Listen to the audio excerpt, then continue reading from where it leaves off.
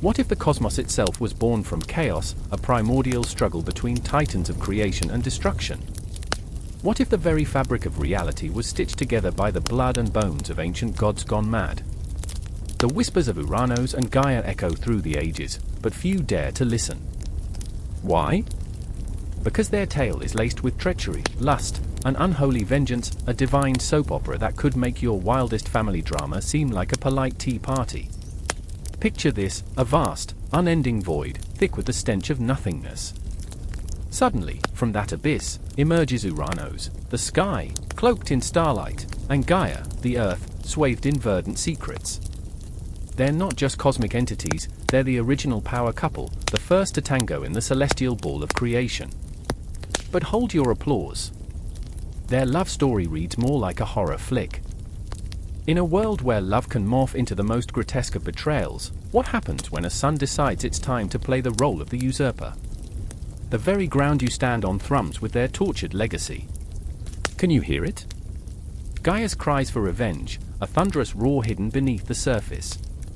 Ouranos, ever the tyrant, casts his progeny into darkness, a literal family reunion gone awry. It's a tale that would make even the most hardened Roman gladiator squirm. Talk about toxic parenting. What price did they pay for creation? Blood. So much blood. The price of ambition clings to the air like a thick fog, suffocating, intoxicating. Betrayed and cast aside, Gaia seethes, plotting her retribution with the precision of a vengeful goddess armed with an army of monstrous offspring. Titans arise, each more grotesque than the last, and the stage is set for a cataclysmic showdown that will send shockwaves through the cosmos. Heroes and monsters battle for supremacy, but the lines blur. Who's the hero, and who's the villain? Would you bet your soul on the outcome? Now toss in a splash of dark humor. Imagine Gaia rolling her eyes as she designs the first batch of mortals, imperfect little beings, squabbling and squishing, a cosmic joke played at the expense of a restless universe. How many times can one mother roll her eyes before she's had enough? Spoiler alert, it's a lot. But beneath the laughter lies a haunting question: what fuels this cosmic conflict? Is it love, revenge, or the unquenchable thirst for power? Each answer twists like a knife, deeper and deeper into the enigma of existence. Tension coils tighter with every heartbeat, every breath beckoning you to peer closer into the abyss. Every word you read pulls you further in, ensnaring your mind in an intoxicating web of fate and fury. What truths lie buried in the ashes of creation? What horrors await? The answers beckon. Will you dare to confront the forbidden? The clock ticks. The darkness stirs. Will you step into the chaos, or will you turn away? The choice is yours, but remember, once you step inside, there's no turning back. The air crackled, thick with the tension that made every nerve scream, every heartbeat echo like a distant thunderclap. In the pitch darkness of the cosmos, a single star flickered, just a momentary glimmer, swallowed whole by the vastness, leaving an empty void behind. That void. It hung there, pregnant with possibilities, with chaos weaving through its fabric like a serpent waiting to strike. I was standing there, on the precipice of the unknown, heart racing, breath shallow, feeling the weight of an eternity pressing down on my chest. Evelyn! No! The scream shattered the silence, a desperate plea spiraling into the cosmic abyss. I turned, eyes wide, fear wrapping around me like a cold blanket. The sight before me was a cacophony of chaos, shadows danced, figures twisted in agony, and there, at the center, was Evelyn, her face a mask of terror, hands outstretched as though grasping for something just beyond her reach. "Please," she cried, her voice cracking like glass, splintering the air. "You have to help me." But help was a distant concept, lost somewhere amidst the swirling darkness. I felt the pull of the void, an insatiable hunger gnawing at my insides, whispering sweet lies that promised freedom but delivered only despair. I wanted to reach for her, to bridge the chasm between us, yet my feet felt glued to the ground, rooted by fear, by the sheer weight of 1,000 unspoken regrets. And then there was Marcus. Always Marcus, my anchor, my storm. He stood to the side, his eyes wild with a mix of fury and confusion. "Evelyn, don't," he shouted, the rawness in his voice tearing through me. "It's a trap. Don't give in. But what did Marcus know of traps? He was a man forged in the fires of his own demons, grappling with a past that left him scarred yet unyielding. I could see his anguish, the struggle reflected in the depths of his gaze. He had fought battles I couldn't begin to fathom, and yet there he stood, caught between saving the woman he loved and the shadow of his own failures. Help me!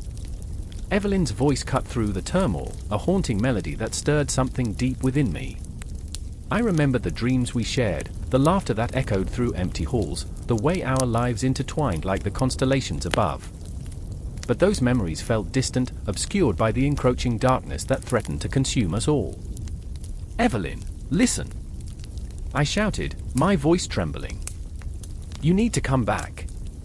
This isn't who you are. Her eyes flickered to mine, and for a moment, time slowed. I could see the flicker of recognition, the glimmer of hope that danced in her heart. But it was swallowed by the void, an insatiable darkness that promised both chaos and release. Then came the thunder, a low growl that rumbled through the air, shaking the very core of our existence. Shadows twisted into grotesque forms, seeking to ensnare her, to pull her into the abyss. And in that heartbeat, everything crystallized. I was not merely an observer, I was part of this chaos, part of this cosmic nightmare. Marcus! I shouted, my voice laced with desperation. We have to do something. He met my gaze, and in that instant, we were no longer just men lost in the vastness of despair. We were allies, warriors standing against the encroaching chaos. We took a step forward, hearts pounding in unison, breaths heavy with the weight of impending loss. Evelyn, he called out again, voice raw with emotion. You have to fight. You are stronger than this. The shadows writhed around her, but her spirit flickered like the dying embers of a fire. There was a madness to her, a defiance that sparked against the darkness. She took a step back, body trembling, battleground shifting beneath her feet. I don't know if I can, she whispered, and the vulnerability in her voice pierced through us like a blade. Remember, I urged, my heart racing, remember the time we stood at the edge of the world, looking out at the stars. You said they were our dreams, waiting to be chased. A flicker of recognition passed through her, and I could feel the tension shift, the atmosphere thickening with a raw, pulsating energy. It was as if the universe held its breath, waiting for her next move. But the void was relentless, its whispers growing louder, urging her to surrender. They're just shadows, I repeated, my own voice now a distant echo. Just shadows. The words hung in the air, a fragile lifeline thrown into a tempest. Then the shadows lunged, a monstrous wave of darkness sweeping towards us. My heart seized, and Marcus surged forward, desperation igniting his every move. Grab her, he shouted, but even as I reached for Evelyn, the shadows clawed at her, tendrils of chaos wrapping around her wrists, pulling her closer to the event horizon. Evelyn, fight! And in that moment, something shifted. She closed her eyes, a deep breath filling her lungs, and then she opened them, fierce determination igniting the depths of her soul. No, she cried, voice rising above the void, defiance etched into every syllable. With a strength I didn't know she possessed, she yanked her hands free from the shadows, the darkness hissing in fury. The void screamed, its chaos unraveling around her like threads of fate, but she held firm. I choose to live. I felt the world tremble, the cosmos shuddering at her declaration, and for a heartbeat, it felt as if the stars had aligned. But chaos, ever relentless, was not finished. An explosion of light erupted, and I stumbled back, blinded momentarily. The echoes of the void were a cacophony of despair, but amidst the chaos, a single thought carved its way through the tumult: we are stronger together. And then the darkness fell once more, wrapping around us, a shroud whispering terrible truths, promising only to consume. The confrontation was not over, it had only begun. In that cosmic void, chaos reigned, and yet within our fragile hearts, the ember of hope flickered, threatening to ignite a revolution. Evelyn! Marcus! The names echoed in the void, lost yet resonating with promise, with the weight of what was to come. The tension thickened, and in the depths of that chaos, we stood at the brink, waiting for the storm to break, for the universe to reveal its hand. Because in that moment, we were not just witnesses of chaos, we were its embodiment, spiraling into the unknown, ready to confront whatever lay ahead. And as the darkness coiled around us, the journey continued, a heartbeat in the cosmic silence, a dance with chaos that had only just begun. Thunder rolled across the heavens, a deafening heartbeat pounding through the darkened sky, heavy with the weight of impending chaos. I stood there, breathless, as the earth beneath me trembled, shaking with the fury of what was to come. Lightning split the air, revealing fleeting glimpses of faces contorted in anguish, sorrow, and a desperate hunger for something just beyond reach. The world, caught in this frenetic dance of storm and shadow, held its breath. I remember the moment I felt it, the piercing chill that swept over me, as if the universe itself had drawn a sharp intake of breath. My heart raced, not from fear, but from an unbearable sense of longing. I wanted to scream, to shout into the abyss that was swallowing us whole, but all that escaped my lips was silence, a mute witness to the agony unfolding around me. Damon stood beside me, a figure carved from anguish and strength, his brow furrowed, eyes wide. His hands trembled, not from the cold, but from the grief that twisted inside him like a coiling serpent. A son lost, a brother shattered. I could feel the heat of his pain, a silent scream echoing between us. "They took him," he murmured, the words like shards of glass cutting through the stillness, and for what? For the birth of something monstrous. I could see it, the burgeoning darkness creeping ever closer. The air thickened, suffocating, as shadows twisted into shapes that whispered secrets we dared not understand. I wanted to reach out to Damon, to tell him he wasn't alone, but the weight of despair held me back. I remembered my own ghosts, those silent reminders of losses that shaped my very soul, their memories like chains that bound me to the ground. "The sky, it's changing," he said, his voice trembling. "It's angry." And it was. The clouds churned like boiling water, and the sun, a mere memory, was swallowed, leaving behind a shroud of darkness. I could feel something awakening, something ancient, clawing its way to the surface. Ouranos, the primal sky, was stirring, and the world would not remain the same. I glanced at Layla, her eyes mirroring the tempest outside. She had always been the light, with laughter that could set fire to the coldest nights. But now, her light flickered, dimmed by the shadows encroaching upon us. "We can't let it take him," she pleaded, her voice cracking under the weight of her resolve. "We must fight. We can't allow this darkness to consume us." But the fear gripped me like icy fingers around my throat. What could we do against the vastness of the cosmos? What chance did our fragile heart stand against the birth of a god? Tension hung thick in the air as we exchanged glances, our thoughts spiraling in a whirlwind, clashing like storms. We were three souls, bound by despair, yet yearning for hope. I remembered every quiet moment spent with Damon, the warmth of his presence, the sound of Layla's laughter piercing through the gloom. But in this moment, all I could think of was the vulnerability of our existence, how easily it could slip through our fingers like sand. The thunder roared again, louder now, shaking the very foundations of the earth. With it came a surge of raw, desperate energy, a flicker of defiance igniting within me. Maybe we couldn't stop the birth of Ouranos, but we could band together against the darkness. "Together," I whispered, the word barely escaping my lips, but it echoed like a battle cry in my heart. "Together!" Damon nodded, his grip tightening on the hilt of his sword, a symbol of defiance against the encroaching night. Layla stepped closer, her resolve hardening like steel. The storm raged on, but within our fragile circle of determination, a flicker of light emerged. The clouds parted momentarily, revealing a sliver of star-studded sky, a glimpse of the infinite, a reminder of the vastness beyond our struggles. Each star a wish, each wish a heartbeat thrumming in harmony with our own. I could almost hear them whispering promises of resilience, urging us to embrace the chaos. But as I looked deeper, I felt the shadows shift, alive and hungry. There was something more than mere darkness, an overwhelming presence that thrummed with ancient power. I could almost see it, a silhouette against the stars, a figure rising from the depths of despair. Ouranos, the primal sky, awakening in all its ferocity. And then, it happened. The air crackled, and the ground trembled. The shadows coalesced into a storm of fury that tore through the landscape.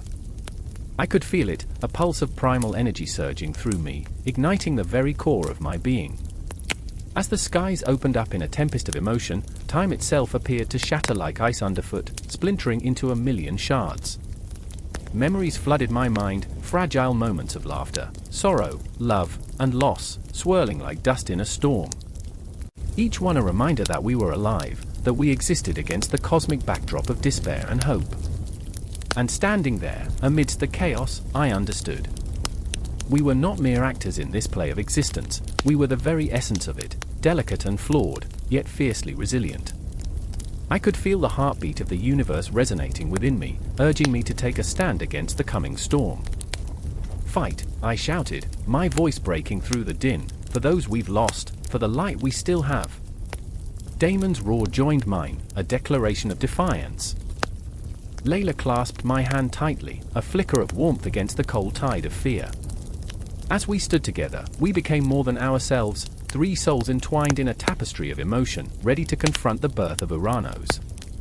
The air crackled with energy, time suspended as the storm raged around us. And I knew, in that heartbeat of chaos, that we would face whatever emerged from the darkness. Not with swords, but with hope, with love, and with an unwavering resolve that would echo through the ages. The thunder rolled, but inside us, a fire ignited. Would it be enough? Only the cosmos knew. And as the curtain of night fell, an unyielding truth brewed beneath the surface. This was just the beginning. The ground trembled, a low, guttural growl shaking the very air. It was a warning, a promise, a scream muffled by the dust swirling in the darkness. I stood there, heart pounding, the bitter taste of fear clawing at my throat. Somewhere, beneath the surface of the earth, something ancient stirred. The trees whispered secrets to one another, their branches twisting like gnarled fingers reaching for answers that would never come. Maya crouched in the shadows, her breath shallow, eyes wide and glistening, as if she could harness the chaos brewing around us. She had always been the brave one, the fearless protector of this tattered earth, but in this moment, she was a flickering candle, ready to extinguish. "We can't stay here," she hissed, voice tight with urgency. "Not when she's waking up." "She?" I echoed, heart racing faster now, desperation clawing at every syllable. I could feel the weight of the world pressing down on my shoulders, each heartbeat echoing like the distant rumble of thunder. "What are you talking about? Who's waking up?" Maya's gaze flickered to the horizon as if expecting to see the dark silhouette of a figure rising against the sun. "Gaia," she whispered, her voice trembling like the leaves around us. "The earth. She is alive, and she is angry." My mind raced, the word spinning like a whirlwind. Gaia. The personification of the earth, of life itself. But what did anger look like? I felt it then, a pulse beneath my feet, a wave of raw, unfiltered emotion that swept through me, stealing the very breath from my lungs. I remembered the stories my grandmother used to tell me, tales woven from shadows and sunlight. She protects us, I had always thought. But now, as the ground shook once more, I could feel the truth of those tales twist into something darker, more sinister. The air thickened with tension, a silent scream hanging heavily between us. I could see it in Maya's eyes, her determination battling with fear, her hope teetering on the brink of despair. She was fighting for something greater than herself, and I was nothing but a bystander, a shard of glass cutting into the fabric of our reality. "We need to find the source," she said, firm and unyielding, yet I could hear the tremor beneath her words. "Before it's too late." And then there was Ari, the third thread in this fraying tapestry. He stumbled into the clearing, his face pale, eyes wild with confusion. "They're coming," he gasped, breathless, the panic spilling from his lips like an open wound. "The settlers, they're destroying everything. The trees are screaming, Maya. They're screaming. Screaming. What would that sound like?" I closed my eyes, letting the cacophony of my imagination drown out the chaos around us. It was all too much, the weight of humanity's greed pressing against my chest, squeezing tighter, tighter until I thought I might burst. But then, I opened my eyes, and the reality hit me again, wooden giants falling, roots severed, the earth gasping for breath as if it were a creature drowning in its own sorrow. Maya stepped forward, resolve filling her like a flame flickering against the encroaching shadows. We can't let them do this. We can't let Gaia suffer. Each step echoed loudly, a heartbeat in the silence, and for a moment, I thought she might become the hero we needed, but doubt lingered like smoke in the air. What can we do? I asked, my voice barely a whisper, the gravity of her determination both inspiring and paralyzing. We're just us. Just kids. Kids? Ari spat, his eyes igniting with a furious spark. How many times have we watched as the world crumbles around us? We're more than just kids. We're the last voice she has. And in that moment, something shifted. I remembered my grandmother's stories again, the threads of history woven into my very being, tales of rebellion, of standing against giants, of voices rising like a storm. No more standing on the sidelines. It was time to fight, time to confront the shadows that had crept into our lives, gnawing at the roots of our existence. Still, doubt clutched my heart like a vice. I could see the darkness creeping closer, could hear the distant roar of machinery, the relentless gnashing of teeth that threatened to consume all. With each passing second, Gaia's anger grew, her heartbeat sinking with the chaos of the world, and I could feel it, hungry, relentless, a force of nature that wouldn't be ignored. They don't understand, Maya said, and I could see the fire burning in her eyes, a fierce spark igniting a bonfire of courage. They don't see what they're destroying. We have to show them. We have to make them listen. Ari nodded, his brow set in determination. We'll make them see the truth. Not just with words, but with action. We'll become the storm that shakes them awake. The ground trembled again, but this time, it felt different, like a heartbeat accelerating, rising towards a crescendo. The moment hung heavy in the air, thick with a sense of impending climax. I looked into Maya's eyes, the weight of the world reflected in her gaze, and I knew then that this was our moment. But before we could move, the shadows coalesced, twisting into shapes that felt otherworldly, haunting. A ghost of the earth itself, an echo of all that had been lost, and the air crackled with tension. I could almost hear the whispers of the ancients, the cries of the forgotten, urging us to rise, to fight, to save the very essence of existence. Gaia is watching, I whispered to myself, but it felt like a promise, a prayer. Maya took the first step toward the darkness. Ari followed. And my heart racing, blood pounding, was right behind them, ready or not, caught in the cyclone of emotions, dreams, and turmoil that spiraled around us. The battle was only beginning, and somewhere in the depths of the earth, Gaia stirred, her breath mingling with the wind, her voice echoing through the shadows, a haunting melody of pain and hope. Together, we would face whatever came next. We would scream, we would fight, we would rise, for her, for us, for everything that had ever been lost. And deep down, I could feel it, an awakening, a reckoning, a connection to something far greater than ourselves, a bond that tied us to the very core of the earth. We were alive, and we would not let her down. The earth trembled beneath a sky heavy with the promise of storms, and in that moment, a pulse echoed through the cosmos, as if the very heart of creation was awakening. It beat like an ancient drum, steady and insistent, resonating in the marrow of beings yet to be born.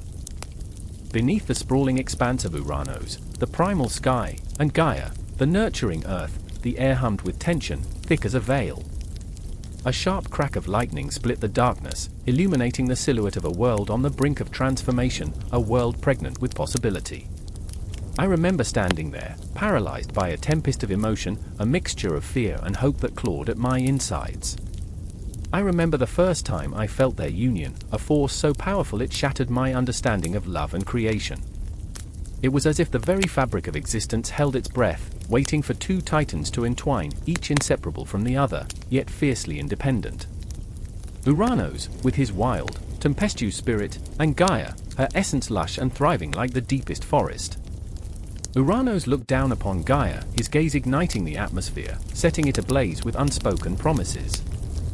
His voice, a low rumble, sent tremors through the ground as he spoke. What will we create, my love? Each word was a spark, igniting something profound in the depths of Gaia's core. She felt it, a quaking energy that coursed through her, urging her to respond. But Gaia was no mere vessel, she was a force unto herself, wild and nurturing, a paradox of creation and destruction. "I fear for what we shall bring forth," she murmured, her voice a whisper that danced on the winds. "For every light casts a shadow." There was a weight in her words, a foreboding that clung to the air like the scent of rain before a storm. The world was silent, holding its breath, as tension coiled tighter. The chaos of creation surged around them, swirling like a maelstrom, and I felt it in my bones, an uncertainty that echoed through the ages. I remember how the shadows flickered, how the very stars seemed to pause, caught in the throes of this cosmic ballet, their twinkling eyes witnesses to the birth of deities yet unformed. And then, there was Helios, born of light and flame, emerging from the depths of their union, an embodiment of brilliance that split the night like a blazing comet. He was raw energy, pulsating and fierce, yet within him lay the burden of brilliance, a flame that could warm or consume. I felt his pride as he ascended to the heavens, a torch-bearer of hope and chaos, illuminating the darkness. But with that light came the shadows, Erebus, born from the depths of despair, a ghostly presence that curled around the corners of existence, reminding all that light could not exist without darkness. Gaia trembled, an echo of fear clutching at her heart. She had given life to a force that could burn worlds or nurture them, her love entwined with doubt. "What have we done?" she breathed, her voice a fragile thread woven through the storm. "What have we unleashed?" From the chaos, more deities emerged. Each was a reflection of their fears and hopes, embodiments of the delicate balance between creation and destruction. I remember witnessing Nyx, cloaked in shadows, her laughter a haunting melody that resonated like distant thunder. She danced through the fading light, a spectre who could soothe or incite terror. The promise of her existence nestled in the hearts of mortals, a reminder that even in darkness, there exists a beauty that can't be comprehended. Yet amid this celestial eruption, the undercurrents of discord began to swirl, an ominous tide that threatened the very fabric of their creation. The unrelenting push and pull of their emotions manifested into beings that were flawed, driven by desires and fears, their hearts beating with an insatiable hunger for power and understanding. It was a reminder that even in the most sacred of unions, love can twist into something darker, something that claws at the soul like a ravenous wolf. I watched as Ouranos and Gaia wrestled with their creations, their pride and fear fighting for dominance in a cosmic struggle. The skies darkened, a storm reflecting the turmoil within them. "Our children will not understand the balance." Ouranos roared, his voice echoing through the void, the wind screaming his rage. "They are born of chaos, and chaos knows no boundaries." Gaia, heart aching for what they had sown, reached out to him, her touch delicate yet resolute. "But they are also born of love, my dear. We must guide them, nurture them, lest they spiral into the abyss." Her words were a lifeline thrown into the churning waters of their creation, but doubts tangled in the air like vines, choking the light. Tension crackled, a palpable force that gripped the stars, and I felt the weight of their choices pressing against my chest. The air shimmered with the promise of creation and the threat of destruction, as vision swirled around me, an endless cycle of birth and death, hope and despair. It was all there, raw, unfiltered, a kaleidoscope of emotions that resonated through the ages. And then it happened, the breaking point, the moment when fear eclipsed love. Helios, fierce and unrelenting, challenged the shadows of Erebus. "You cannot exist without me," he shouted, his voice a fiery command that lit the heavens. But the darkness, insistent, coiled around him, whispering sweet nothings that clawed at his spirit. "I am the void that swallows the light," Erebus hissed, his voice a haunting echo, a reminder of the fragile balance they had all taken for granted.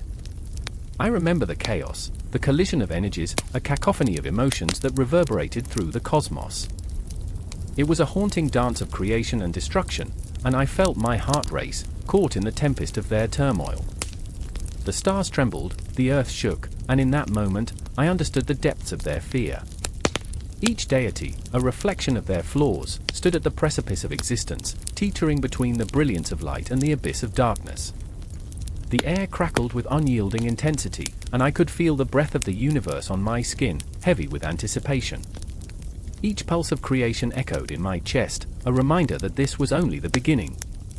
The union of Ouranos and Gaia was not an end, but an awakening. Each heartbeat, each breath, was a step toward something greater, something unfathomable. The dance had only just begun, and the world was watching, breathless, teetering on the edge of eternity. The air crackled with tension, thick and electric, as the ground trembled beneath our feet. I stood there, heart pounding like a war drum, muscles tense with anticipation. The sky crackled with dark clouds, swirling like a tempest caught in a fever dream. I could almost hear the whispers of forgotten gods, their voices a haunting melody that wrapped around my spine. Panic clawed at my throat. There was no turning back now. Kronos, the relentless father, the titan destined to devour his own. I remembered his eyes, those cold orbs, once full of warmth and promise, now glinting with madness. A chilling laughter echoed in my mind, the sound of a man losing himself to power, a tyrant in the making. And there I was, caught in the web of destiny spun by Ouranos and Gaia, two primordial beings whose love was as fierce as their wrath. Enough! I shouted, my voice barely rising above the chaos. But it was a futile cry, drowned in the cacophony of conflict that surged around me. My heart raced as I glanced at Rhea, my sister, my ally, her face a mask of resolve. She was the embodiment of defiance, a flicker of hope in a world soaked in shadows. I felt the pulse of her fear, raw and palpable. "Do you trust me?" she asked, her voice steady despite the chaos that threatened to swallow us whole. I wanted to answer, to affirm that yes, I would follow her into the abyss, but words got caught in my throat. I remembered the stories, the horrible tales of betrayal that curled around us like smoke. The Titans, we were both blessed and cursed, our lineage a heavy anchor dragging us into the depths. Kronos was not just our father, he was a beast, a monster festering in a labyrinth of his own making. A flash of memory flooded my mind, the night he gathered us under the stars, promising power, whispering of a world mold in our image. He spoke of glory, but the taste of it was bitter, like ashes on my tongue. I shook my head, as if brushing away the haunting echo of those promises. "Rhea, we can't let him. We can't let him consume us," I said, urgency threading through my words. She nodded, fear dancing in her eyes, but determination rooted deep in her heart. I could see it, a flicker of rebellion igniting in her soul. The earth shuddered again, and a deep, guttural roar echoed from the mountain. I was acutely aware of the shadows closing in, dark reminders of our lineage wrapping around my throat like a noose.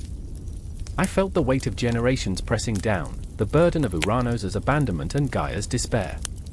They were ghosts, remnants of a time when love was fierce and unyielding, now reduced to whispers lost to the winds. "Are you ready?" Rhea's voice broke through my spiraling thoughts, grounding me in the moment. I took a breath, steadying myself. The air was thick with the scent of damp earth and impending rain, an omen hanging over us. "Together, then," I said, and for a moment, hope flared in my chest like a beacon. But hope is a frail thing, easily extinguished. The moment Kronos appeared, the air turned icy, every breath a struggle. His towering figure seemed to cast shadows that swallowed the light, an embodiment of our darkest fears. I wanted to scream, to run, but my feet felt rooted to the ground. I remembered stories of his reign, of those who dared to challenge him, of how they fell like autumn leaves, brittle and broken.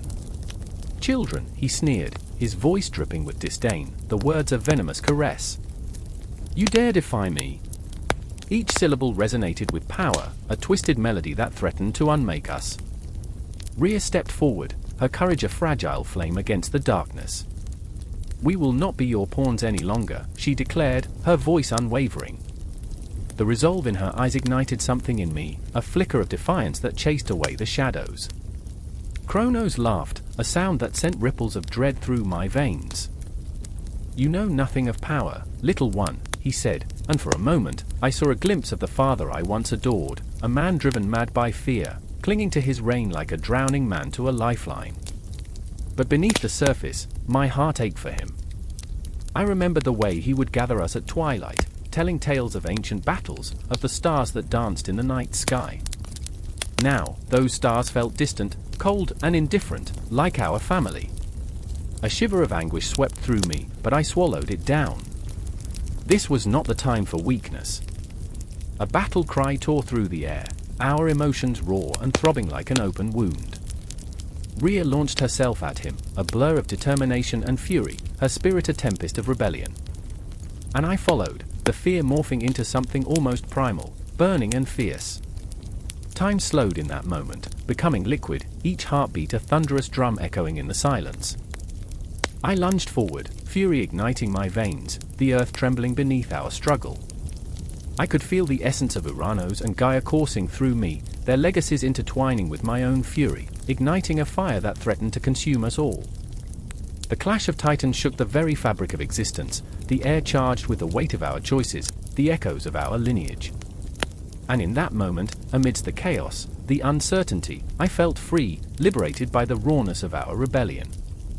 But freedom is often a mirage, and as the dust settled, I realized the cost of our defiance. The echoes of our actions would resonate long after this moment, a haunting reminder that our blood, our legacy, was intertwined with darkness. The shadows whispered promises of vengeance, and deep within, I knew this would not be the end. It was merely the beginning, a cycle of conflict, of love and betrayal, echoing through eternity. I turned to Rhea, breathless, eyes wide with the fierce glow of survival. But a flicker of doubt crossed her face, and I knew that even in our victory, we were bound by the chains of our heritage. Time shifted like sand slipping through fingers, destiny woven into the fabric of our beings, and the Titan's curse loomed on the horizon, waiting to reclaim us. And so, we stood, warriors in the shadow of giants, hearts pounding, intertwined in a dance of power and despair, a reminder of the thin line between creation and destruction. The storm was far from over, it had only just begun. The air crackled as the ground trembled beneath the weight of shadows. A shriek pierced through the night, echoing off the ancient stones. Somewhere in the dark, something monumental stirred. I stood there, heart racing, my breath shallow, as fear clawed its way up my throat. The moon, a ghostly spectre, hung low, drowning the world in a silvery haze that whispered of dread. In that moment, the fabric of reality twisted, and I felt it, the presence of a titan, immense and stoic, looming just beyond reach, a dreadful spectre of power. I remember the stories told at the village hearth, tales of giants that devoured the sun and crushed mountains beneath calloused hands. I remember the faces of my friends, eyes wide as we huddled close, hearts racing, imagining what it would feel like to stand before such a force. But standing here now, in the depths of the night, I wanted nothing more than to be anywhere else, in bed, cocooned in the warmth of ignorance. Myra stood beside me, her hand trembling, and I felt the intensity of her fear thrumming through her fingertips. She had always been the brave one, the firebrand who dared to scale cliffs and chase storms. But tonight, as shadows danced menacingly around us, I saw her spirit quaking, the glow of defiance dimming. What if it comes for us? Her voice was barely a whisper, raw with terror. I wanted to reassure her, to tell her that couldn't happen, but the truth gnawed at my insides like a ravenous beast. And then there was Elias, burdened by a grief that felt like lead in his chest, a weight that overshadowed even the looming titan. He gazed into the darkness, eyes glazed like a forgotten monument, haunted by memories of a life torn apart. "It's our fault," he murmured, barely able to keep the guilt from spilling over. "We awakened them." His hands clenched into fists, each pulse of anguish radiating through the silent night, a painful reminder of the price we'd paid. The past loomed large, a constant echo of our failures, and here we were, standing at the precipice of our own reckoning. Beneath the stars, I felt something shift, an unseen hand tightening around our throats. Titans, they were not just colossal beings of destruction. They were the embodiment of our choices, each towering figure a reflection of our darkest fears and deepest regrets. I closed my eyes, trying to gather the fragments of my racing thoughts. I remembered the village elders, their voices laced with wisdom and foreboding, warning us of the consequences of our hubris. "Play with fire, and you will be burned," they'd said, their faces etched with the lines of time and sorrow. We were too young, too reckless, dismissing their warnings like shadows at noon. The Titans had awakened. With every reckless decision, we'd fanned the flames until they roared to life, and now, here they were, the embodiment of our folly, ready to reclaim what was theirs. The earth shook again, a deep rumble that resonated in our bones, a heartbeat of the Titans, powerful and unyielding. I felt it in my chest, thudding with a rhythm that echoed my own fear. Myra clutched my arm, her nails digging in, and I saw the flicker of hope fading in her eyes. "What do we do?" she asked, but I had no answer. The shadows twisted around us, growing tall and ancient, carrying with them a wind that chilled to the bone. I could hear the whispers of the cosmos, the distant call of something vast and unknowable, taunting us with the knowledge of our insignificance. The stars blinked overhead, indifferent to our plight, and I shivered at the thought that we had stirred something that would never again sleep. Elias stepped forward, the rage inside him igniting like a wildfire. "We face them," he declared, voice raw and defiant. The words hung in the air, a challenge, a promise. But I could see the cracks in his facade, the trembling hands that betrayed a heart heavy with loss. He had lost someone dear, a sister swallowed by the very shadows we now confronted. The Titan was not just a creature of myth, it was a manifestation of his grief, a living memory of his pain. "Face them," Myra echoed, disbelief lacing her voice. "What if we're not strong enough?" The doubt seeped into her words, wrapping around us like smoke. I felt it too, the fear that threatened to suffocate. My lungs burned with the weight of unspoken emotions, the sorrow of lost friends and the cruelty of time. But we were not alone in our despair. I looked at Myra, at Elias, and saw the flicker of determination buried beneath the fear. We were flawed, so utterly human, but there was strength in our vulnerability, a fire that could not be extinguished by the weight of our nightmares. We had awakened the Titans, but we were also the architects of our fate. The ground quaked once more, a final warning, and I could feel the Titan's breath upon my skin, a hot gust that promised destruction. I clenched my fists, heart thundering as I stepped forward, ready to confront the darkness that loomed. "We face them together," I declared, my voice echoing into the chasm of uncertainty. In that moment, I felt the pulse of the universe align with my own, a cosmic rhythm that tied our fates together in a fragile tapestry of courage and fear. The Titan had awakened, yes, but so had we. And in that intertwining of hearts and souls, I understood, the nature of Titans wasn't merely in their size or strength, it lay in the depths of our own struggles, our shared humanity, and the relentless battle against the shadows that chased us. And as the looming figure emerged from the depths of the darkness, towering and terrible, we stood united, trembling yet unbroken, ready to face whatever came next. The air thickened with anticipation, a charged silence hanging between us and the monstrosity that awaited. I felt every heartbeat echo through the night, every breath a prelude to the storm. The confrontation was at hand, the Titans were not just outside, they were within, a swirling tempest of emotion and chaos, and we were about to unleash them. The ground trembled underfoot, a low growl echoing through the cavern like the monstrous heartbeat of the earth itself. I stood there, gasping, the air thick with the scent of wet stone and the tension of something primal. In the shadows moved, figures larger than life, silhouettes against the flickering light of a single torch, casting monstrous shapes on the walls. They were the Cyclopes, born from chaos, a birth that felt less like creation and more like a violent thunderstorm tearing through the night. I remember my heart racing, pounding out a desperate rhythm, each beat a reminder of my own fragility. My skin prickled with fear, and yet, my heart refused to abandon its post. I was drawn to them. These giants of craftsmanship were not mere legends, they were flesh and bone, raw and wild.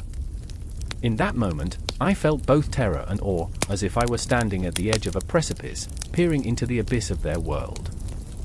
Among them, there was one who stood taller, darker, a giant named Brontes. His one eye glowed with a fierce intensity, like a molten ember in the night. The other socket gaped, an empty void that seemed to swallow the light around it. I could see the burdens etched into his rough features, lines carved by the weight of expectation, a craft both revered and feared. His hands, immense and calloused, were the hands of a creator, yet also the hands of destruction. I could sense his inner turmoil, the conflict of being both a god of creation and a harbinger of chaos. Then there was Steropes, who thrummed with laughter, a sound that danced eerily in the dark, as if mocking the gravity of our situation. He had a wild energy, a spark that felt contagious yet dangerous. His joy was a mask, hiding the desperation of one who yearned to craft something beautiful in a world that seemed bent on ruin. Every chuckle trembled with the knowledge that creation could just as easily lead to annihilation. I could see the ghost of his dream swirling around him, ephemeral and haunting, like smoke escaping a fire that had long since died. The tension was palpable. A simmering storm brewing just below the surface, waiting for a spark. Old tales spoke of the Cyclopes, the creators of Zeus's thunderbolts, and now I stood amidst them, feeling the enormity of their legacy, the weight of their gifts and curses. I could hear the whispers of the foreboding myths. Gods were fickle, and creation often bore consequences. A voice shattered the silence, a low rumble that made the walls tremble. "We are not just artisans," Brontes growled, his voice deep and resonant, vibrating through my bones. "We are the architects of fate." I felt the weight of his words, a heavy mantle draped over my shoulders, pressing down. Was it art they forged, or destruction? I remembered the echoes of their hammering, the relentless rhythm as they shaped metal into forms both beautiful and terrible. It was a reminder that greatness came with a price, that every masterpiece bore the scars of its creation. And then there was me, a mere observer, caught in the web of their creation. I was nothing but a shadow in the presence of their brilliance. My heart ached with longing. I wanted to understand, to feel the fire of their craft ignite within me, but the fear gnawed at my insides. What if I was not worthy? What if I carried the same burden of chaos? Brontes turned his gaze towards me, that single eye piercing through my soul. "You seek answers," he said. "But can you bear the weight of truth?" A question, simple yet profound. I felt my breath hitch.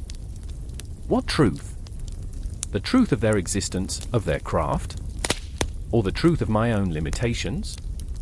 I was an outsider, a collector of stories, and yet here I stood, my heart racing with a mixture of terror and exhilaration.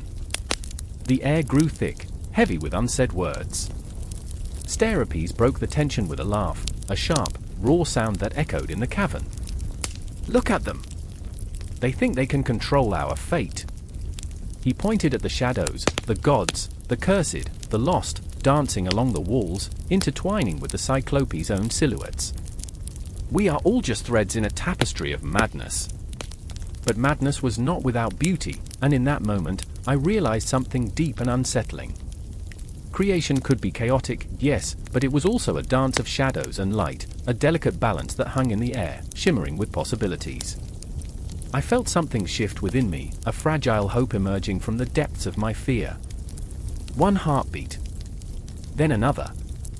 I took a step forward, drawn into their world. "Show me," I whispered, my voice trembling. "Show me what you create." The desire to witness, to feel, consumed me. Brontes looked down at me, and for a fleeting second, I saw the spark of something, curiosity, perhaps. Maybe even a hint of respect? Or was it just the flicker of a flame about to be extinguished? And then chaos erupted. A rift in the fabric of reality split the cavern wide open, a surge of energy, a blinding light. I stumbled back, heart racing, caught between fear and exhilaration. What lay beyond? Would it lead to creation or destruction? The Cyclopes roared, their voices a thunderous chorus, embracing the chaos like a lover. And I stood there, breathless, as if the universe itself had paused, holding its breath, waiting for the outcome. In that moment, I understood. The birth of the Cyclopes was not merely a tale of giants, it was a testament to the power of creation and the darkness within it. I felt myself teetering on the brink, a whisper in the dark, caught in the tempest of their existence. And then, just as quickly, the light faded, leaving behind a silence so profound it echoed through my bones. The Cyclopes stood still, their forms shrouded in shadows, the cavern breathing in sync with my racing heart. The confrontation had not yet come, but I felt its approach like a storm gathering in the distance, a promise of something monumental. I knew then that there was no escape from this world, no retreat from the truths I had sought. The Cyclopes were not merely creators, they were the embodiment of conflict, of the duality of existence, a light and dark, creation and destruction, life and death. And as I stood there, enveloped in the silence, I felt the cosmos shift, a reminder that I was not just an observer but a part of this unfolding saga, as fragile and powerful as the Cyclopes themselves. Each heartbeat echoed in the stillness, a reminder that the tale was only just beginning, a cycle that spun endlessly into the void. The ground trembles, a low, growling anticipation that rattles through the very marrow of the earth. It's an ominous sound, like the growl of a beast awakened from a century-long slumber. I stand there, frozen, caught in a moment that feels almost timeless, yet unbearably fleeting. Shadows twist and coil around me, as if the darkness itself is alive, writhing with the weight of dread. And then I hear it, the sound of chains clanking, metal biting into flesh, the unmistakable rasp of breath drawn in agony. The Hecatoncheires, my brothers, my pain, my salvation, lay imprisoned beneath the depths of the world, their plight a haunting echo in my mind. I can't remember how I arrived here, only that I was drawn by the gravity of their despair, a magnetic pull that tugs at the very essence of my being. I remember the first day I met them, when the air crackled with an energy unlike anything I had ever felt. I was young, feverish with ambition, my heart pounding with the reckless dreams of a child. They were made from the bones of the earth, towering giants with a multitude of arms that reached out to grasp at freedom, yet remained shackled by the gods' cruel intentions. Each arm was a story, a forgotten tale of struggle and betrayal. I knew, even then, that their pain was a mirror reflecting my own. But now, they scream. It's a sound that slices through the night, a raw, primal cry that pierces my heart. I press my palms against my ears, but it does nothing to drown out the agony. I remember the darkness of their prison, the smell of damp stone mingling with despair. It clings to the walls, an unyielding reminder of their suffering. I was once naive enough to think I could save them. Help us! Please! A voice, a chorus of voices, each one distinct, yet intertwined, reverberates through my bones. It's like a haunting melody, both beautiful and horrifying. We are lost, they cry in unison, and I feel the weight of their sorrow settle on my chest, pushing the air from my lungs. In the distance, I see them. Shadows of titans, their 100 hands reaching out, yearning for release. Each hand tells a story, betrayal, rage, sorrow, love, emotion swirling like a storm. The very fabric of my existence stretches taut with their pain, and I shudder under the weight of it all. I remember the warmth of sunlight and laughter, so far removed from this moment of dark desperation. Nereus stands beside me, his face a canvas of turmoil, eyes glistening with unshed tears. He's always been the brave one, the one who believes in hope. But even he falters now, his voice a whisper. What can we do, he asks, his hands shaking, trembling like leaves in a tempest. How can we fight the gods? I don't have the answer. I want to reach out to him, to assure him that we are not alone, but the truth weighs heavy on my tongue. I feel the pulse of the earth beneath my feet, a whispering urgency urging me to act. But what can I do against the celestial powers that hold my brothers captive? And then, as if sensing my thought, a hand, massive and grotesque, bursts from the ground, clawing its way toward the surface. It's a monstrous spectacle, terrifying yet awe-inspiring. The skin is rough, like the bark of ancient trees, and I can see the scars, the memories etched into every inch. I can't look away. I'm drawn in, like a moth to a flame. Help me, it roars, a voice deep and vibrating, shaking the very air around us. I stagger back, fear gripping my heart. Nereus is beside me, his breath shallow, eyes wide with terror. What if it's a trick, he gasps, horror spilling from his lips. What if they want to drag us down with them? I want to scream at him to believe, to have faith, but my throat is dry, choked with uncertainty. I remember the tales of the gods, the deities who toyed with lives as if they were nothing but playthings. They are cruel, merciless, and I fear what they might do if we defy them. But then I see it, the flicker of hope in Nereus's eyes, a spark that ignites within him, pushing back the tide of fear. We can't leave them, he shouts, voice rising above the chaos, defiance shining like a beacon. We have to try. I feel my heart swell, a tumult of emotions cascading through me, are fear, desperation, and an overwhelming desire to fight. You're right, I breathe, the words barely escaping my lips, but they resonate deep within. We have to help them. The horde of hands emerges, and with every grasping limb, I feel the world tilt on its axis. The earth shakes violently, a reminder of the power we are up against. Shadows ooze into the crevices of my mind, whispering doubts, reminding me of failure, of doom. But Nereus stands firm, his resolve a steady flame against the encroaching darkness. We will not be cowed, he declares, and in that moment, I remember the power of unity. The Hecatoncheires, monstrous as they may be, are not our enemies, they are our kin, bound by blood and fate. Together, we will rise. And as I watch the hands reach for freedom, I feel the echo of their cries resonate within me, an unbreakable bond forged in the crucible of despair. The air is thick with anticipation, and I find myself stepping forward, ready to confront the darkness, ready to face whatever the gods throw our way. The night stretches endlessly around us, the stars burning like distant memories, and in this moment, as we face the chaos swirling around, I realize that fear and hope are two sides of the same coin. I can taste the iron tang of desperation in the air, but there is also something more, a lingering promise of liberation that dances just out of reach. And amidst the cacophony of cries, I remember that we are all prisoners in some way, longing for freedom, for connection, for the daring leap into the unknown. The Hecatoncheires may be monstrous, but they are also magnificent. And together, we will break the chains that bind us, even if it means confronting the very gods themselves. I didn't know it then, but the true battle was just beginning, a tempest fueled by heartbreak and longing, where every moment counted, where every heartbeat echoed through the tapestry of fate, pulling us deeper into the abyss. The wind howled like a banshee, a haunting lament that sliced through the silence of the valley, calling forth forgotten memories and buried secrets.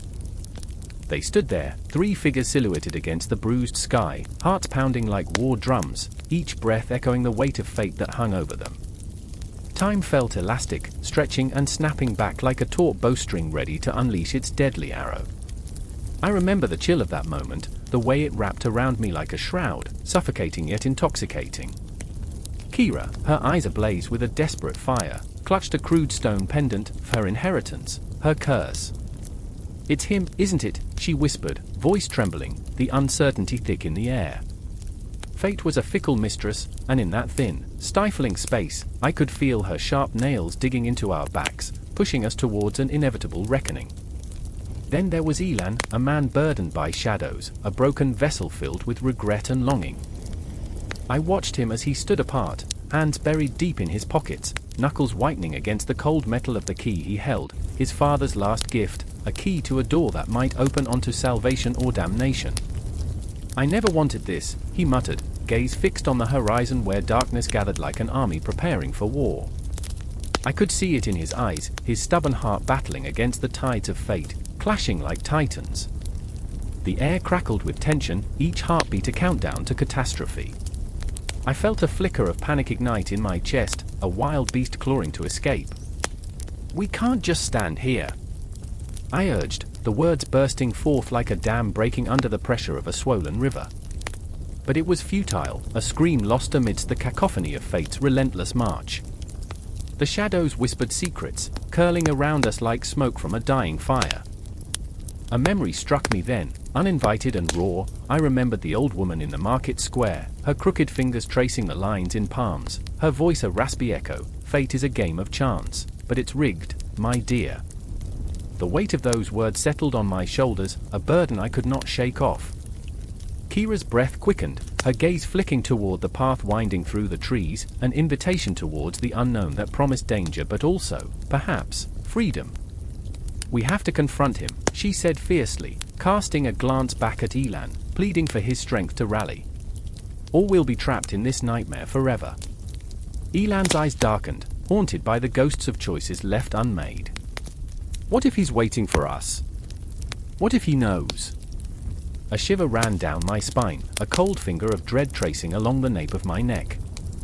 I remembered the tales whispered around flickering campfires, stories of men consumed by their own desires, turned to ash by the flames of fate. This was no ordinary conflict. It was a war within, a battle against the very essence of who we were meant to be. The clock in the distance chimed, a dirge-like toll that reverberated through the atmosphere, marking the passage of fleeting moments. With each strike, I felt the pull of inevitability, the strands of destiny weaving tighter around us. "It's time," I breathed, though every fiber of my being screamed for escape. And then, like a cruel twist of fate, the shadows shifted. A figure emerged, cloaked in the midnight black of despair, his gaze piercing, a tempest behind his eyes. It was him. The architect of our suffering, the harbinger of our fate. The air thickened with electric tension, a storm brewing in the depths of our hearts. "What brings you here?" His voice slithered through the air, silky smooth yet laced with malice. My pulse raced, every heartbeat echoing the unvoiced fears. Kira instinctively took a step backward, but Elan stood firm, defiance blooming in his chest. "We seek the truth," he declared, words bold yet trembling on the edge of a precipice. The figure chuckled, a sound that sliced through the air like shattered glass. "Truth? Or the illusion of choice? You've already played your part in this tragic tale." A chill cascaded through me, a frigid wave that sent tremors across my limbs. The memory surged forward, Kira's laughter echoing in the hall, Elan's smile brightening the dark corners of our lives.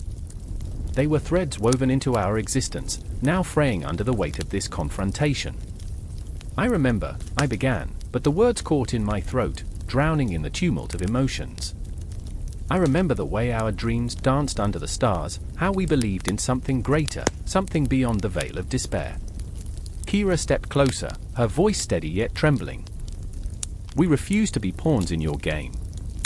Refusal? A noble sentiment, but entirely futile. The figure tilted his head, amusement flickering in his gaze. "Fate is a river, and you are but leaves upon its surface, swept along by currents you cannot comprehend." With those words, the air thickened, suffocating us in the weight of inevitability. I felt the pull of time, the relentless march of seconds slipping away like sand through fingers, the ghosts of what could be looming ever closer. In that moment, I realized the truth. The creation myth of our lives was not a tale scripted in the stars but a raw, chaotic dance of choices and consequences. Fate was no grand design but a labyrinth of shadows, each twist a haunting echo of our desires and fears. The confrontation hung in the air, taut like a bowstring ready to snap, emotion swirling in the chaos of uncertainty. I was trapped in a storm of conflicting truths, the inevitability of fate looming overhead like a dark cloud pregnant with rain. I remember the way the world spun, the way we embraced the chaos even as it threatened to engulf us. I remember the heartbeat of destiny pounding in my ears, urging us towards the edge of our existence. The figure stepped forward, the lines between destiny and choice blurring like smoke. "You stand at the precipice," he whispered, voice dripping with foreboding. "Will you leap, or will you let fate decide your fall?" And just then, the world tilted, and everything changed. The shadows coiled tighter, the air grew thick with tension, and the question hung, heavy and haunting, waiting for an answer that could shatter our fragile souls. The night was thick and suffocating, draped in shadows that whispered of dread. I stood alone beneath a sky heavy with stars, each one a distant eye, a cruel reminder of the world beyond my own. The air was electric, buzzing with an unspoken tension, like the moment before a storm unleashes its wrath. I could feel it in my bones, the pulse of something ancient and restless, waiting to awaken. Ouranos, the sky itself, loomed above me, a titan of fear wrapped in the fabric of the cosmos. I remember the way his breath, cold and biting, swept through the heavens, sending shivers down my spine. He was a father, yes, but also a tyrant, clutching tightly to his dominion, terrified of the life he had sown. The children he had brought into the world were not mere offspring, they were his doom, a spectre haunting him with every heartbeat, every flicker of starlight. I remember, his eyes were dark, pools of infinite despair. There was a haunting beauty in their abyss, a promise of chaos that made the ground tremble beneath our feet. He looked upon his children, those grotesque forms, each a grotesque reflection of his own arrogance, a cacophony of power and shame. Fear twisted in my gut like a serpent, coiling tighter with each passing moment. Gaia, Earth itself, stood beside him, resolute yet fragile. As the goddess of the soil, she felt the pulse of life beneath her, the restless stirrings of her progeny trying to break free. I could see the conflict etched across her serene face, love battling against the undeniable truth that they were fated to destroy him. The irony wasn't lost on her, she bore the weight of creation yet feared its consequences. The ground beneath our feet vibrated with the dread of what was to come, a reminder that life and death are often two sides of the same wretched coin. Then came the whispers, soft and insidious, threading through the silence like a ghost in the dark. They will rise, they said, a promise, a threat, a curse. I could feel the air change, thickening with anticipation as the first tremors of rebellion began to stir. The children, those titanic beings, ancient and powerful, were not content to remain shackled in the shadows of their father's fear. They were restless, hungry for freedom, and that hunger echoed like a drum in my chest. And in that moment, I remembered. The tales told in hushed tones, the law wrapped in shadows, the inevitability of the rebellion. It was all there, carefully woven into the fabric of our existence. Sons and daughters turned against their fathers, power usurped, blood spilled. The night was pregnant with the promise of violence, and the sky crackled, alive with the energy of what was to come. Ouranos felt it too. I could see his hands tremble, fingers curling into fists, desperate to hold onto something, anything, that could quell the storm brewing within his soul. It was a haunting sight, watching a god choke on his own fear, his eyes darting back and forth, as if searching for an escape from the unavoidable clash. His voice cracked when he spoke, a hollow echo of authority. You will not rise. You will not take what is mine. But the children were already stirring. I could hear them, feel them, a low rumble that vibrated through the very ground we stood upon. They were powerful embodiments of the chaos that lurked beneath the surface, each heartbeat a drum roll for the coming storm. One step, one breath closer to the inevitable. Do you hear that? Gaia's voice trembled, a mix of terror and awe. They are awake. In that moment, I felt the weight of her fear. She loved them, but the love was laced with a deep-rooted anxiety that clawed at her heart. Every mother knows the moment her child transforms from innocent to rebellious, when the laughter morphs into defiance. It's a bittersweet truth, the thrill of creation, the agony of loss. I could see Ouranos' resolve eroding, piece by agonizing piece. They are my children, he spat, though his voice faltered. I will not let them destroy me. But the words hung in the air, meaningless against the tide of fate. I watched as he searched the horizon, desperate for salvation from his own creation. The stars flickered ominously, as if mocking his plight. The universe was a witness, and the cosmos knew what was coming. Then, a single, thunderous roar shattered the silence. It echoed, reverberating through the very fabric of existence, a cry of defiance from the depths of darkness. In that moment, I was frozen, caught between admiration and horror. The children were powerful, they were the embodiment of everything their father feared, and everything he had denied them. Reality twisted around us as Gaia stepped closer to Ouranos, her voice barely a whisper yet imbued with strength. You cannot hold them back forever. You must choose, hold on to your fear or embrace what they are meant to become. The tension snapped, an invisible thread breaking, and I felt it in my chest like a swift, lethal blow. The children surged forth, chaos spilling into the night, overtaking the land with their wrath and fury. The sky, once a tranquil expanse, erupted into a maelstrom of light and sound, the fabric of the universe tearing apart at the seams. In that moment, I remembered everything, the love, the fear, the memories that bind us to those we create. The weight of our choices, the inevitability of our destinies.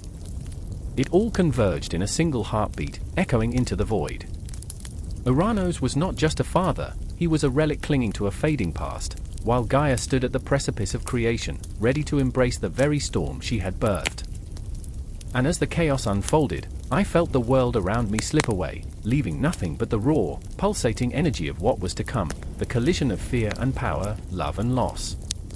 The night was alive, a symphony of despair and rebellion, and I was ensnared in its haunting embrace, unable to look away. The clock struck midnight, its chime echoing through the empty halls like a funeral bell. Each toll reverberated within me, an unending reminder of the silence that had replaced laughter, warmth, and life. I crouched in the darkened corner of the room, my breath shallow, my heart a distant drumbeat in the suffocating stillness. Shadows twisted on the walls, reminiscent of the ghosts that had taken up residence in my mind, the faces of those I had lost, the laughter of children now gone. I remember the day they first vanished, the sunlight pouring through the window as if trying to chase away the darkness that had already claimed my heart. "Mommy, look," they had shouted, their tiny hands reaching for the sky, innocence drenched in joy. But that joy was snuffed out, a candle extinguished in an unforgiving wind. I was left with only memories, fragments of a life that felt like someone else's dream. Elias stood at the doorway, his silhouette a jagged line against the faint glow of the moonlight. He was all angles and shadows, his face a mixture of anguish and resolve. "They'll come back," he whispered, voice cracking like dried leaves underfoot. But I could see the lies tangled in his eyes, the way hope had become an anchor, pulling him into an abyss. Our conversations had devolved into arguments, a cacophony of despair echoing off the walls. "You have to let them go," I urged. But letting go felt like tearing out my own heart, raw and bleeding. Outside, the wind howled like a beast trapped in a cage, rattling the windows and the remnants of my sanity. I could hear the whispers of the trees, their branches clawing at the sky, as if trying to unearth the truth buried beneath our home. What if they're gone? I dared to utter. The words hung in the air, thick and suffocating, coiling around us like a serpent ready to strike. Elias clenched his fists, knuckles white, desperation radiating off him in waves.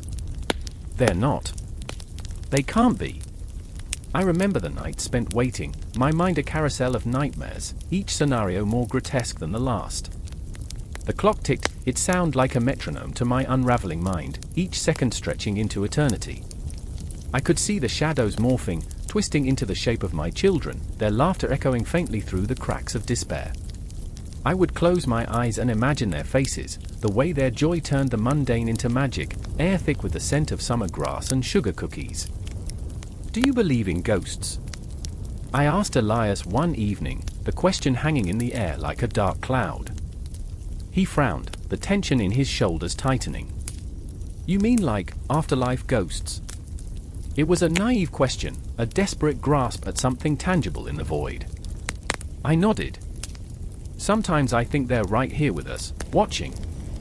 His eyes flickered to the empty chairs at the table, and for a brief moment, I saw him falter, the weight of loss pressing down on him. As we sat in our haunted silence, I couldn't shake the feeling that the universe was mocking me. The stars, so far away yet so achingly beautiful, twinkled like distant memories, unreachable and cruel. What if they're trying to tell us something? I wondered aloud, voice barely above a whisper. Elias sighed, his breath a shaky exhale. What could they possibly say? The answer was buried deep within me, a bitter truth I dared not confront. The night air felt heavy, thick with unspoken words and unshed tears. I drifted into a daydream, where the children played in a meadow, sunlight dancing on their golden hair, laughter ringing like chimes through the trees. But then, the vision faded, and darkness crept back, wrapping around my heart like a vice. I remember, those moments when I thought I could feel them, a whisper of their presence, like a cool breeze on a hot summer day.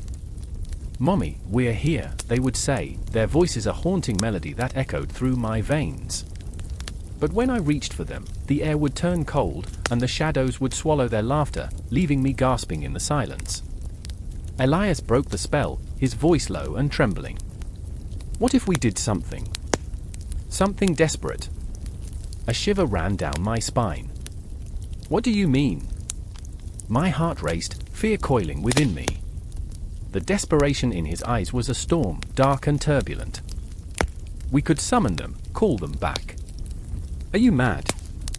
The word slipped from my lips, a reflexive denial, but the idea burrowed into my mind like a seed. The thought of reaching beyond the veil, of grasping at shadows, was it madness or hope?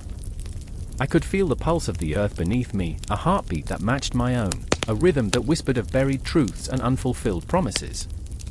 "We could try," he pressed, a flicker of wildness igniting in his eyes. "What's left to lose?" I hesitated, dread pooling in my stomach. What if the darkness that had stolen them also came to claim us? My hands shook, but as the moonlight poured through the window, a sense of determination surged within me. "Fine," I whispered, my voice barely a breath. "Let's do it." And so, we prepared for the ritual, our hearts racing as we gathered the remnants of our shattered lives, photographs, toys, memories, all laid out like offerings before the abyss. I could feel the weight of the night pressing down on us, the air charged with an energy that crackled like static. The shadows danced around us, and for a fleeting moment, I thought I could sense their laughter hovering in the stillness, teasing the edges of my sanity. The darkness deepened, and as we began to chant, the words spilling from our lips like a prayer, I felt the ground tremble beneath me. We were calling, reaching into the unknown, and as the wind howled in response, I knew the night was far from over. The whispers grew louder, the shadows thicker, and the boundary between our world and the next began to blur. And in that moment, a heartbeat suspended in time, I realized there was no turning back.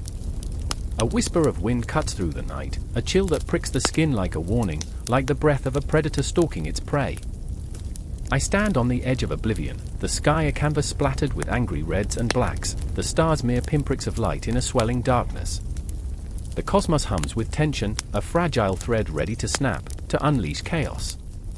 Somehow, the agony of waiting weighs heavier than the act itself, as if the universe holds its breath, anticipating the collision of fate and fury.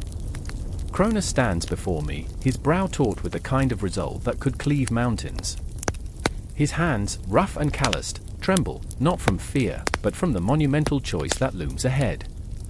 I remember the screams, he mutters, voice raw, layered with the weight of memories that gnaw at his insides. I remember how Ouranos laughed, how he thought he could bind us forever. His eyes flare with a mixture of rage and despair, a wildfire burning behind the dam of his will. A rebellion has stirred in his heart, a tempest forged in the fires of a long-simmering resentment. Across the shadows flickers Ouranos, the sky itself, imposing and omnipotent. His form looms like an ancient tree, roots embedded in the earth, branches stretching far beyond mortal reach.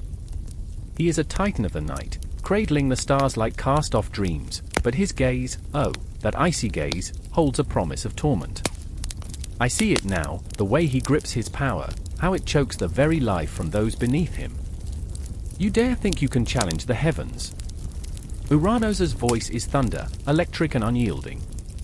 It reverberates through the marrow of existence itself, echoing in the caverns of my mind. Kronos falters, and I feel the weight of his uncertainty like a palpable force, something I can grasp in my own hands. He is flawed, yes, a man driven to darkness by the very light he seeks to extinguish. The irony isn't lost on me, the very heavens he seeks to overthrow are the same that birthed him, the same that filled his heart with yearning. This is not just revenge, he breathes, nearly a whisper, this is freedom. But what is freedom when it comes at such a price? What price do we pay for the chains that bind us, even if they are forged of love? The air crackles, a storm brewing not just in the heavens but deep within Kronos' heart. I sense the past haunting him, the shadows of his siblings, swallowed by the abyss of their father's cruelty. Each memory coils tighter around his resolve, each echo a reminder of the blood that binds them. I can't let it happen again, he murmurs, more to himself than to me. Not again. The way he clutches that thought, that haunting promise, is like grasping at smoke, futile and yet intoxicating. The moment hangs, pulsing. A heartbeat away from change. The sight of Kronos, trembling yet fierce, ignites something primal within me. I, too, have felt that fire, a longing for justice, for liberation, for the right to exist without the weight of another's malice. Ouranos' laughter still rings in my ears, a maddening symphony of disdain. You think yourself a god now, he taunts, but with every word, I sense his facade cracking, the nerves behind his bravado fraying under the pressure. And then, in a heartbeat, an eruption. Kronos surges forward, a force of nature, a gale unleashed. I feel time fragment around us, a moment stretches into eternity, then collapses, a singularity of purpose. He wields the sickle, gleaming with the promise of change, a weapon forged from the very essence of discontent. This is not mere steel, it is a harbinger of destiny, a severing of ties that have tethered him to despair. Father! The cry pierces the night, a jolt of raw anguish. It reverberates like an earthquake, shaking the very foundations of the world. Ouranos is exposed, vulnerable for a flickering moment, and I can almost taste the electricity, the fear that courses through him. In that instant, I see the cracks in the stone of his guardhood, the chinks where doubt seeps in like a creeping vine. It is a moment suspended in the twilight between night and day, between life and death. I can hear the whispers of the cosmos, urging Kronos forward. The sickle bites into the flesh of the heavens, a visceral moment laden with the weight of sacrifice. In that second, the sky seems to hold its breath, a collective gasp echoing through the void. Blood spills, warm and alien against the chill of the night. I can feel it, hot against my skin, hot against my heart. And then silence, a haunting, suffocating silence. The echoes of screams fade, replaced by the soft sigh of the wind, the mournful cry of the cosmos. Kronos' face twists in a mix of triumph and horror, an unexpected shudder of regret weaving through him. I can see his spirit fracturing, a star crashing to earth, a god brought low. "What have I done?" he whispers, and the question hangs heavy in the air, a ghost that will never fade. But it cannot end here, not now. The rebellion has ignited, a fire that cannot be doused. The heavens bleed, and the earth trembles beneath the weight of retribution. Kronos stands at the precipice of change, but the shadows deepen, the cost of this liberation lies heavy in the air, a palpable dread. I can feel it, a relentless tide that threatens to pull us all under. In that moment, the shadows stretch and twist, the stars above swirling like the remnants of a dream. There are consequences yet to come, promises of vengeance that will echo through eternity. This is only the beginning, a fracture in the fabric of existence, a ripple that will unleash chaos upon the world. The night is pregnant with uncertainty, a loom weaving threads of fate that intertwine and bind, forever altered, forever haunted by the blood of a father, the rebellion of a son. I look into Kronos' eyes and see the reflection of stars, a cosmos torn asunder. And in that look, I see not only his desperation but the pulse of something greater, something unyielding. A cycle begins anew, but the question lingers, what will it cost? The heart races, the breath quickens, and I know this tale is far from over. The sky was an ominous bruising grey, the air thick with tension, as if the universe itself held its breath. I stood there, pulse racing, heart pounding like a war drum, sweat mingling with the cold earth beneath my feet. The scent of iron hung heavy in the air, sharp and metallic, like the taste of fear. It was a moment where time itself teetered on the edge of something unspeakably dark. The ground shuddered, a soft tremor that vibrated through my bones, as if it, too, sensed the horror that was about to be unleashed. I remember his eyes, deep, abyssal pools filled with rage and regret. Asterios, the Minotaur, once a gentle giant, now a beast brimming with fury, his very essence twisted by betrayal. He stood among the shadows of crumbling pillars, the remnants of a forgotten temple, his silhouette jagged against the dim light. He had fought for acceptance, for love, only to be shunned, discarded like a broken toy. But there was no time for sympathy now. The shrieks echoed on the wind, a cacophony of agony and vengeance. Then there was Lyra, a sorceress whose heart was a tempest, caught between the realm of mortals and the chaotic pull of the divine. Her fingers trembled with dark power as she fought to contain the wrath surging through her veins. "It's time," she whispered, her voice trembling, a haunting melody that floated and collided with the chaos around us. I could see the shadows flickering in her eyes, memories of lost chances, of love that never quite bloomed, each moment a ghost that taunted her sanity. I remember, she choked, the warmth of sunlit days, laughter mingling with the scent of blooming flowers. But they have turned to ash. They left me alone. The winds howled in agreement, carrying her words into the void, where they vanished like echoes in an empty chamber. Then came the pulse, throbbing, omnipresent, the blood of Ouranos, spilling forth from the heavens, a crimson tide that surged and swirled. The earth drank deeply, crackling with energy, and with it, the Furies arose, their shrieks piercing through the fabric of reality. They were born of anguish, of relentless pain, 3 women draped in shadows, their eyes aflame with vengeance. They wore the memories of betrayal like a crown, each tear shed a testament to the hurt they had endured, twisting their beauty into something grotesque and magnificent. I can feel them, Asterios growled, his voice rumbling like distant thunder. "They are coming for us." Fear mingled with something darker within him, a desperate need to protect, to fight back against the inevitable. I watched as his hands clenched, muscles taut, a beast shaped by the rage of the world. His breath was shallow, rapid, and I could see the torment etched upon his brow. He was no monster, he was simply a man, lost and broken, yearning for a redemption that danced forever out of reach. I remember the shadows coiling closer, an insidious mist wrapping around our ankles while the Furies took their form. They were not simply creatures of vengeance, they were the embodiment of every injustice, every hurt, every cruel word that had ever echoed in the silence of a broken heart. They glided towards us, their presence a palpable weight that pressed upon my chest, suffocating hope. I felt the darkness seep into my bones, and my mind became a battlefield of memories, each one a dagger, each moment of regret a whisper of shame. "Stand firm," Lyra commanded, though her voice quavered. "We must confront them, or the world will drown in their fury." Yet even as she spoke, I could see the tremors coursing through her, the way her resolve cracked like ice underfoot. It was not just the fury she feared, it was the truth of what we had all become, lost souls drifting through a realm of despair. I wanted to scream, to unleash the storm raging within, but fear twisted my tongue. The echoes of the past filled my ears, laughter, betrayal, blood, a cacophony as the giants began to awaken from their slumber beneath the earth. They stirred in their graves, the giants of old, their hearts still thumping with the rage of centuries, and the very ground shook in response, as if the earth remembered their anguish. They longed to rise, to claim the world as their own, and their cries mingled with the Furies' shrieks, creating a symphony of chaos that clawed at the edges of sanity. I remember, I whispered to no one, the words spilling from my lips like a prayer. I remember when hope felt tangible, when dreams weren't drowned in blood. But my thoughts were swallowed by the growing storm, the air crackled with tension, anticipation swirling like the winds before a tempest. The chaos was not an enemy, it was a mirror, reflecting our own imperfections, our own failings. Asterios stepped forward, a titan standing against the tide.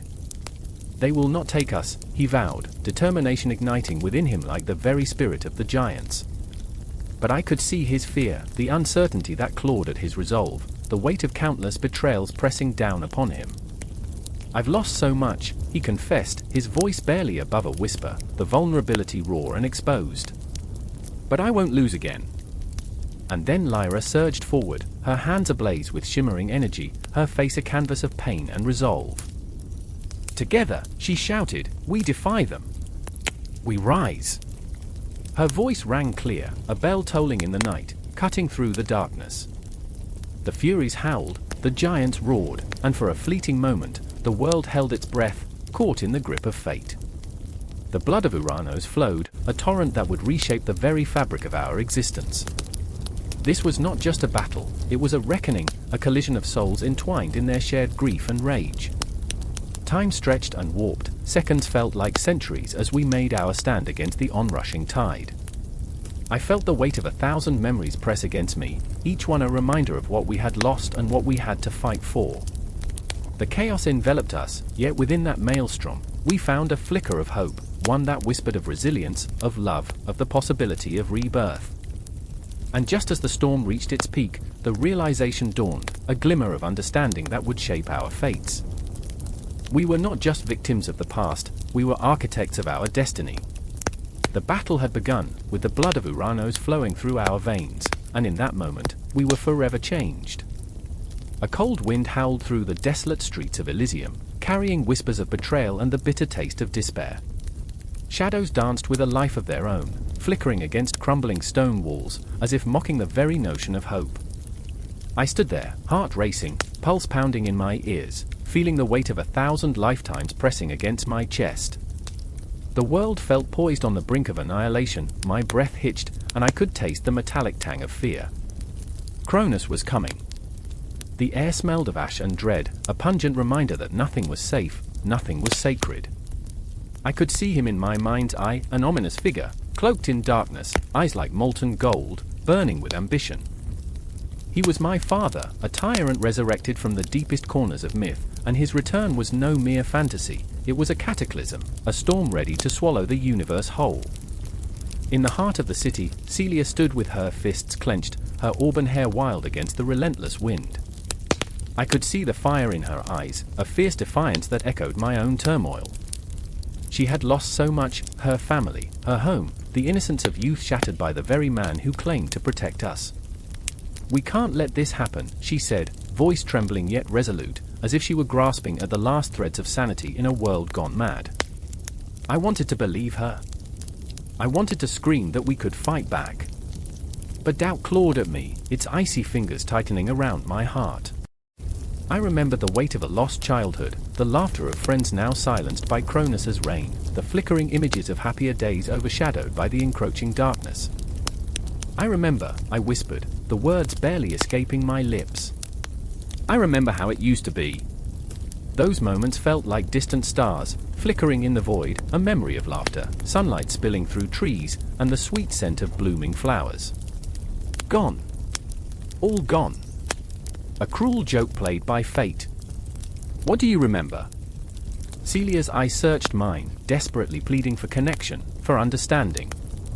There was a vulnerability in her gaze, a reflection of my own shattered spirit. We were two souls adrift in a cosmic sea, clinging to the wreckage of our past. I remember the stories, I breathed, each word a shard of glass piercing my heart. The tales of a time when men ruled the earth and gods were nothing but whispers in the wind.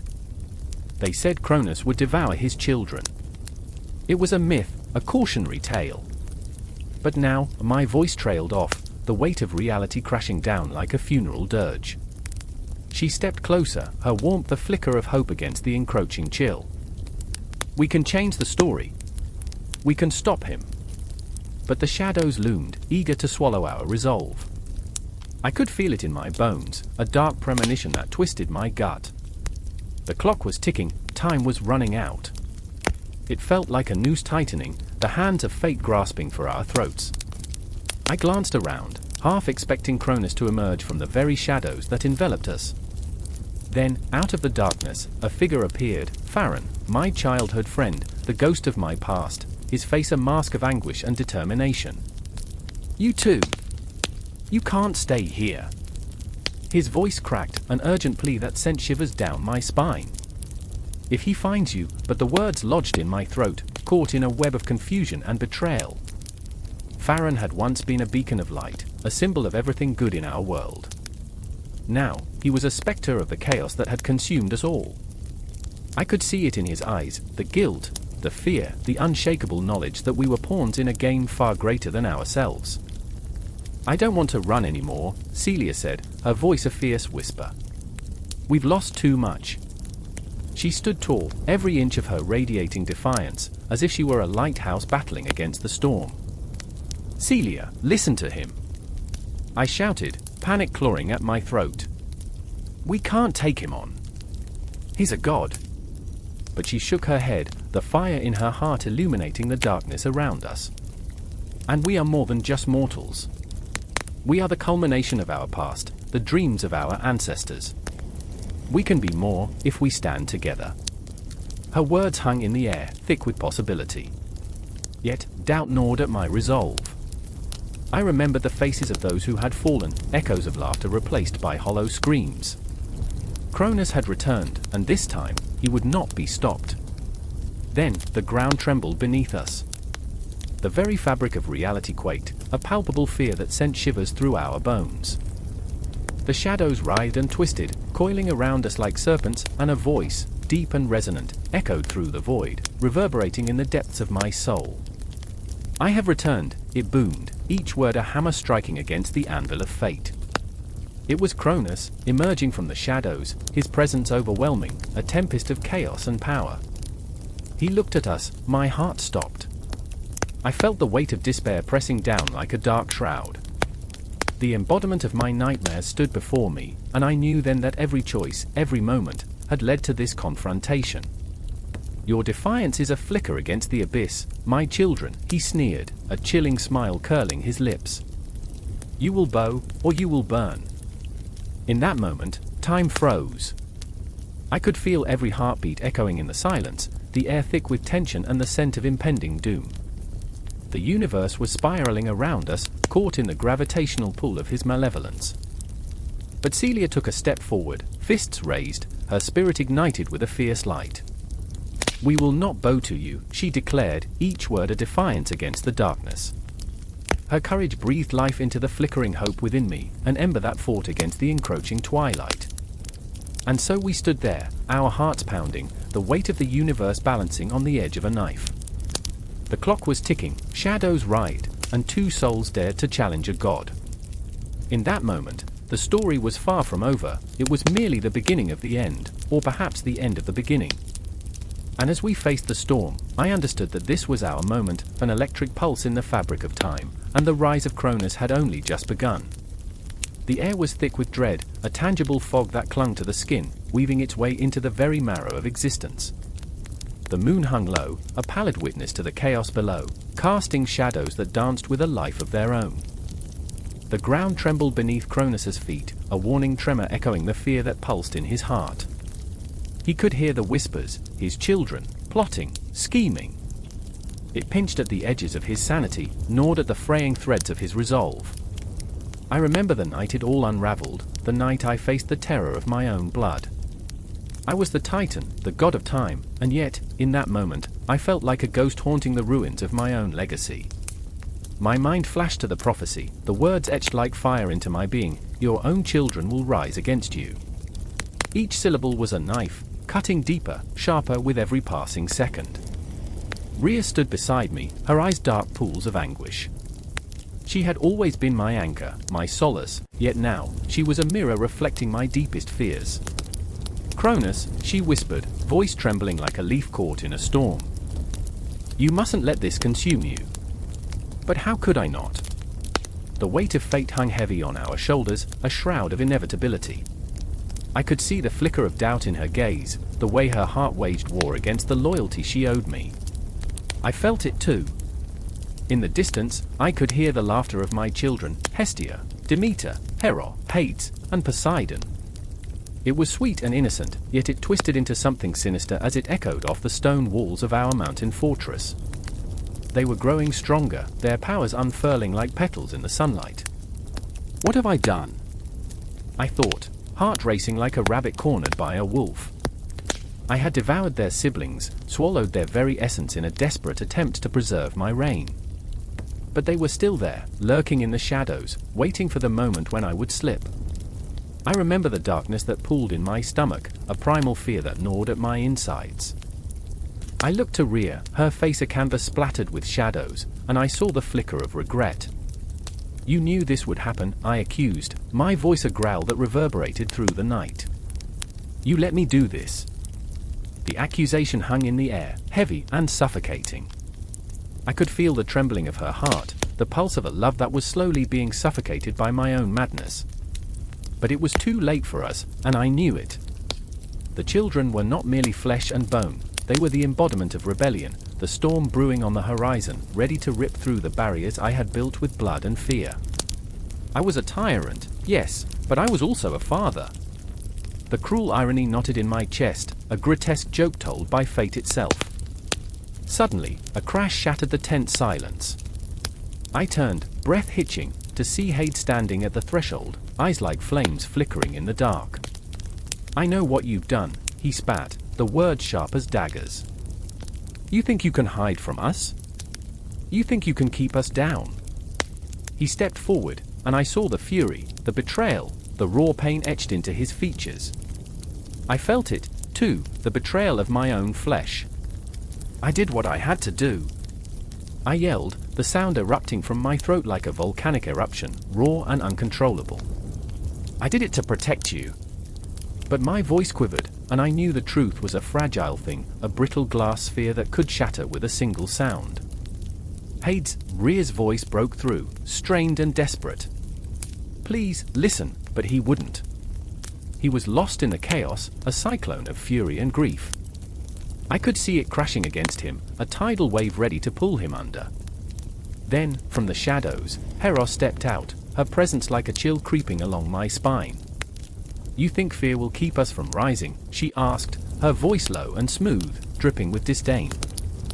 "You think your throne is safe from the children you've sacrificed?" I wanted to scream, to shatter the very sky. You are my children. You are my legacy. But the words fell flat, lost in the chasm of betrayal. They were no longer mine. They were warriors forged in the fires of my treachery, and I was the monster in their tale. But the truth weighed heavier than the stars themselves. I was afraid, terrified, really. The prophecy hung like a noose around my neck, tightening with every heartbeat. I could feel the pulse of time, the clock ticking down to my inevitable doom. What will become of us? I thought, despair clawing at my throat. What will become of them? I remember the moment when the shadows began to shift, a presence coiling around us like an impending storm. I stood there, heart racing, mind drowning in an ocean of regret. My children were rising, the winds of change swirling around us, a hurricane waiting to unleash its fury. Rhea's hand clasped mine, warm yet trembling, a reminder of the love that once sheltered our family. We can't let this divide us, she urged, even as doubt flickered across her face. But could we stand together against the tide that was coming? In that moment, I saw a flicker of resolve in Hades's eyes, a glimmer of strength that could cut through the darkness. We will not be your sacrifices, Father, he said, voice steady, a flame igniting in the suffocating gloom. We will fight. And as the night deepened, the shadows closed in, I realized the truth. The prophecy was not just a warning, it was a call to arms, a symphony of rebellion rising against the inevitable. The children I had feared, the very essence of my legacy, were no longer just children. They were warriors, and I would soon learn that the darkest prophecies often hold the brightest truths. The moon bore witness to our moment, a silent observer in a world teetering on the brink of chaos. I took a breath, filling my lungs with the chill of the night, preparing for the confrontation that would reshape our destinies, both mine and theirs. In that heart-stopping instant, I understood the past was a shadow, but the future was a flame, and it would burn bright. The air crackled, a tension so thick it mingled with the scent of storm clouds gathering on the horizon. I stood on the precipice of Olympus, my heart hammering against my ribcage like a caged beast desperate for freedom. Shadows danced wickedly beneath the towering peaks, whispering secrets of betrayal and desire that clawed at the soul. In the dim light, the world felt alive, electric, every heartbeat was a prelude to chaos. And then there was her voice, Hera, fierce and unyielding, shattering the silence like a glass vase dropped from a great height. You think you can hide from me? Her words dripped with icy venom, each syllable punctuated by the echoes of past grievances. She was beautiful, yes, the kind of beauty that can ignite flames and burn cities, but there was something in her eyes, a storm brewing, a tempest waiting to unleash its fury. I remember the way she stood, arms crossed, defiant. I remember the flicker of doubt, the vulnerability she masked behind that steely facade. She was a queen, torn between duty and the ghosts of love unfulfilled. I will not be overshadowed by your ambition, Zeus, she spat, her voice trembling with an anger that seemed to reverberate through the very stones of Olympus, echoing the heartbeats of the gods. You think power can replace love?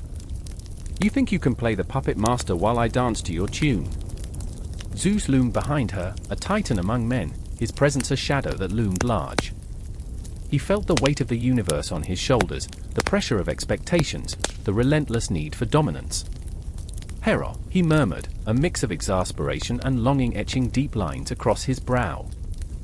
This is not how it should be. I do this for us, for the legacy we will create. Yet, in his voice, there was a fracture, a crack that revealed the boy he once was, scared, uncertain, forever haunted by the choices he made. Love, they say, is a battlefield, but in this moment, it felt more like a war zone littered with the remnants of dreams and promises broken.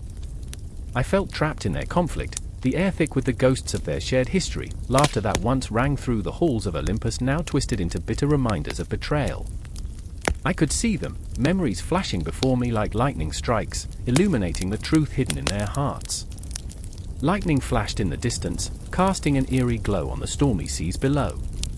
I held my breath as the sky rumbled, each clap of thunder a reminder of Zeus's power, but also of his vulnerability. He was a god, yes, but even gods bleed. I remember, he whispered, almost to himself, the dreams we spun together, the nights filled with laughter. His voice cracked, a raw wound exposed to the elements. But dreams turn to ash when reality strikes. Hera's expression softened for a fleeting moment, and I feared the storm within her would break. But resolve surged back, fierce and unyielding. "And what about the children?" she shot back, the anguish of 1,000 sleepless nights surfacing in her voice. "Will they inherit your tyranny? Your fear? What kind of legacy is that?"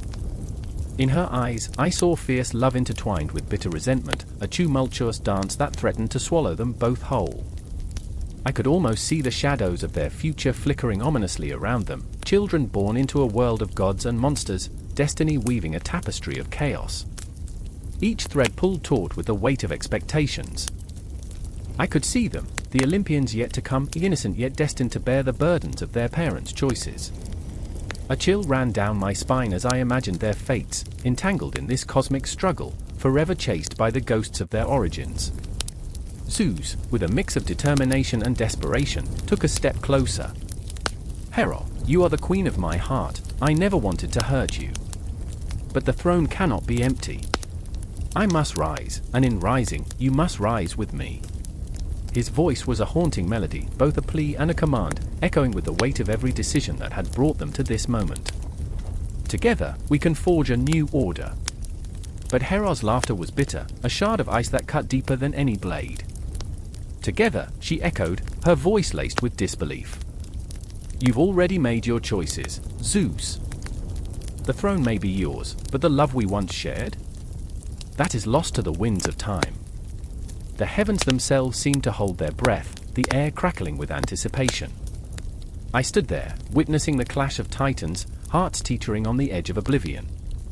Everything swirled, a tempest of emotions, love, betrayal, longing, fury, each wave crashing violently against the shores of their hearts. Behind them, the cosmos spun, stars flickering like distant memories, reminding me of the fragility of time. I remember the moments of joy, the laughter that once filled this sacred space, the echoes of a love that had ignited the very heavens. But those moments felt so far away, locked in a cage of pride and pain. Lightning struck again, illuminating their faces, their shared history etched in every line, every glance. In that electrifying moment, I saw it, a glimmer of hope battling against despair. Their conflict was not just a war of wills, it was a cry for connection, a desperate plea to reclaim what had been lost in the shadows of ambition. As the storm raged on, I could feel the tension mounting, a crescendo of emotions that threatened to erupt. The air thickened, charged with unspoken words and longing glances. It was a standoff, an unyielding battle of hearts, and I was merely a witness, overwhelmed by the weight of their love and the darkness that threatened to consume it.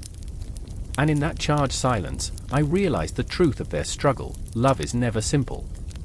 It's a tempest, a horrifyingly beautiful chaos.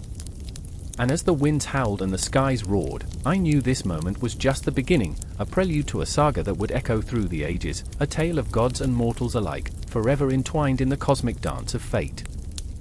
The sky churned an angry red, a tempest brewing in the distance, and even the wind seemed to whisper warnings, warnings that could pierce through the marrow of one's bones. I stood there, heart pounding like a war drum, the ground beneath me trembling with the weight of impending doom. Shadows danced, twisting and writhing, and I felt their cold breath on my neck. Kronos was coming. "Rear!" The voice sliced through the chaos, a desperate plea that sent shivers down my spine. It was my husband, the titan who had once held my heart before he became a monster of his own making. "We must hurry." His eyes were wild, reflecting the torment of 1,000 nightmares, the futility of existence.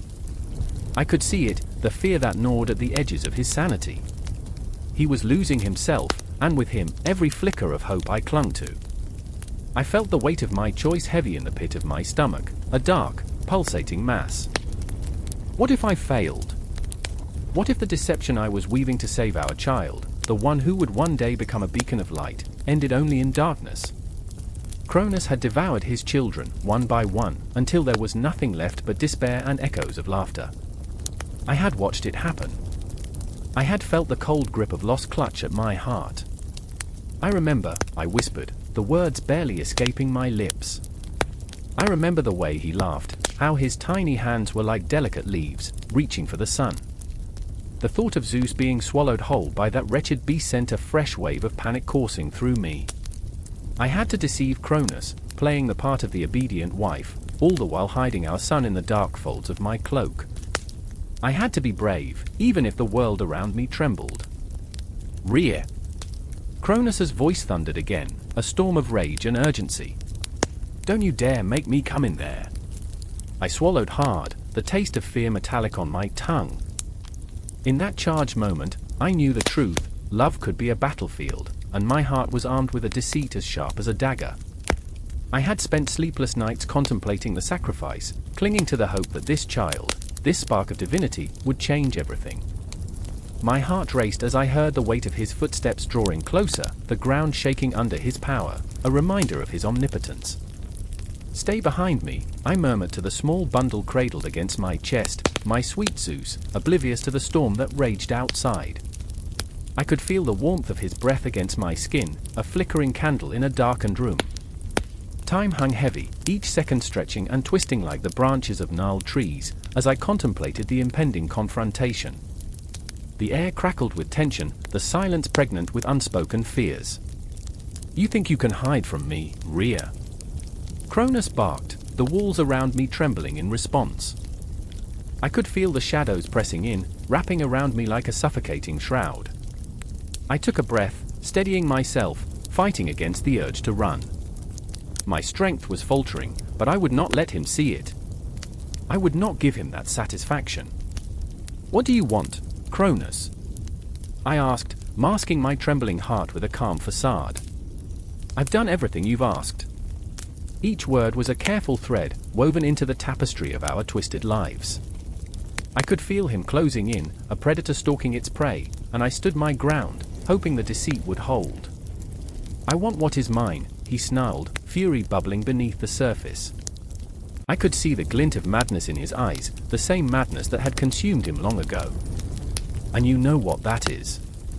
Every ounce of my being screamed at me to protect Zeus, to shield him from the darkness that was Kronos. I felt my hands tighten around him, the soft fabric of my cloak a fragile barrier between us. You'll never have him, I shouted, my voice rising above the storm. For a moment, silence reigned. The wind paused, as if the universe held its breath, waiting. I could see the gears turning in Kronos' mind, the realization sparking a fire of rage in his eyes. He could feel it, the lie unraveling, the truth looming ever closer. Time slowed as I felt the weight of the world hanging in the balance. Foolish woman, he roared, the very ground trembling beneath him. You think you can hide your treachery from me? I am the father of all titans. I will not be denied. His hand shot out, gnarled fingers reaching for me, for my child. I could feel the darkness coiling around me, a suffocating presence, as I clutched Zeus closer, determined not to let him slip through my grasp. In that instant, I was no longer just Rhea, the wife of Kronos, I was a mother, fierce and unyielding. You will not take him. I screamed, hoarse and raw, my voice echoing through the ruins of what our lives had become. And then, as if summoned by my desperation, the winds howled. They wrapped around us, a tempest of fury and resolve, a protective barrier against the encroaching darkness. I could feel the stirring of something ancient and powerful within me, an instinct born from the depths of the cosmos, the promise of rebirth and hope. As time inched forward, I could see Kronos falter, confusion flashing across his face, a brief crack in the armor of his rage. What trickery is this? He stammered, and in that moment, I realized the truth: my love, my sacrifice, and my deception were stronger than any titan's might. The shadows quivered, and I embraced my role, the tapestry of our fates pulling tighter, each thread woven with emotion, fear, and defiance. I will save him, I vowed, my heart a raging inferno, my spirit unbroken. As Kronos' rage swelled, I turned toward the light, toward the future that awaited, my son nestled against my chest, a flicker of hope amid the encroaching storm. And the world teetered on the edge, a sickening spiral of chaos and power. Would the shadows consume us, or would we rise like phoenixes from the ashes? I didn't know. But I felt the weight of destiny edging closer, a terrifying thrill coursing through my veins.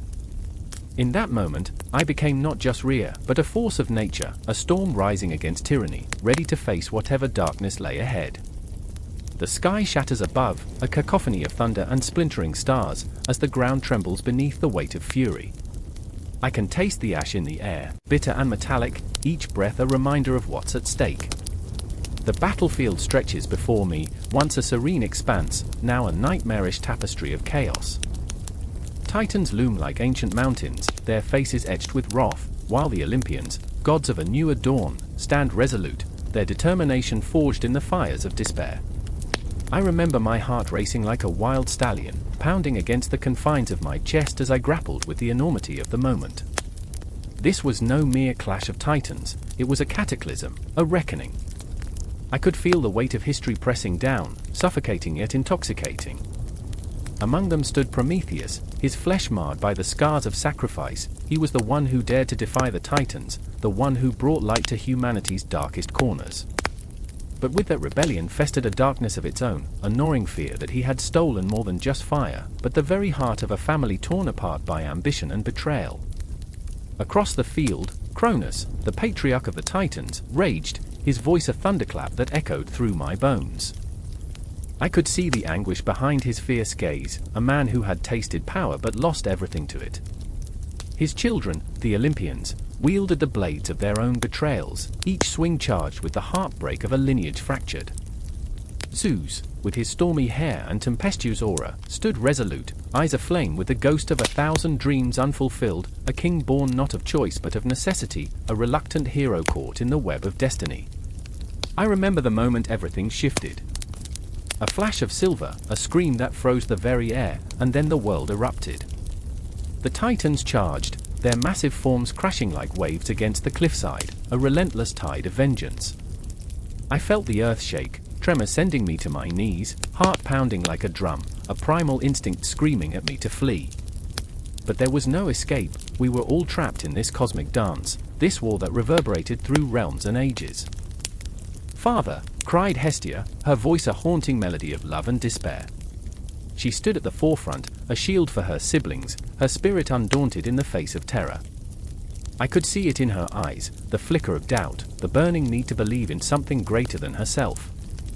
She was the hearth that kept the warmth alive, yet here, in this moment of chaos, I could sense her flicker dimming. What if they lost? What if they lost everything? And then there was Dionysus, reckless and wild, laughing in the face of death as he twirled through the battlefield, his wine-soaked dreams colliding with the harsh reality of war. I could feel his exhilaration, the absurdity of this fight bringing him alive even as shadows loomed. He embodied the chaos, the intoxicating madness that thrummed in the air, yet beneath his mirth lay a profound sadness, a yearning for connection, for understanding in a world that had cast him aside. The clash of steel rang out, a symphony of despair. I could see Ars, bloodlust in his eyes, reveling in the wreckage, a god of war whose heart was an endless pit of hunger. Each swing of his sword echoed with the cries of those he had sacrificed on the altar of glory. I wanted to scream at him, does he not see the pain, the shadows that dance behind every kill? But who was I to question a god? Who was I to stand against the tide of fate? The ground beneath me began to bleed, a crimson testament to the fury unleashed, and I felt the weight of the world pressing in. In the midst of the chaos, I caught the eye of Zeus, a fleeting moment suspended in time. His expression was a tapestry of turmoil. He was the king, yet he bore the burden of the worlds above and below.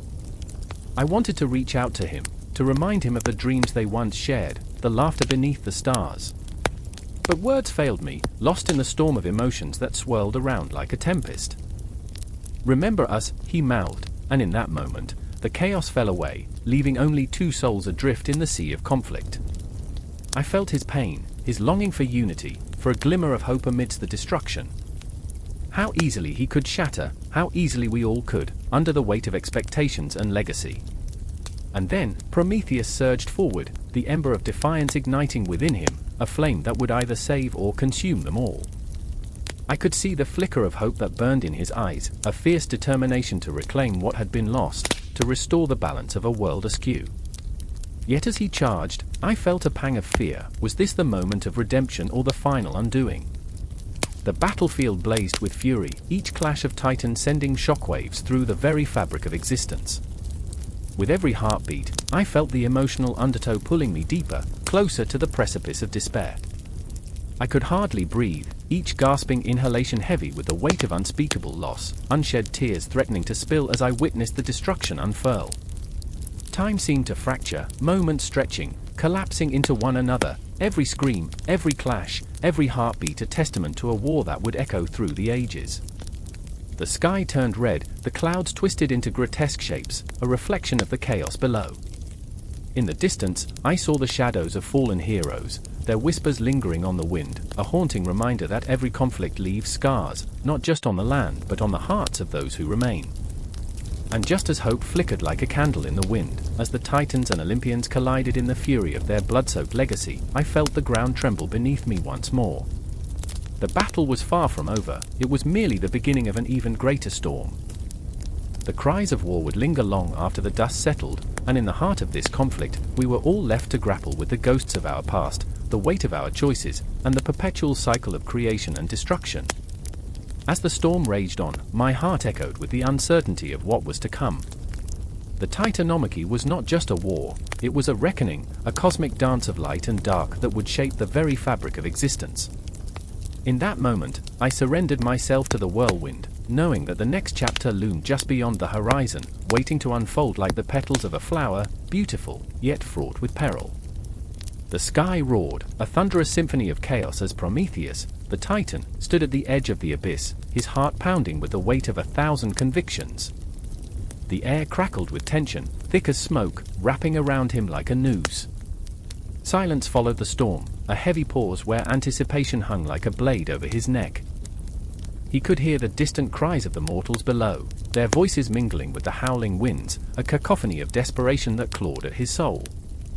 I remember a time when the gods were distant, aloof, their power a mere whisper in the winds of fate, he thought, his fists clenched tight. There was a warmth in the memory, a flicker of hope igniting in the growing darkness. But now, shadows loomed larger, threatening to engulf everything he loved. He had made a choice, one that would echo through eternity. He had chosen humanity over divinity, warmth over the cold, unyielding gaze of Zeus. His brother, Epimetheus, stood trembling by his side, eyes wide with disbelief. "You can't do this, Prometheus. They're gods. You'll pay for this. You must know that."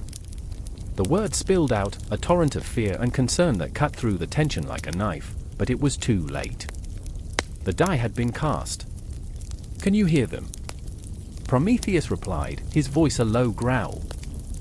"The cries of those who suffer in darkness? They have nothing but their dreams and the flicker of hope that they might yet ignite the fire of knowledge. I will not let them suffer in silence." But Epimetheus couldn't see it, he couldn't feel what Prometheus felt. In his heart, a storm raged. "You don't understand the consequences. We'll be hunted. Their wrath is a beast that knows no mercy." His voice cracked, and the weight of his brother's fear mingled with an almost palpable desperation. Prometheus turned, searching his brother's eyes for understanding, but found only a vast distance, a chasm where once there had been unity. The mountains trembled with power as Prometheus stepped forward, each movement imbued with an urgency that threatened to consume him. He could feel the eyes of the gods upon him, cold, judgmental, waiting to strike. The thought churned in his gut, but he pressed on. I remember when I watched them struggle, the flickering shadows dancing on their faces as they huddled against the void. They deserve more than this. They deserve fire. Eons of servitude flashed before him, his own chains, the shackles of fate forged by the gods' indifference. Each memory was a shard of glass in his heart, a relentless reminder of the weight he bore. He was not just a titan, he was the beacon of hope for those trembling souls below. The thought ignited something fierce within him. With each heartbeat, the world around him pulsed with energy. He could almost taste the fire, its bitter sweetness mingling with the fear that coursed through his veins. He was alive, and in that moment, he felt invincible. "I will steal the fire," he whispered, the words hanging in the air like a promise, a threat, and a vow all at once. Epimetheus's face paled, and the shadows crept closer. You're a fool, Prometheus. The gods will not forgive such insolence. Do you want to see our family destroyed? What of our kind? For a fleeting moment, doubt flickered in Prometheus' chest, but it was smothered beneath the weight of his conviction. They are my kind too. They deserve the power to rise, to create, to learn. And he shook his head, the darkness in Epimetheus' eyes mirrored in the depths of his own soul. I will not watch them burn while I stand idly by. I will not be complicit in their suffering. Then came the haunting laughter, echoing down from Olympus like the chime of brittle bones. The voice of Zeus, deep and resonant, boomed across the chasms of time. Foolish Titan! You dare defy me? His words were woven with 1,000 shades of wrath, an unfurling tempest that promised retribution. Prometheus clenched his jaw, a storm of emotion swirling within him, fear, resentment, and an undeniable urge to rise against the celestial chains. Yes! I dare, he shouted, not just at Zeus, but into the very fabric of the cosmos, as if daring fate itself to intervene. The moment hung suspended, charged with a kind of raw, electric intensity. He felt as though the universe held its breath, waiting. In that heartbeat, a vision surged through him of a world ablaze with fire, the flicker of flames igniting in the hearts of men. He could see it, feel it, a symphony of creation, laughter, and tears, the beauty of humanity breaking through the darkness. But beneath that beauty lay a haunting truth, pain, suffering, and sacrifice. He was willing to bleed for it, to burn for it. But Epimetheus, lost in the shadows of fear, could only shake his head.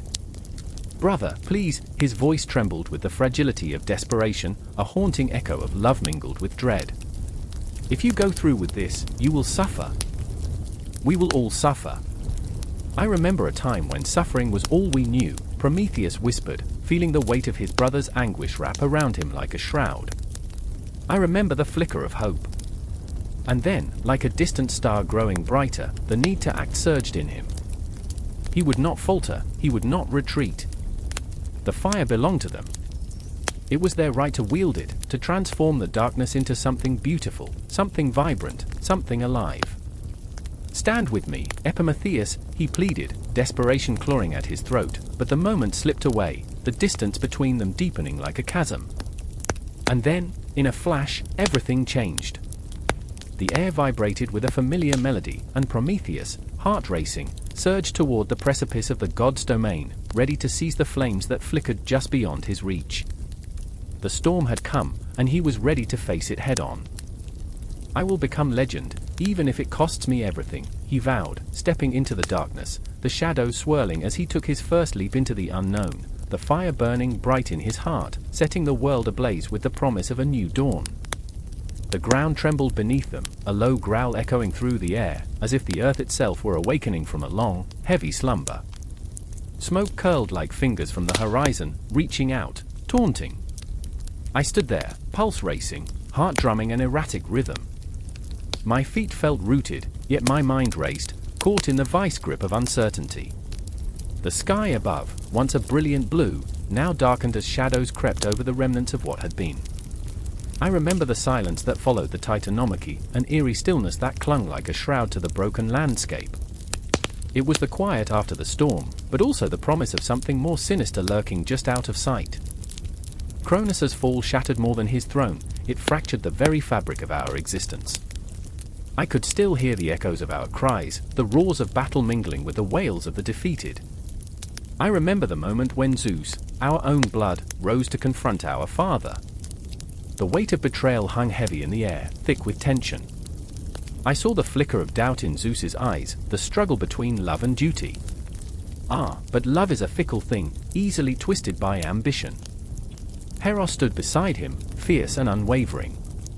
Her heart was a storm, her resolve unyielding, yet I sensed the cracks, tiny fissures that spoke of fear, of the burden she bore, weighed down by foreboding shadows. She had been a queen among goddesses but felt more like a pawn in a cruel cosmic game. I remember her voice, sharp and decisive, rallying the others even as she trembled on the precipice of despair. We were all afraid, but fear was a coil that bound us together, a shared weight. The clash of titans had left the mountaintop in ruins, strewn with the vestiges of power lost. Our victory felt hollow. It was a whisper of triumph amid the cacophony of destruction. I could see it in the eyes of the defeated titans, the remnants of their pride crumbling like ash. I remember Rhea, Kronos' mother, her face a mask of anguish as she stood over her fallen kin. She had given life and received betrayal. Her tears were the silent symphony of a broken lineage, echoing through the hollow chambers of Olympus. But Kronos, even in his defeat, was a spectre that haunted us. I could feel his presence lingering, suffocating, as if he were a ghost wrapped in sorrow and rage, refusing to let go. He was a tyrant, yes, but he was also a father, a twisted, bitter father who had swallowed his children whole. The very thought made my skin crawl, yet a part of me wondered, had we truly severed the roots of our darkness? Or had we merely buried them, waiting for the day they would sprout anew? Hera and Zeus stood at the forefront, their hands raised as if to shield us, but shields are made of more than mere bone and sinew. They are forged in trust, in the unspoken pact of shared fears and dreams. I saw it then, the burden weighing them down, an anchor in a storm.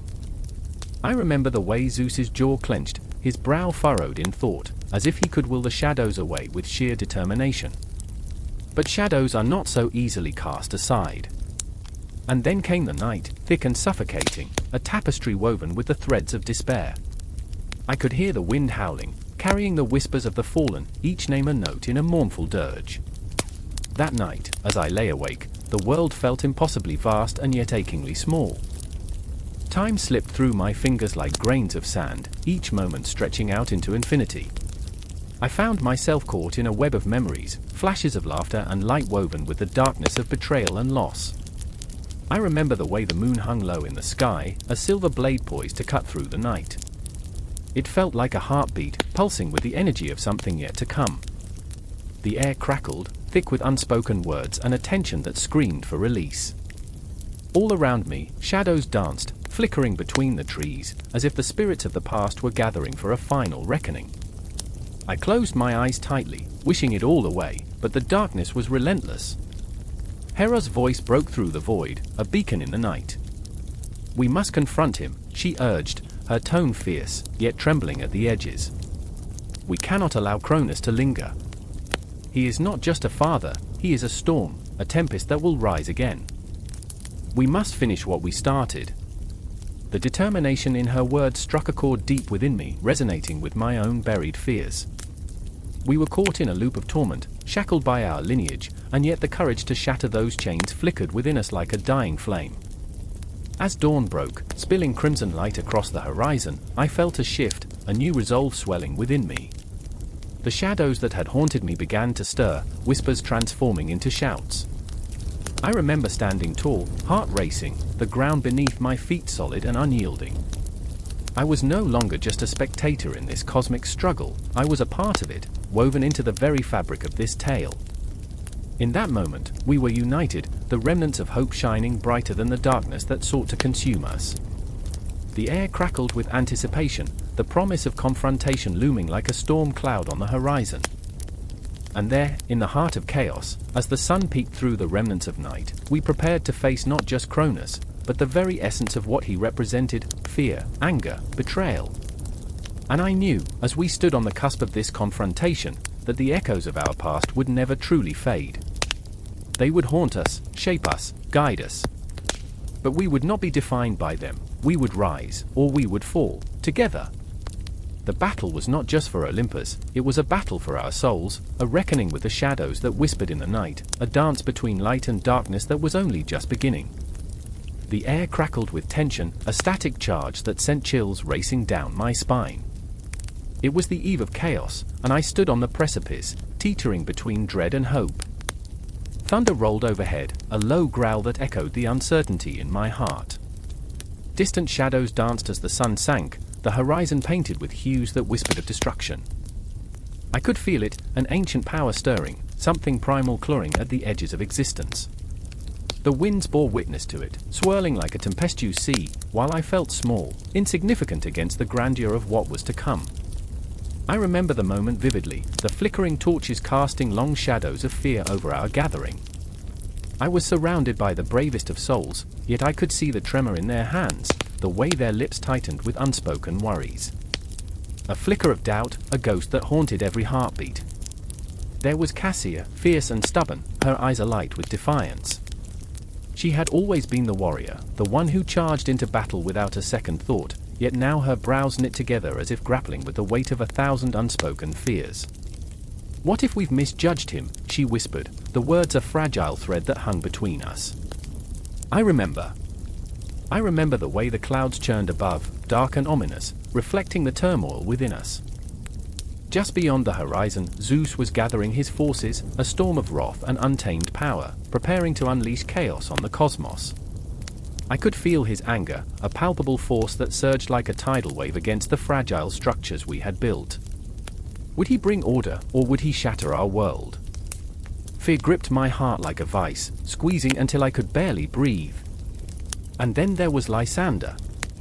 Brave, reckless Lysander, standing beside Cassia, his spirit marred by internal scars. His laughter was often a guise to mask the torment that gnawed at him.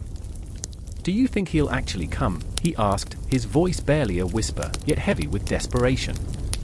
I could see the shadows of his past etched on his face, the ghosts of his failures haunting his every move. He was a warrior by birth, yet here he faltered, trapped beneath the crushing weight of expectation. "We can't let him win, can we?" The question hung in the air like a blade poised to fall, and I felt the sting of vulnerability deep within my chest. I remember the quiet chaos that enveloped us, the palpable fear that coiled tightly around our throats. The distant rumble of thunder mirrored our collective heartbeat. It was more than just a fight for survival, it was a battle for existence itself. We were at war with fate, and the cosmos watched, an indifferent spectator to our struggles. The night bore witness to our resolve, a cosmic theater where we were both actors and audience, caught in a dance of destiny. As the first crack of lightning illuminated the sky, revealing a flicker of Zeus's silhouette, powerful, terrifying, I felt a shiver run through me. He was magnificent, a celestial being whose very presence demanded reverence. But beneath that brilliance thrummed a darkness that resonated with the fears of every soul present. Would he be our salvation or our doom? The question spiraled like the winds, begging answers that evaded us. I could see Cassia's jaw tighten, determination surging like a wildfire within her. "We can't just wait for him to decide our fate," she declared, her voice a fierce battle cry that ignited the embers of courage among us. "We fight for our right to exist. We fight for every soul that has been crushed under the weight of his tyranny." Her words hung in the air, a rallying call that echoed against the night, awakening something fierce and unyielding within me. I felt the blood rush to my cheeks, igniting a flame of hope that flickered weakly but refused to die. Lysander's eyes met mine, a silent agreement passing between us before he turned back to Cassia. "If we're going to face him, we can't falter. Not now." His voice trembled, but there was a strength in that vulnerability, a shared understanding of our fears, our losses. Together, we would face the storm. The ground trembled as Zeus's thunderous laughter resonated through the earth, a sound that shook the very foundation of our resolve. The cosmos itself seemed to hold its breath, waiting for the inevitable clash. I could feel it in my bones, the electric thrill of impending battle. It was a reminder that we were alive, that every heartbeat counted, resonating like a drumbeat in the silent expanse of the universe. I remember that moment when our resolve solidified, the air thick with defiance. Underneath the swirling clouds, beneath the weight of uncertainty, we stood united. Cassia, Lysander, and I. A trio of flawed warriors bound not just by purpose but by the raw threads of our humanity. We were scared, yes, but we were also alive, and in that fierce embrace of fear and hope, we found strength. The sky cracked open, revealing a celestial battlefield where the line between chaos and order blurred. As the figures of gods and mortals crashed together in a cacophony of sound, I felt the universe shift. Time twisted and turned, moments stretching into eternity, each breath heavy with the weight of possibility. The cosmos was watching, the celestial body shimmering in anticipation of our struggle. We were at the brink, and I could feel the pulse of destiny thrumming through my veins. Shadows clashed against light, like waves crashing against the shore, each moment drenched in raw emotion. Would we regain our sovereignty, or would we be swallowed by the chaos that Zeus had unleashed? The answer lay just beyond our reach, waiting to be seized. With every heartbeat, every breath, the storm raged on, a tempest of fury and hope, and we were caught in its eye, ready to confront the darkness together, forever bound by the chaos of our choice. The darkness hung heavy in the air, a palpable tension humming as I stood there, a witness to the birth of mankind. Shadows danced on the walls, grotesque silhouettes flickering with the flicker of dying torches. The distant echoes of a hammer striking stone rang like a heartbeat, steady and relentless, each clang resonating with an ancient urgency. In the heart of this chaos, Prometheus labored, his hand stained with the ash of creation, a god trapped in the flesh of a mere titan. He was a paradox, bold and trembling, yearning to ignite the spark of life, while the weight of the cosmos pressed upon his shoulders like a shroud. I remember the way he looked at the lifeless husk before him, the earth molded into the semblance of humanity, waiting for the breath of the divine. His eyes, fierce yet haunted, were mirrors reflecting the glimmer of hope and the abyss of despair. "What have I done?" he whispered, the question threading through the air like a noose tightening around his thoughts. It wasn't just the clay he sculpted, it was the very essence of existence he was daring to conjure, fragile, beautiful, and wrought with anguish. Beside him, Pandora stood, a whirlwind of conflicting emotions. Her heart raced like a caged bird, fluttering against the bars of her fate. She was the embodiment of curiosity, a storm brewing within the confines of her chest. "You can't," she urged, her voice raw with fear. "You don't understand the weight of what you're about to unleash." Her beauty was sharp, an edge that cut through the haze of ambition and dread. The glimmering promise of life shimmered in her eyes, yet the shadows of doubt curled around her like smoke. But Prometheus was relentless, his spirit ablaze with the fire of rebellion. "I have to," he insisted, igniting a desperation in his tone that sent ripples through the cavernous space. "They deserve a chance. They deserve to feel the warmth of the sun, to taste the sweetness of freedom." The air crackled with his fervor, each word a spark igniting a dangerous flame in Pandora's chest. The dichotomy of creation and destruction hung heavy between them, fraught with the tension of 1,000 unspoken fears. And then, the moment came, an exhale, a whisper that threaded through the silence like a prayer. Prometheus knelt, the earth beneath him trembling, as he leaned down, lips parting to bestow the breath of life. It was a fragile thing, this act of creation, and as he exhaled, I felt the very fabric of existence shift. The lifeless clay stirred, and in that heartbeat, the world teetered on the precipice of something monumental.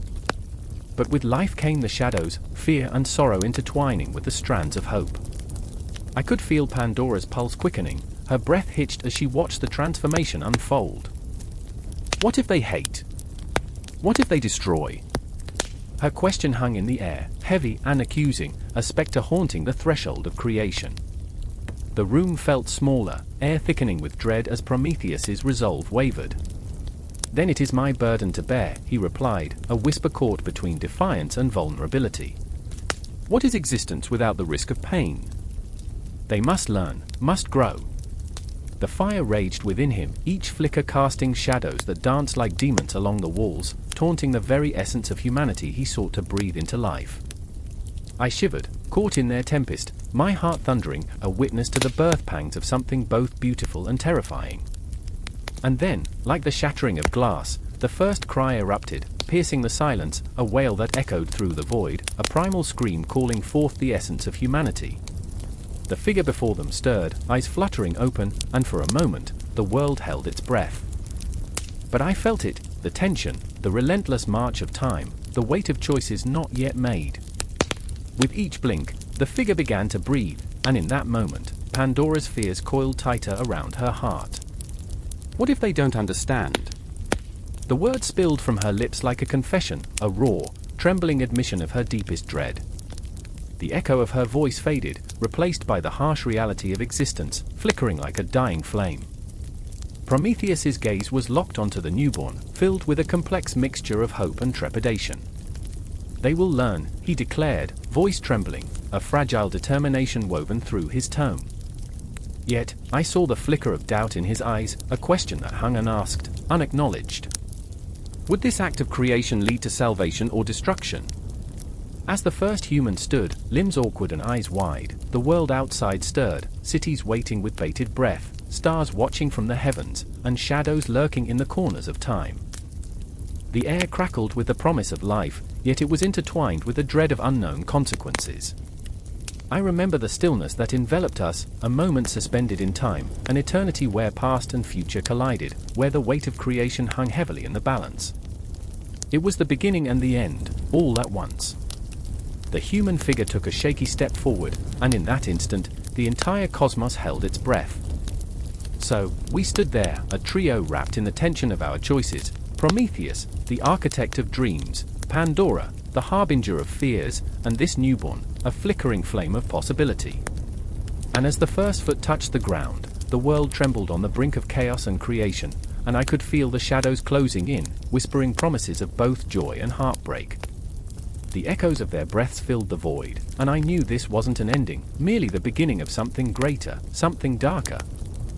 The anticipation hung thick in the air like the scent of rain before a storm, each heartbeat a reminder that creation has a cost, and we were all poised on the edge of that reckoning, waiting for the inevitable clash of light and darkness to unfold. The moon hung low, a silver disk looming over the city, drenching cobblestone streets in eerie light. I stood there, pulse racing, the heavy silence of the night pressing down on me like a weight. Shadows danced along the walls, whispering secrets of the past while the scent of smoke lingered in the cool air. My heart beat to the rhythm of impending dread, a ticking clock echoing in my mind. Somewhere, a child cried, the sound piercing the stillness, bringing me back to the present. I remember the night everything changed. Myra was there, her auburn hair catching the moonlight, glistening like flames of desperation. She gripped my arm, her fingers trembling, eyes wide with fear. "They're coming," she gasped, each word a gasp of air, fraying at the edges. She didn't need to elaborate. The whispers had circulated for weeks, a storm gathering just beyond the horizon. Tensions were rising, and we, the children of the Golden Age, were too damn naive to realize we were standing on a precipice. "What do we do?" I could barely speak, my voice a raspy echo of her own panic. She swallowed hard, her gaze drifting to the shadows. "We fight. We find our voices before they drown us out." The defiance in her words ignited something deep within me, a flicker of resolve. But beneath it lay an undercurrent of despair, a crack in her armor that hinted at the weight she carried. Then there was Elias, always lurking at the edges of our lives, an enigma draped in shadows. Even in the dim light, I could see the scars etched into his skin, remnants of battles fought long before last sun's rise. "We don't have time for dreams," he said, voice gravelly, like stones grinding beneath heavy boots. "Dreams are for fools." His jaw clenched as he stepped closer, the air thickening with tension. "We need to act now." I remember how I felt then, torn between the desire to dream and the stark reality we faced. The Golden Age was supposed to be a time of prosperity, a harmonious symphony of life. But as we stood there, the flickering lanterns casting ghostly shadows, it felt more like a brittle facade, one breath away from shattering. "Everything is at stake," Myra whispered, her voice cracking like old parchment. "Our voices, our dreams, they'll silence us."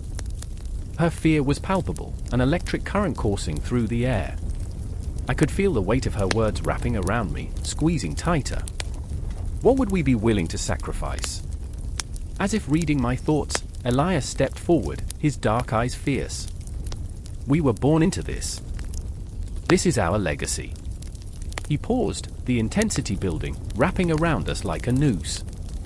"But legacies mean nothing if we don't fight to keep them." I nodded, a futile attempt at solidarity, but doubt gnawed at my insides. What if our fight was in vain? The city, with its gilded streets, was losing its luster, the allure fading beneath layers of greed and corruption. The Golden Age became nothing more than a mirage, the shimmering illusion of prosperity hiding the decay beneath. I remember the night our dreams collided with reality. The distant sound of drums echoed like a heartbeat, growing louder, reverberating through the air. Myra's grip tightened on my arm, and I could see the flicker of fear in her eyes morphing into resolution. "Let's make them hear us," she breathed, her spirit igniting like wildfire. But Elias shook his head. "Voices aren't enough. We need to be louder, more than just whispers in the dark." A part of me wanted to scream in agreement, but another part trembled in fear. What would happen if we failed? What if our cries for justice echoed back into the void, unanswered? The thought sent a chill racing down my spine, twisting my stomach like a knife. We stood at the precipice, three souls tangled in a web of hope and despair, our dreams like fragile glass suspended in the air. Then the drums surged, a tide of sound crashing against us, a declaration of war that terrified and exhilarated. The shadows crept closer as if the night itself conspired against us, pulling us into its depths. I remember the taste of iron on my tongue, the weight of fear pressing down like a boulder. I could almost hear the clock ticking, each second dripping away like a candle burning low. Caution faded as we steeled ourselves for the confrontation. The drums echoed a heartbeat that thrummed in unison with our own, a rhythm of chaos and courage intertwining. We were alive in that moment, vulnerable yet unyielding, the world around us dissolving into a blur. Together, Myra said, her voice steady, laced with the fire of 1,000 unspoken dreams.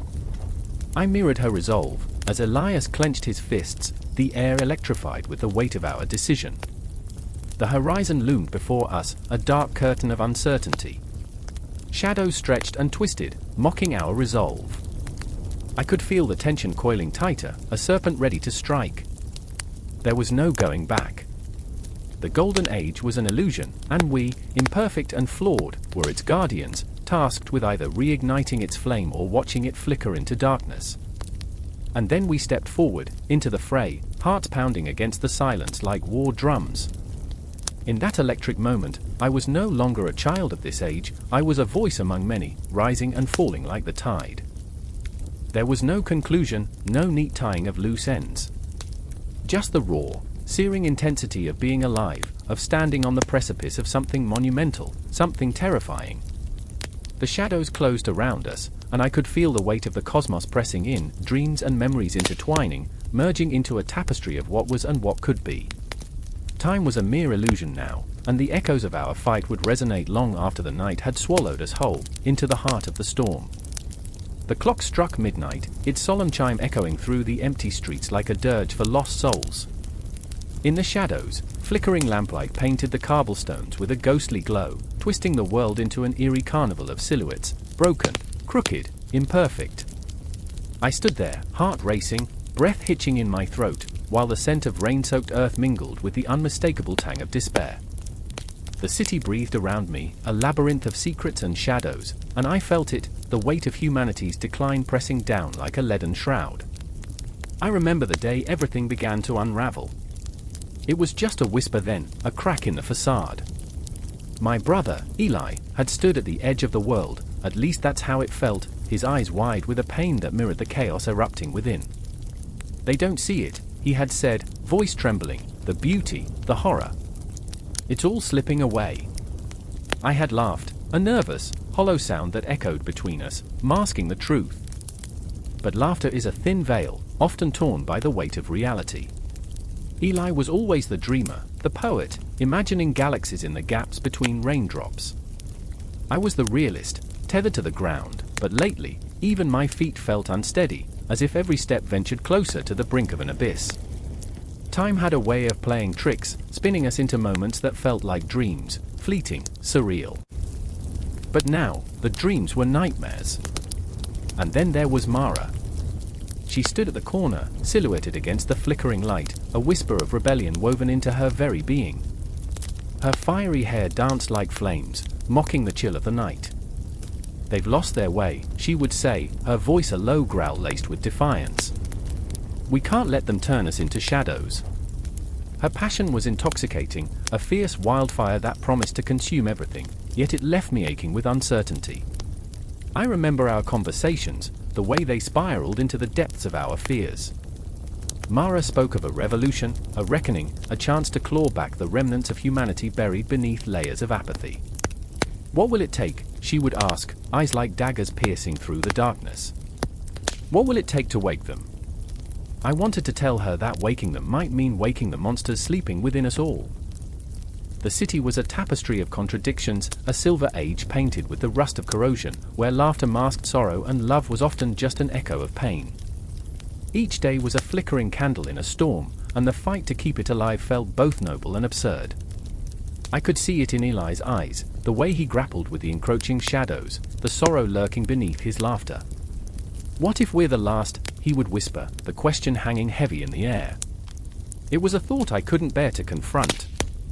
Then came the nights when the stars seemed to dim, swallowed by an unseen force. Those nights, our dreams twisted into grotesque shapes, morphed into specters that clawed at our sanity.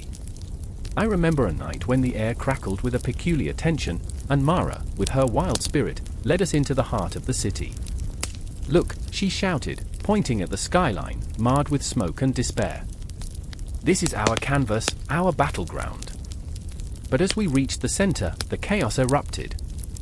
Citizens, once vibrant and alive, now veiled in grey, surrounded us. Their hollow eyes reflected nothing but the void, faces twisted in anguish. It was as if the city had become a living thing, choking on its own decay. I saw Eli shrink back, his shoulders slumping, and Mara's fire dimmed just a notch. It was in that moment I felt the inevitability creeping in, that creeping dread that perhaps there would be no salvation. "Fight! Fight for what we've lost!" Mara shouted, her voice rising above the cacophony. But the words fell like stones into a chasm, swallowed by the apathy that hung thick in the air. I could feel it, a tension so palpable it made the hairs on my arm stand on end. It was the silence before the storm, the breath before the plunge. I remember turning to Eli, searching for the flicker of hope in his eyes, but all I found was desolation. "We're fighting shadows," he said, voice breaking, and it echoed in my mind like a haunting refrain. What if he was right? What if we were losing ourselves in the pursuit of something that would never be reclaimed? The confrontation was swift, a storm unleashed. The shadows morphed, and suddenly, the city erupted into chaos, cries of rage, of fear, the sound of humanity unraveling. I felt adrenaline coursing through me, a desperate fight-or-flight response igniting my senses. My breath quickened, the world swirling around me in a blur of color and sound, chaos erupting like fireworks in the night sky. But amidst the turmoil, I caught a glimpse of Mara, defiant, her voice rising above the din, a beacon of resistance. "We will not let them take us," she screamed, and yet it felt like a plea, a prayer to gods long forgotten.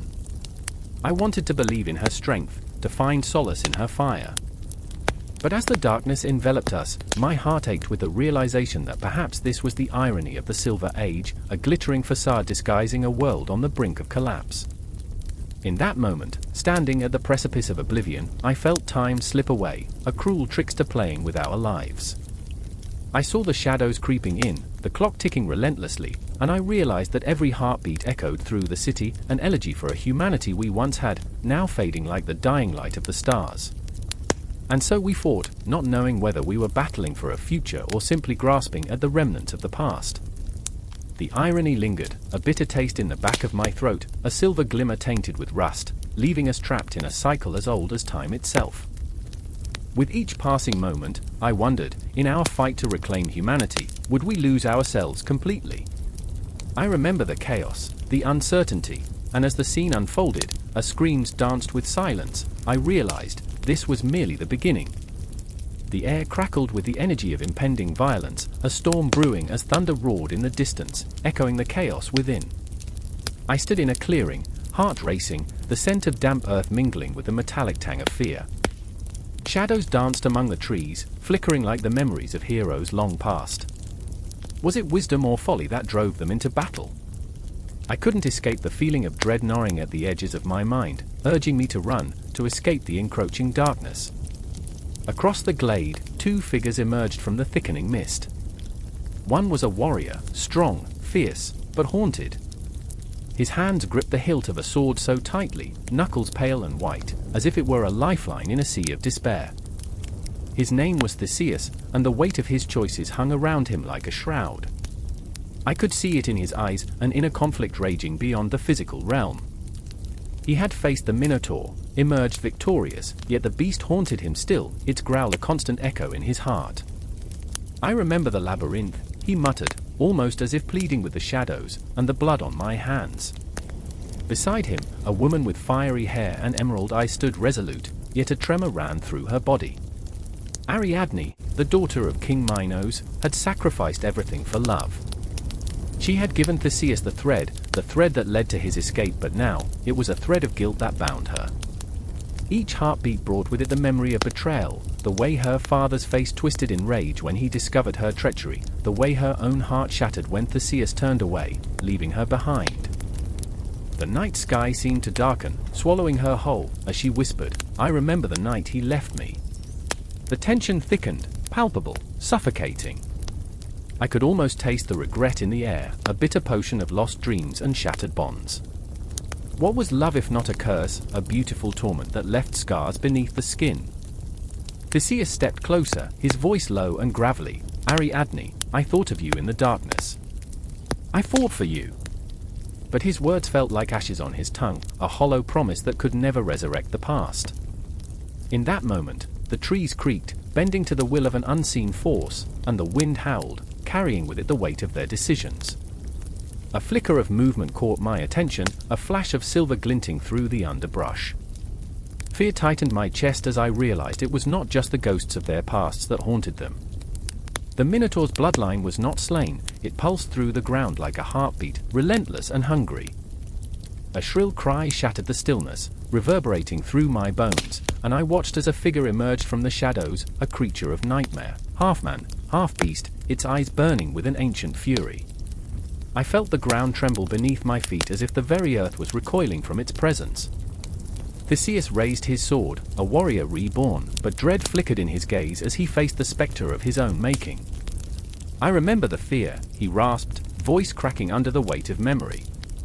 Ariadne reached out, her fingers trembling as they brushed against the hilt of Theseus's sword, a gesture of unity and desperation.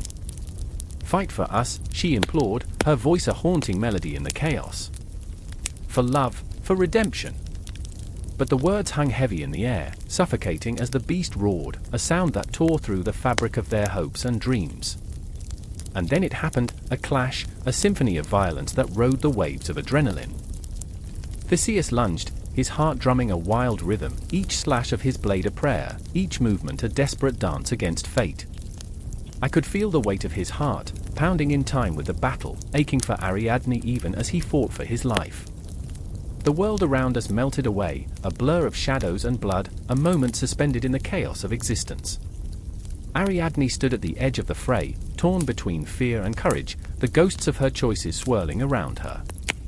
She felt the sharp sting of betrayal, not just for Theseus but for herself. How could she love a man who left her? How could she stand by as he faced the monster that was birthed from her own father's darkness? The ground shook with the brutality of the fight, but the real battle was within her. "I remember," she whispered, her heart a fragile bird fluttering against the cage of her emotions. "I remember love." The beast charged, its breath hot and rancid, and I felt the air thicken with despair. It sought not just revenge, but to collect the souls of the broken, to feed on their pain. Theseus swung his sword, a flash of steel against flesh, but each strike felt less like victory and more like a desperate plea to reclaim what was lost. "Ariadne," he shouted, a rawness in his voice that cut through the din, "stay back." But she couldn't. The agony of watching him fight alone ignited a fire within her, one that burned with the weight of every sacrifice she had made. She stepped forward, heart racing, catching a glimpse of the threads of destiny woven into their fates. Together, she cried, a battle cry that echoed through the shadows. And then it happened, a moment suspended in time. A decision sparked like a flame, illuminating the darkness with the promise of hope.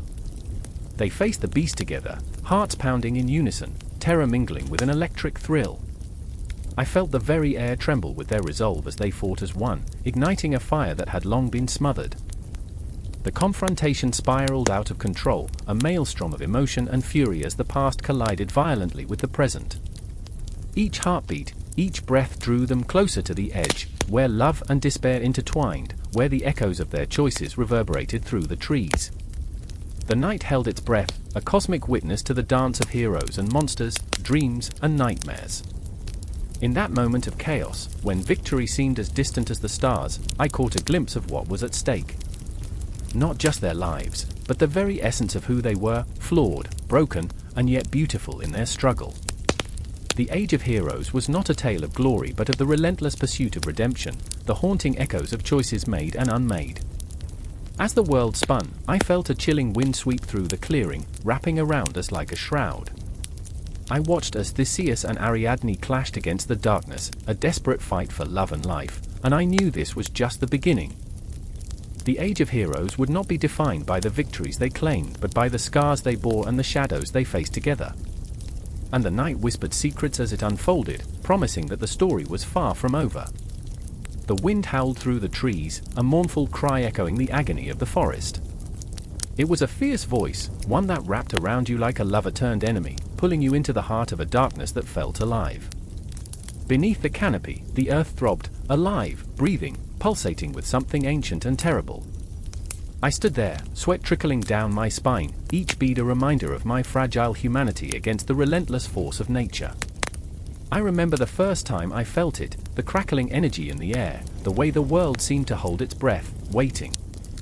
It was a storm, but not just any storm.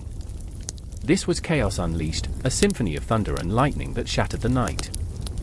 And there she was, Emma, her face illuminated by flashes of electric light. Her eyes were wild, dancing with fear and exhilaration, a contradiction of joy and despair that mirrored the tempest around us. "Do you hear it?" she screamed, her voice a fragile whisper against the roar, yet infused with an urgency that resonated deep in my bones. "It's calling us!"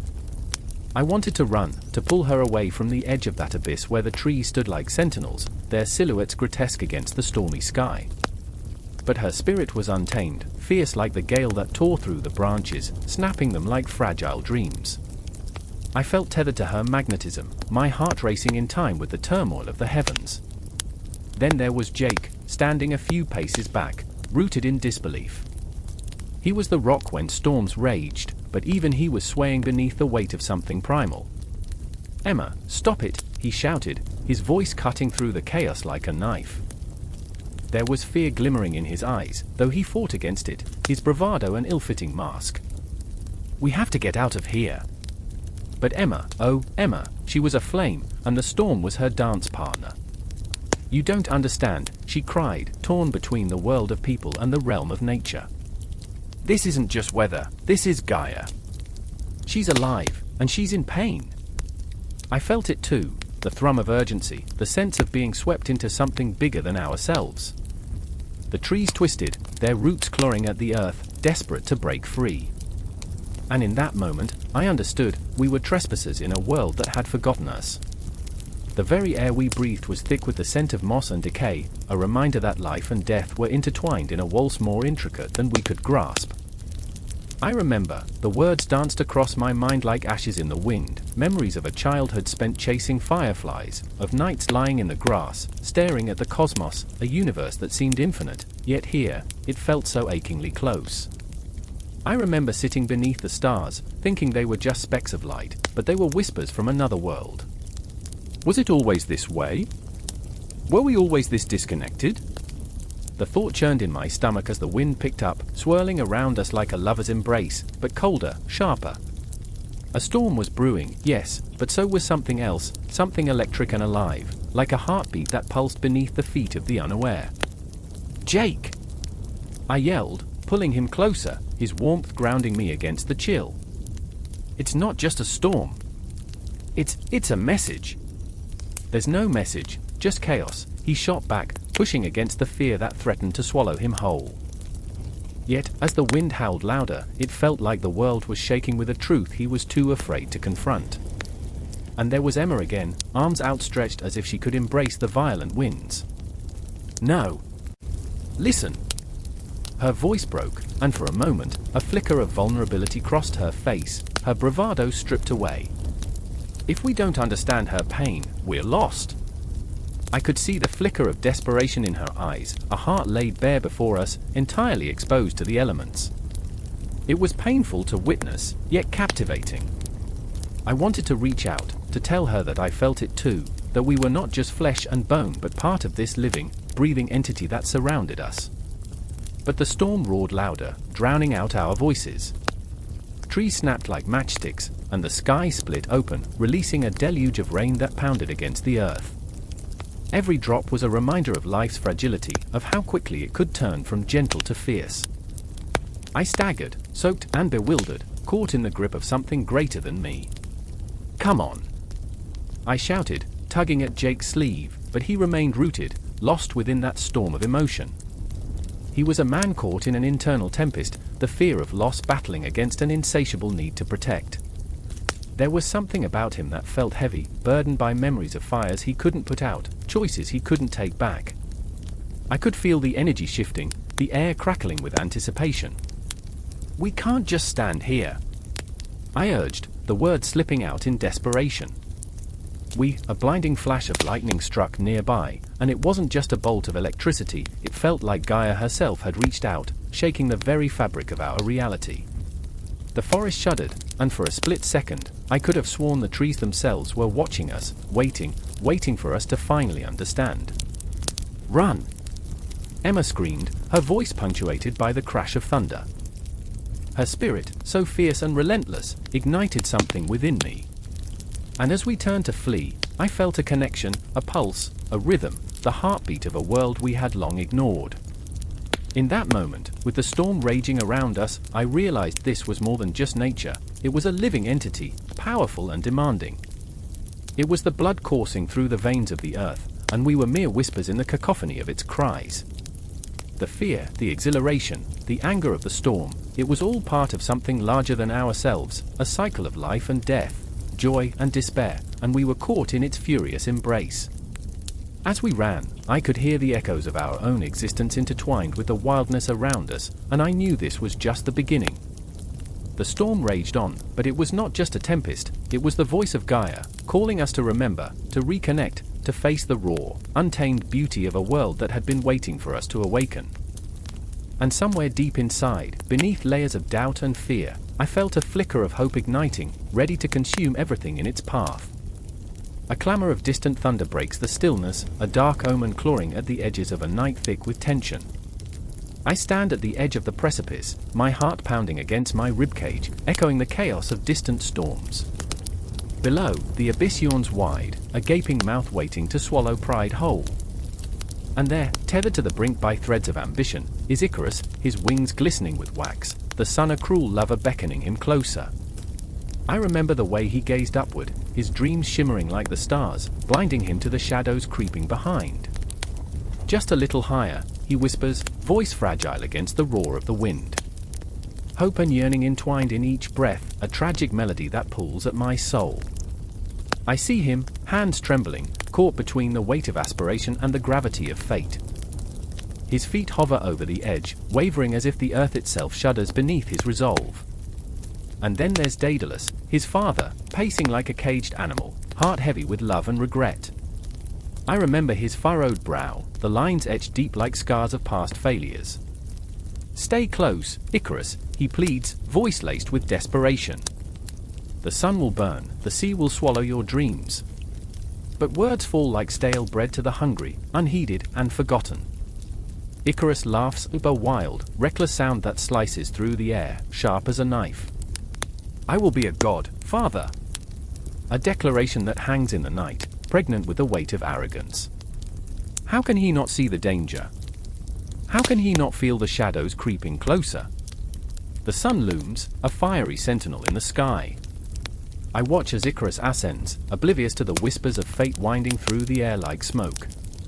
Higher and higher he goes, each beat of his wings a symphony of triumph. With every flap, the world beneath him shrinks, he is invincible, a conqueror of the heavens. I want to scream, to tear through the silence, to shake him from this intoxicating dream. But my voice is trapped in the chasm of fear. The sun's glimmer turns wicked, a smirk curling at its golden edges. I feel it, an electric tension in the air, a charge that crackles along my skin. It's a warning, a prelude to disaster. Time stretches, a taut string ready to snap. I gaze at Daedalus, his face pale, eyes wide with terror. His body shudders, a man caught in the grip of impossible dread. "Icarus," he cries, desperation spilling into the void. But it's too late. The sun, insatiable, reaches for his wings, melting the wax until it drips like tears, sweet, heavy, and tragic. I remember the moment everything shattered, the beautiful recklessness of youth crashing against the cold, hard truth. Icarus plummets, a comet spiraling toward the Earth, and in that instant, my heart breaks alongside his dreams. The air thickens, suffocating with loss, as the water embraces him like a lover, dark, unknowable, and unforgiving. And still, Daedalus stands, haunted by a love that cannot save. A father's agony etched upon his face, the weight of hubris heavier than stone. I should have known, he whispers to the wind, a confession steeped in sorrow. This was his creation, his son, soaring too high, reaching for what was never meant to be grasped. I remember the stories told around flickering fires, the warnings of gods and mortals intertwined, lessons inked in blood and tears. Hubris, the ancient Greeks warned, was a poison that turned dreams into nightmares. It whispers sweetly, a siren's call that draws you into the depths, whispering promises of greatness while sharpening the blades of fate. A chill runs down my spine as I step back from the edge. I'm not just an observer in this tragedy. I am a participant in a dance of ambition and despair, a mirror reflecting the fragility of our ambitions. I think of myself, of the dreams I cradle, the desires that claw at my chest, urging me to reach higher, to seize the moment and never let go. How easy it is to forget the shadows looming behind, the fate that waits to strike. The night wraps itself around me, a shroud of darkness that presses close. It is a reminder that we are all architects of our destinies, building towers of aspiration that can crumble with a single misstep. I gaze into the shadows, feeling the weight of countless souls who have danced this perilous waltz, heroes and fools alike, each bearing the wounds of their hubris. I remember the stories of Narcissus, gazing into the pool, entranced by his own beauty, blind to the love that surrounded him. I remember Oedipus, chasing the truth like a hound, only to find it tearing apart his very soul. They too fell, consumed by the fire of their own making, the flames of pride licking at their heels. In the echelons of time, their ghosts remain, whispering caution into the winds that carry our dreams away. And then there is me, standing on the precipice, feeling the tumult within. The storm roars, a cacophony of chaos that echoes the cries of the fallen. I am Icarus, too, flying too close to the sun, daring the cosmos to test my limits. But there's a flicker of resolve in my heart, a spark ignited by the flames of understanding. The night deepens, a velvet curtain shrouding the world in mystery, and I find comfort in the shadows. I know now that hubris is a familiar ghost, one that lingers in our thoughts, urging us toward greatness while silently crafting our downfall.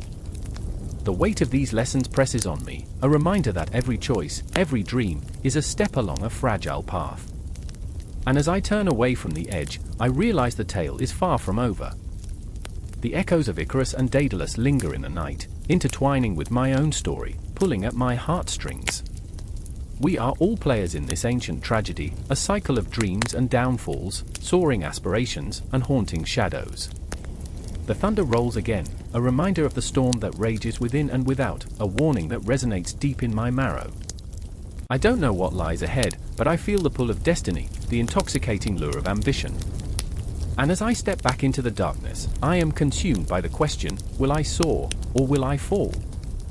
The answer waits, as mysterious and infinite as the night sky, a tapestry of stars woven with the threads of hope and despair. And I, just a flicker in the vastness, am left to wonder, left to dream, left to confront the shadows that whisper my name. The air in the underworld is thick, like a suffocating blanket of dread. It wraps around you, making every breath a laborious task. Shadows creep along the jagged walls, whispering secrets that claw at your sanity. I remember when I first stepped into this twilight realm, the moment my heart sank like a stone. I had thought of death as a release, a soft landing into eternal rest. Instead, it felt like being trapped in a relentless storm, dark clouds swirling, lightning flashing, and thunder crashing all around. Callista stood beside me, her eyes wide with terror. She was the bravest of us all, a warrior forged in the fires of conflict, yet here, in the clutches of Hades, she was reduced to a quivering shadow. Her fists tightened at her sides, nails digging into soft flesh, as if she could anchor herself to this dreadful place. "We shouldn't have come," she whispered, her voice barely a breath, each word laced with regret that echoed in the stillness. I could see her heart racing beneath the surface, a wild animal caught in a trap, longing for escape. Beside Callista, Ares stood, a man who wore his sorrow like a shroud. His eyes were sunken, haunted by the ghosts of the past, each flicker of movement casting long shadows over his features. He had lost someone dear, a sister, a friend, a piece of himself. The underworld was not merely a place to him, it was a reminder of his failures. "We must find her," he insisted, his voice trembling under the weight of desperation, laced with a madness that threatened to consume him. "She's down here somewhere, I can feel it." I wanted to believe him, to find hope in his conviction, but the air hummed with despair, whispering that all was lost. I remember the silence that followed, a silence so profound you could hear the heartbeats of the damned vibrating through the walls. We stood at the edge of a river, the water black as ink, swirling and bubbling with a sinister energy. Charon's boat lay idle at the shore, a cold spectre of fate waiting for its next passengers. I felt as if time had stopped, each second stretching into eternity, and the weight of those who had crossed before us pressed upon my soul. "What if we're too late?" Callista murmured, her voice breaking, the brave facade slipping away. I wanted to tell her that it was impossible to be too late in the underworld, that time was an illusion here, a cruel trick played by Hades himself. But how could I comfort her when I could barely comfort myself? I remembered my own losses, the faces that lingered in my mind like echoes of laughter now silenced. And then the shadows shifted. A figure emerged from the darkness, cloaked in grey, moving with a fluid grace that sent chills racing down my spine. It was Persephone, the queen of the underworld, her presence a contradiction of light and dark. Her eyes glimmered like stars trapped in a night sky, and I felt a pull, an unexplainable force that drew me closer. But beneath that ethereal beauty lay an abyss, a deep sorrow that mirrored our own. "You seek what has been lost," she said, her voice smooth as silk yet tinged with a chilling finality. "But the underworld does not release its grasp easily." Ares stepped forward, his determination rekindled in her presence. "Help us," he begged, his vulnerability laid bare, the mask of bravado slipping away. "We cannot leave without her." The air thickened with tension, the ghosts of the fallen swirling around us, their whispers rising like the steam of a boiling cauldron. I could almost hear their stories, tales of love and loss, betrayal and redemption, each voice weaving into a tapestry of despair that hung heavy in the air. Callista's breath hitched, and I could see in her eyes a flicker of hope, a spark that dared to believe. But I was torn. I could feel the weight of the choices before us, the risks we had to take. "What price must we pay?" I asked, my voice barely a whisper, fear crawling up my throat like a serpent. The question hung in the air, a tangible entity, and I could sense the answer even before it came, a price too high, a sacrifice that would leave us shattered. "Nothing is ever free in this world," Persephone replied, each word dripping with a haunting truth. "You must confront your greatest fears, your deepest regrets, and in doing so, you may find what you seek, or lose everything." The shadows flickered around us, claws of doubt digging into my heart, pooling dread in my stomach. Ares clenched his jaw, determination sparking in his gaze, but Callista's face paled, the weight of reality crashing down like a tidal wave. "I remember," I began, but my thoughts scattered like leaves caught in a tempest. I remembered the laughter that once filled my days, the warmth of a hand I would never hold again. I remembered the dreams I had woven, now frayed and torn. I remember, I whispered again, more to myself than to anyone else. The underworld was a reflection of our souls, a mirror held up to our darkest fears, and I was terrified of what I might see. The river beside us bubbled with a feral energy, a living entity that pulsed and throbbed as if it were alive. I felt the pull of the current, the eternal flow of souls searching for solace. "This place, it feeds on despair," I murmured, realization dawning like a cold sweat. "We must not give in, we can't let it win."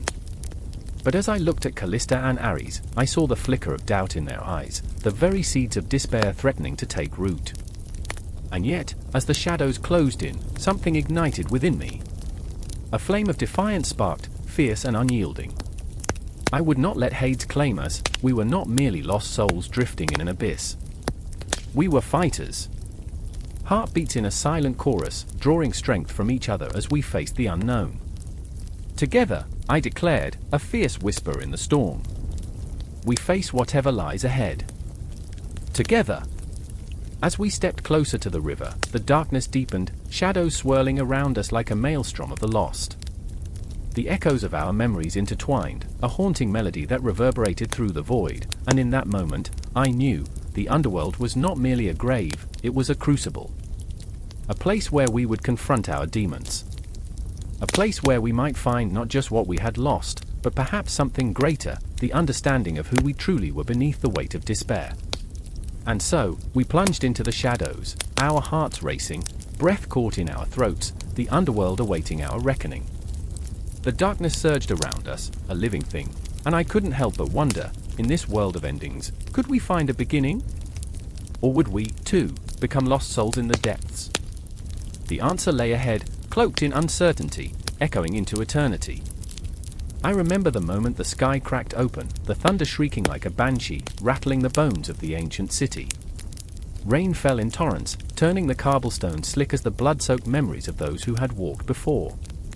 I stood there, drenched to the skin, heart pounding like the war drums of ours, each beat a reminder that fate was an insatiable beast, gnawing at the edges of my existence. Do you feel it? Cassandra's voice sliced through the chaos, her eyes aflame with a wildness that made my skin crawl. The weight of what's coming. I wanted to scream, to tell her that I didn't want to feel, didn't want to know the immutable threads of destiny weaving us into this terrible tapestry. But instead, I nodded, and regret curled around my heart like a viper. Her visions, always swift as the wind and sharp as a dagger, were suffocating, and I felt the air fill with electricity, the promise of something monumental and dreadful. Our friend, Andros, stood a little distance away, wrestling with his own fears. He was a warrior, trained for battle, yet now, he looked like a lost child, clinging to a broken sword as if it could shield him from the oncoming storm of fate. His brow was furrowed, and every muscle in his body was taut, ready to spring forward into confrontation, or maybe run back into the comforting arms of ignorance. I remember, he whispered, almost to himself, the day I chose the sword over the plough. I remember the promise I made to my father, and now, his voice trailed off, swallowed by the thunder that rolled ominously overhead. It was a promise steeped in blood, one that tethered him to a path paved with fate's cruel hand. I could see it breaking him, the realization that destiny had no room for dreams, only choices made under the weight of the gods' indifferent gaze. Don't you see? We're just pieces on a board, Cassandra urged, her hands clawing at the air as if trying to grasp the threads of our fates, the ones woven by the Moirai. The fates spin, weave, and cut, we dance to their tune, and tonight we are but puppets. Her passion ignited a fire in me. You can't believe that. We have power. There's strength in our choices. But deep down, a chilling doubt slithered through my thoughts. How many times had I felt the grip of inevitability clutching at my throat? How often had I stood at a crossroads, wishing for the courage to choose but feeling the unseen hand of fate steering me toward a predestined end? I thought of the myths, how heroes and heroines, once bold and bright, crumbled beneath the weight of destiny. The rain pounded harder now, a relentless drumbeat. The ground beneath us felt alive, as if the city itself was a sentient being, breathing, pulsating with history. Shadows flickered in the corners of my vision, whispers echoing the fears of those who had come before, lovers torn apart, warriors lost to their own hubris, dreams extinguished before they ever bloomed. I remember the faces of those who fought and fell, Andros murmured, thick with emotion as he gripped his sword tighter. The ones who thought they could outrun their destinies, only to be swallowed whole by the monster they sought to defeat. He looked at Cassandra, his voice trembling. You see visions, but can you see the end? Can you see if we survive this? Sometimes, she said, her breath catching, the end is just the beginning. But you, her finger jutted toward him, you must break free of the chains of what you think you know. You must carve your own path. The wind howled in response, and I felt it, an ancient energy crackling in the air, the pull of the cosmos, the clash of fate against free will. I wanted to scream that we could defy the stars, that we were more than just marionettes in a grand, cruel play, but a visceral fear clawed at me. Did we even have a choice? Was it all an illusion, the comforting lie we told ourselves as we stepped into the dark? The shadows grew longer, stretching toward us, whispering secrets of our undoing, taunting us with memories of past failures. I could see Andros faltering, his spirit battling against the despair that threatened to overwhelm him. Cassandra, what if I'm not the hero everyone thinks I am? What if I'm just another casualty of fate? Then we die fighting, she shouted, her voice slicing through the storm, fierce and unyielding. If we must fall, let it be with defiance, let it be with the knowledge that we chose to fight back against the tide. It was both a rallying cry and a lament, echoing in my chest, igniting a fire deep within me. I remembered the dreams I had long forsaken, the visions of a life unbounded by fate, and I wanted to hold on to them, to embrace them like a lifeline cast into turbulent seas. Cassandra, I whispered, no more hiding. If we are soldiers, let's charge into the fray. But even as the words slipped from my lips, I felt the weight of destiny crashing down on us, relentless and uncaring. It was a cruel game we played, where hope and despair danced side by side, and every choice echoed in the vastness of the cosmos, rippling through time like a pebble cast into a still pond. And then, in a heartbeat, everything shifted, the air thickened, the world around us blurred, and I realized we were no longer just ourselves, we were vessels of something greater. A storm was brewing, and it was not just the rain that fell, it was the weight of generations, the hopes and fears of those who had walked this earth before us, and those yet to come. Cassandra's gaze turned skyward, eyes glistening with fervor. We stand at the precipice, my friends. Are we to be mere whispers in the wind, or will we etch our names into the fabric of time? And in that moment, the storm felt less like an enemy, more like an embrace, wrapping around us as fate and destiny loomed ever closer, waiting to reveal their hand. The air crackled with the electric charge of impending disaster, a storm of anxiety swirling like restless spirits in a haunted cemetery. I stood at the edge of the ancient square, where cobblestones glistened in the dim light, slick with rain and foreboding. Shadows danced like desperate souls against the towering stone walls of the cathedral, where whispers of those who sought the oracle echoed through the ages. The night was heavy, weighed down by secrets too potent to bear, each heartbeat a drumroll to the unknown. I remember the moment, the guttural scream that pierced the silence, shattering the stillness like glass. It was Sarah, her voice a chilling wail, eyes wide with terror, as if she could see the future unfold in twisted fragments before her. She grasped my arm, her fingers cold and trembling, a lifeline in the chaos. It's coming for us. The prophecy, it's true. Fear twisted my insides, a serpent coiling tightly, whispering doubts and dark possibilities. I had always been a skeptic, swayed more by logic than by the ethereal nonsense of oracles and fate. Yet here we were, trapped in a web spun by whispers, edges fraying like the threads of our sanity. In that grim moment, it felt less like a prophecy and more like a curse. Across from us, the flickering light of a torch illuminated Daniel's face, carved in shadows, revealing the deep lines of worry etched across his brow. He was our anchor, the one who believed so fiercely in the whispers of the past that he'd chase every ghost down, dragging us with him. We have to find the oracle, he insisted, his voice steady, but desperation lurked beneath the surface, a tidal wave threatening to break. We need to know what's coming. But what of our choices?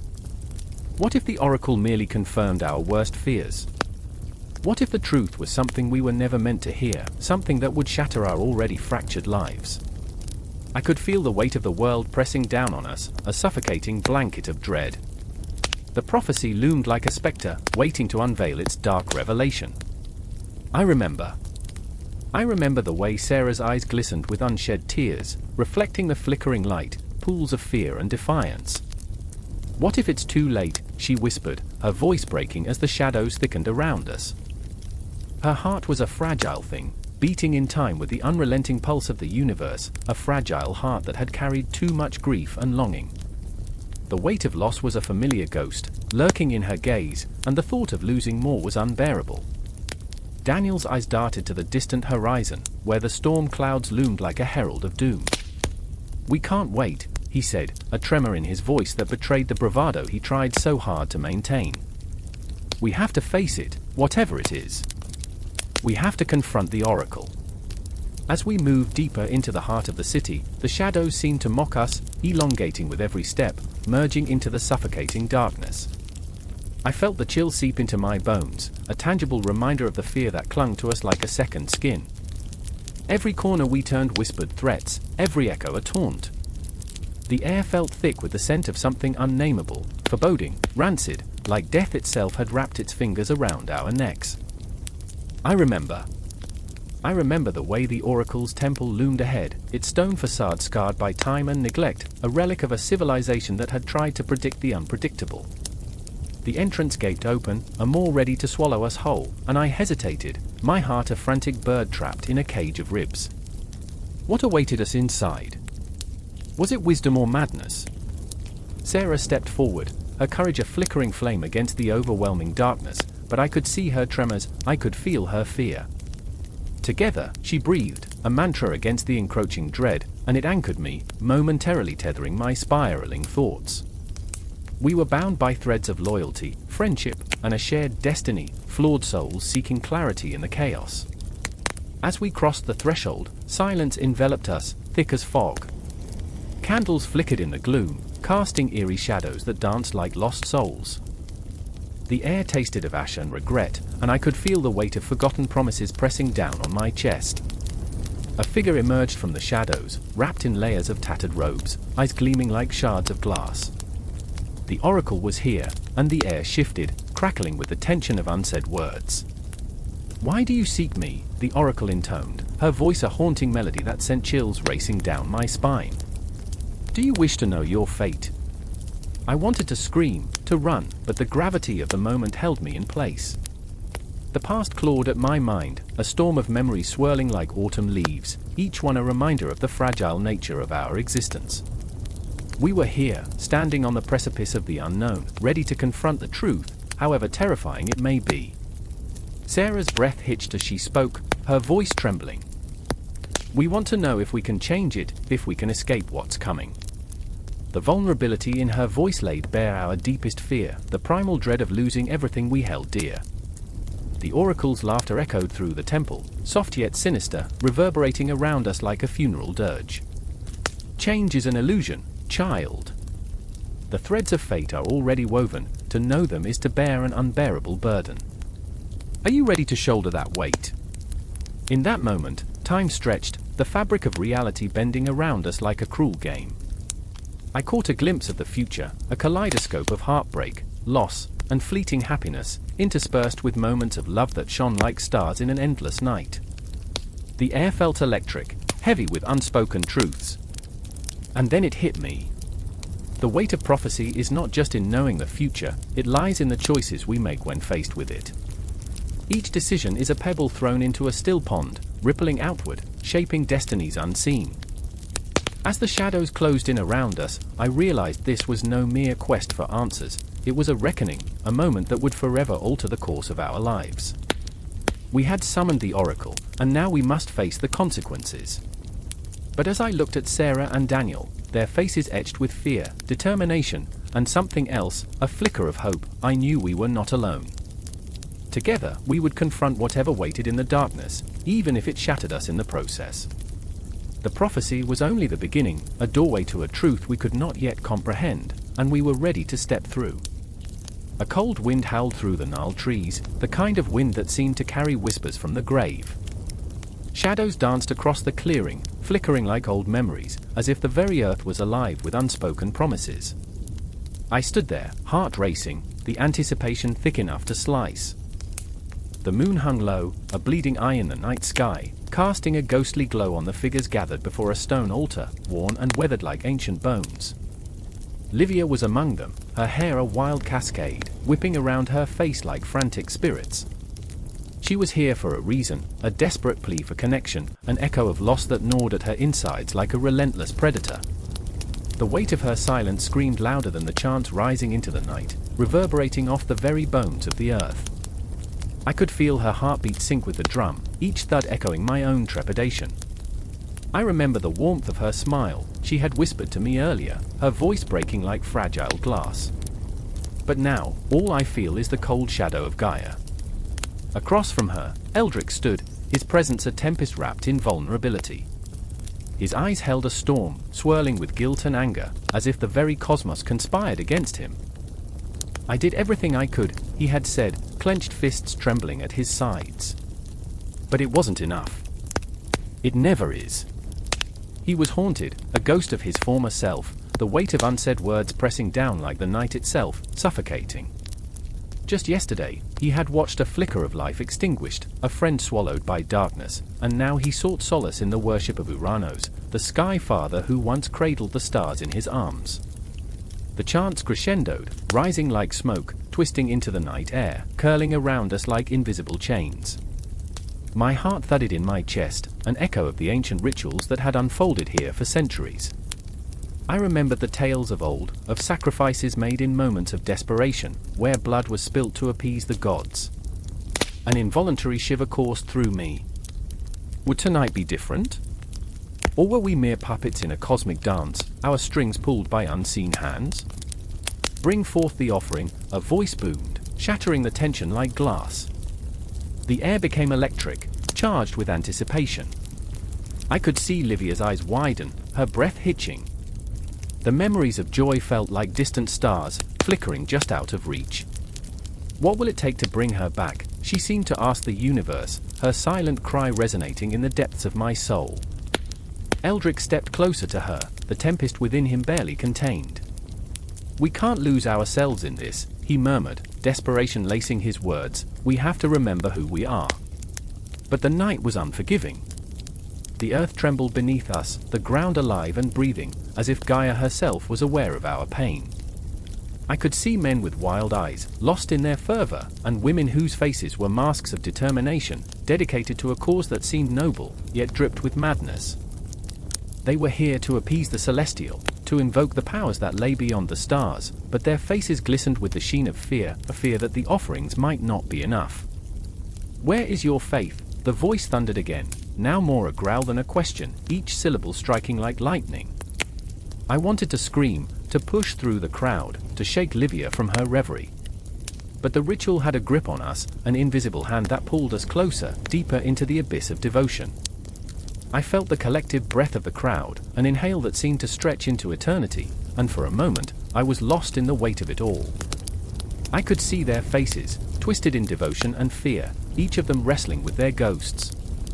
"Remember the stories," I urged silently, "remember the joy that brought you here." But the darkness loomed larger, a palpable entity that fed on our grief. I could feel my heart racing, as each beat echoed against the stone altar, thrumming with the rhythm of despair. Then, with the crash of thunder, the atmosphere shifted. A figure emerged, cloaked in shadows, a silhouette against the moonlight. Every breath, every heartbeat, held its breath, waiting for the revelation. The air crackled, thick with anticipation, as if the universe itself paused to listen. "Tonight, we honor Ouranos and Gaia," the figure intoned, voice deep and resonant, slicing through the air like a blade. "Tonight, we confront the depths of our desires and fears." Livia's eyes locked onto the figure, a mix of hope and dread swirling within her. "Is this really the way?" I could feel her silent plea, her heart wrapped around fragile dreams. Eldrick moved closer to her, fists clenched, as if bracing for the inevitable storm. "What if we're wrong?" he whispered, but conviction replaced his doubt. "What if I have to face the truth?" The ritual shifted, chants now a chorus of longing, yearning to pierce through the veil of night, reaching for something more profound than themselves. I could feel the ground tremble beneath us, a reminder that this moment was not just a transaction but a communion with forces oldest than time. This was the worship of Ouranos and Gaia, a dance on the threshold of creation and destruction, where love and loss intertwined like vines in the dark. The air grew heavier, each breath a reminder of what was at stake. I remember the stars, I found myself thinking, the way they lit up the sky, the way they promised eternity. The shadows around us began to pulse with life, with the essence of those we had lost and the dreams we dared to dream. They swirled, swirling around us like a tempest, and I felt the pull of the cosmos, a connection that was both terrifying and beautiful. And then it hit, an overwhelming wave of realization, a moment that blurred the lines between despair and hope. We are the offerings, I thought, as Livia's hand reached for Eldrick, their fingers intertwining, two souls tethered by shared grief and resolve. I felt the intensity of their bond, a lifeline in the tempest. They were not alone, none of us were. In that heartbeat, I understood, this ritual was not an end, but a beginning, a chance to confront the darkness and emerge anew. The earth trembled beneath us, a reminder that Gaia listened, that Ouranos watched, and that the cosmos spun around our collective heart. As the chants echoed still, louder now, every voice rising into the night, I felt the world shift, an infinite loop of worship, where each heartbeat whispered a promise, where every breath connected us to the past, present, and the uncharted future. And just like that, the ritual continued, the tension spiraling toward infinity, an unbroken thread of longing, pain, and hope woven into the fabric of the night, echoing through time itself, an indelible mark on our souls. The ground trembles beneath him, an echo of the storm brewing above. Shadows twist and turn, creeping up the ancient stone walls of the temple. The air is thick with unease, heavy like the heart of a titan wrestling with his fate. He grips the edge of the altar, knuckles white, as if holding on could keep the sky from crashing down. The clouds swirl angrily, dark and roiling, churning with the weight of forgotten prayers. A gust of wind slams against him, and he thinks of the earth, of Gaia, the nurturing mother who cradles us, yet can unleash wrath without warning. I remember the stories, he whispers, voice trembling, echoing with the ghosts of 1,000 souls who dared to challenge the heavens. The sky feels alive, mocking him, thundering with laughter. You think this is your moment? You think you matter? Across the temple, Ilara watches, her heart pounding in rhythm with the distant drum of a storm. She clutches a withered olive branch, a symbol of peace, but it feels more like a curse now. The weight of her lineage hangs heavy, her father, a priest, whispers of prophecies and destinies, while she grapples with her own. I'm not the chosen one, she mutters, but the words hang in the air, a haunting echo of doubt and defiance. She sees him, Adonis, battling the tempest that rages not only outside but within, a conflict as ancient as the very earth beneath them. She wants to reach out, to cradle his fear, but her own quakes beneath the burden of his gaze. What if the gods have abandoned us? She asks the wind, hoping it might carry her despair to a kinder place. But it only chills her, and she shudders, a flicker of vulnerability laid bare before the unforgiving cosmos. Look at the sky, Ilara, he shouts, voice raw, desperate. It's the embodiment of our fate.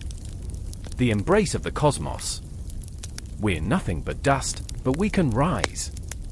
His eyes burn with a wild intensity, the echo of 1,000 dreams fighting against the gravity of despair. Rise, she scoffs, bitterness lacing her words. And how do we rise when the sky looms as a threat? A monstrous reminder of what we cannot control. Her heart aches with the truth of her statement, each beat a reminder of her entrapment in this world where the mighty gods play cruel games with mortals. The air crackles with tension.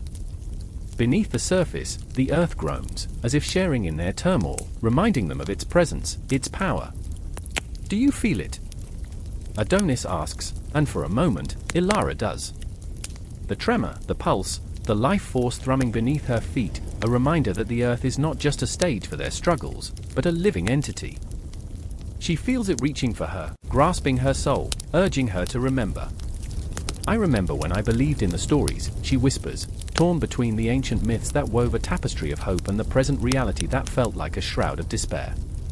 I remember when the sun felt like home, not a distant promise.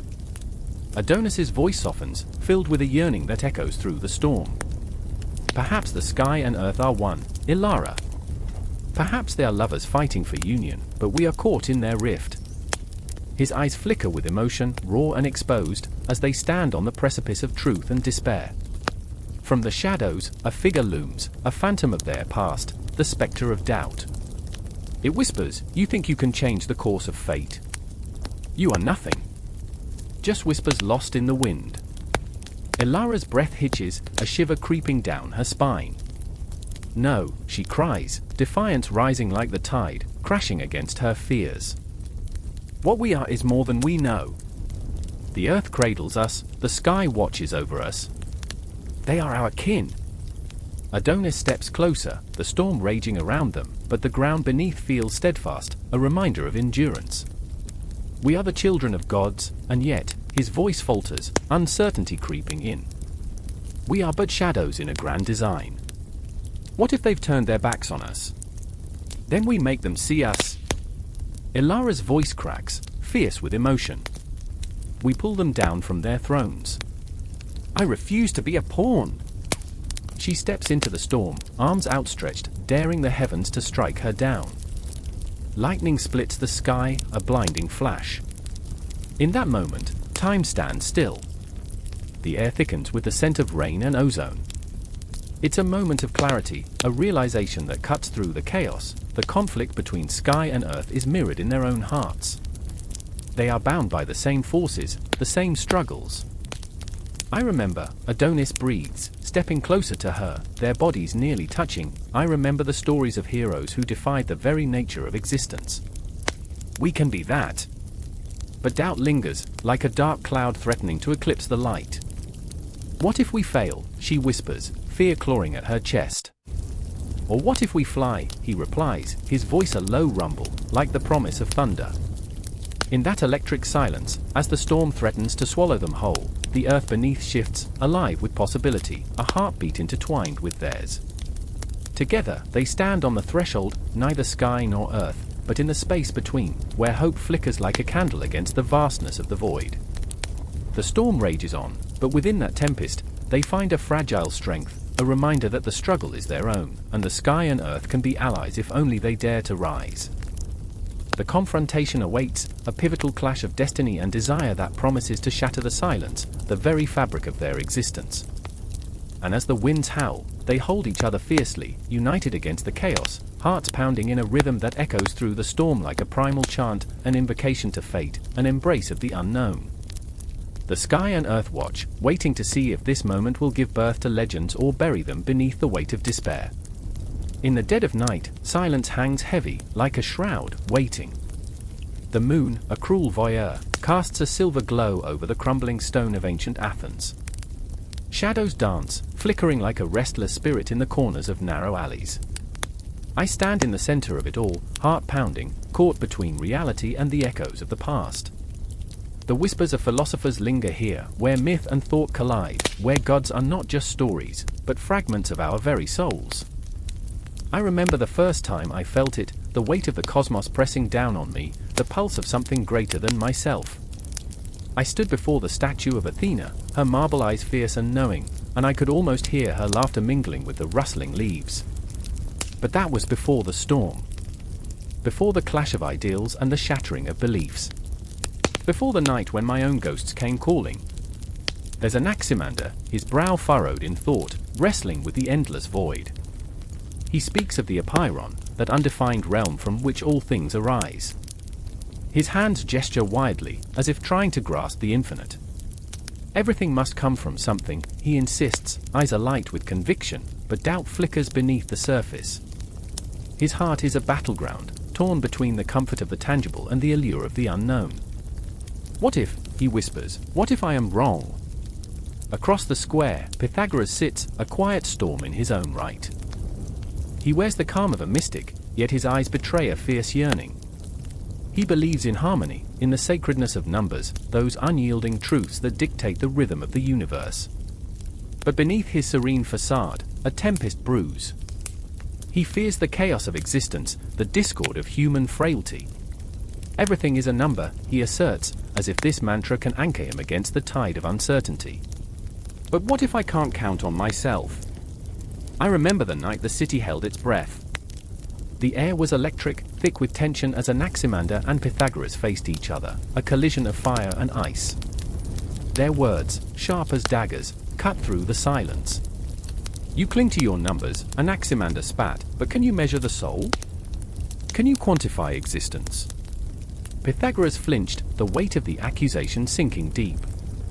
And you, my friend, you float in the ether, ungrounded. What is your reality without structure? The moon's light intensified, illuminating the cracks in their resolve, and I felt my pulse quicken, two minds caught in a tempest, grappling with the fundamental questions that gnawed at their very cores. I could feel the earth tremble beneath our feet, the echoes of their philosophies vibrating through the cobblestones. Every heartbeat in the crowd mirrored the tension building, a collective breath held tight in our chests. I trembled as if pulled by invisible strings, caught in the gravitational pull of their debate. Their voices grew louder, the arguments becoming a dance, a violent ballet of thoughts and fears as they spiraled deeper into the abyss of their convictions. "I dream of the infinite," Anaximander cried, arms outstretched, "but the infinite terrifies me. What lies beyond the stars? What if we are but shadows in a grand illusion?" Pythagoras stepped closer, unyielding. "Dreams are the sanctuary of fools," he shot back, fierce determination igniting his spirit. "The cosmos is a melody, a code that can be unlocked. But what does it matter if you cannot find the harmony within yourself?" The weight of their words pressed against my chest, tight and suffocating. I could feel my own fears rise, threatening to choke me. The truth of their battle resonated deep within, reflecting my own struggles, my own search for meaning in the chaos. Each question was a mirror, revealing my own insecurities. What if I were lost in the void? What if I could never find the melody? And then, like thunder splitting the sky, the tension broke. "You are both lost," a voice cut through the turmoil, raw and filled with anguish. It was a woman, her presence a sudden storm, her own heartache laid bare. "You argue over the cosmos, but you fail to see the simplest truth. Life is not just philosophy, it is the blood that runs through our veins, the laughter of children, the warmth of love." Her words hung in the air, a haunting reminder of what was at stake. I could see Anaximander's eyes widen, the flicker of understanding dawning upon him. Pythagoras shifted, the rigidity of his convictions cracking like ice beneath the weight of her plea. Moments stretched into eternity, and I felt the space between us fill with possibility, a fragile thread spun from vulnerability. In that silence, the shadows deepened, enveloping us all. The city held its breath, the past and present entwined, a tapestry of myth and philosophy woven together in an intricate dance. I could sense the cosmos whispering, a gentle hum beneath the chaos, urging us to confront our fears, to embrace the uncertainty of existence. And just like that, the night breathed again, the air alive with unspoken truths. As the moon hung heavy above us, illuminating the path ahead, I felt an overwhelming sense of connection, a reminder that we are all threads in this grand tapestry, woven by the hands of the infinite. Every heartbeat echoed, a promise that this moment was only the beginning. The confrontation was merely the spark, the real journey lay ahead, intertwined with the ghosts of thinkers past, waiting to be unraveled, waiting to awaken the very essence of who we are. In the shadows of Athens, at this intersection of myth and philosophy, we stood on the brink of transformation, hearts racing, souls alive with the weight of questions yet unanswered. The air was thick with tension, a pregnant silence pregnant with unspoken fears. In the dim light of the flickering candle, shadows danced across the walls, each movement a whispered secret, a haunting reminder of what once was and what might yet come. I stood there, heart racing, pulse pounding like a war drum in my ears. It felt as if the cosmos itself had paused, holding its breath, waiting for an eruption. I remember the moment when it all began to unravel. Gaia, fierce and unyielding like the earth she embodied, stood before me, her eyes darkened with a storm of emotions, love, desperation, and an undercurrent of rage that simmered just beneath the surface. Her voice, usually a melody, now trembled like a quivering leaf in the wind. "Ouranos, do not forsake us." He was there, too, floating above us, a cloud of night and stars, Ouranos, the father of the heavens. But even he, in his infinite vastness, couldn't escape the weight of his own icy heart. "Forsake you," he thundered, the room shaking with his deep tones. But his words were hollow, an echo of uncertainty. His presence felt both expansive and suffocating, as if the very universe conspired against us. I felt caught in the crossfire of their conflicting desires. The air crackled with unspoken history, a love that had once bloomed like spring flowers but now lay wilted and brown under the unrelenting sun. It was here, in this charged moment, that the echoes of their past began to seep through the cracks. "Remember when we danced beneath the stars?" I thought, wishing for a time when their love was a beacon of light rather than a battleground. Gaia's hands trembled, reaching toward the heavens for something she could no longer grasp. I remember, she whispered, her voice barely a breath. The nights when you held me close, when the world was ours, Ouranos. Those words hung in the air, heavy with nostalgia and heartbreak, and I felt them wrap around my throat like a noose. The atmosphere shifted, thickening with the weight of unshed tears. His gaze faltered. I remember, he echoed, but it was a distant memory, a star lost in the vastness of space. His voice fractured, revealing his vulnerability. But what do you want from me? I am not the man you once knew. Time slipped through my fingers like sand, each grain a memory, a heartbeat echoing in the void between them. I felt the universe collapsing in on itself, the walls of creation closing around us. Gaia stepped closer, her fierce spirit igniting a flame within her. I want you back, but you've hidden yourself away in the stars, lost among constellations that no longer recognize your name. Her words were sharp, cutting through the silence like a knife.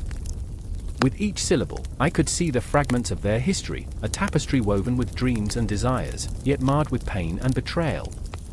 They were two sides of the same coin, destined to collide. I wanted to scream, to break the spell that held them captive in their swirling vortex of anguish. I am nothing without you, she cried, her voice rising to a desperate pitch. You are the sky, but I am the earth. Together, we were whole. Apart, we are dust. The room felt alive, electric with anticipation, the shadows whispering secrets that I could barely grasp. I could almost hear the heartbeat of the cosmos, throbbing in sync with the tension that hung between them. Ouranos stared at her, a mixture of longing and despair etched across his celestial face.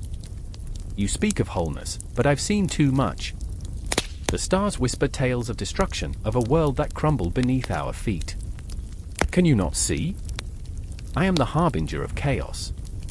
And yet, she shot back, here we are, standing on the precipice of oblivion, and all you can do is let fear guide you.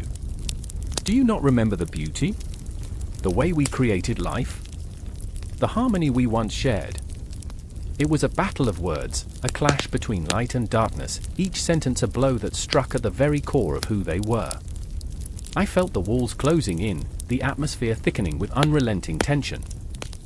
My heart raced as I stood witness to their emotional turmoil, caught in the undertow of their despair. The shadows seemed to stretch further, creeping into the corners of the room like a predator stalking its prey. I could feel the tremors beneath my feet, the earth responding to their anguish. Gaia's eyes glimmered with unshed tears, a tempest of feelings swirling within her. What if we could rebuild? What if we could find that spark again? She reached out, her fingers brushing against the edge of his ethereal form, a fragile connection that teetered on the brink of oblivion. Ouranos hesitated, his gaze flickering as he considered the possibility. The cosmos itself felt fragile in that moment, as if reality might shatter like glass. Love is not enough, he whispered, the weight of his own sorrow pressing down on him. The stars are unyielding. They do not forgive. But Gaia would not relent. She took a step closer, her heart laid bare, her spirit unyielding. I refuse to let our love become a ghost. We can transcend the darkness. We will shape the universe anew. And there it was, an invitation wrapped in defiance, a glimmer of hope amidst the chaos. In that fleeting moment, I felt a shift, a crack in the armor that had shielded them from each other. I could almost taste the desperation, the longing, as they clawed back toward the distant connection. Silence swallowed us whole, the air thick with uncharted emotions. I could feel the heartbeat of the universe waver, caught in the balance between despair and hope. In the flickering candlelight, shadows swirled like phantoms, whispering of love lost and love found. But time was a mercurial beast, and the shadows still loomed, waiting for the moment to strike. I held my breath, caught in the web of their tumult, the pulse of the cosmos thrumming beneath my skin. I remembered the feeling of being alive in the chaos, the thrill, the uncertainty, the love that transcended both earth and sky. As they stood on the precipice, poised between love and loss, I felt the universe hold its breath, waiting for the inevitable clash, the collision of two cosmic forces, desperate to reclaim what had been lost, yet terrified of what they might uncover. And the shadows curled tighter around us, waiting for the moment to pounce. The clock struck midnight, its chime reverberating through the darkened streets, each note a reminder of the weight of time pressing upon us. Under a sky riddled with stars, the air hummed with a strange, electric tension. It felt as if the cosmos itself held its breath, anticipating something monumental, something primal. A storm brewed on the horizon, dark clouds swirling like the tumultuous emotions brewing within me. I stood there, heart pounding, the truth of Ouranos and Gaia echoing through my thoughts, gods of sky and earth, of chaos and creation. Their legacy haunted me. I remember the first time I felt their presence. I was a child, lost in the woods, the shadows whispering secrets I was too young to understand. I stumbled upon a clearing, where the earth seemed to pulse with life, and the air thickened with an ancient energy. That night, I dreamt of titanic figures locked in a cosmic struggle, the father who cast down his children, the mother who fought for their freedom. I awoke screaming, my small voice swallowed by the night, fear curling around me like an icy hand. I remember how my mother held me close, her warmth a soothing balm against the memories of a world bursting at the seams with strife. Years later, standing in the remnants of a crumbling temple, I felt that same chill wrap around me. The columns, once towering, now lay scattered like forgotten dreams, pieces of a story that had spiraled into oblivion. I thought of Persephone, caught between two worlds, her heart a battlefield between love and loss. I was grappling with my own shadows, my father, a man whose laughter echoed, now silenced by the weight of his demons. I felt Gaia's sorrow, I carried it like a stone in my chest. Each step I took through that sacred ruin felt like a mockery of my own longing for connection, for understanding. In the distance, I heard her voice, Marina, my sister. She was everything I wasn't, buoyant, hopeful, always searching for the light that danced just beyond reach. Yet there was a darkness in her too, a fear of being swallowed whole by the weight of expectation. I watched her in that moment as she knelt by a weathered stone, tracing the grooves carved by time.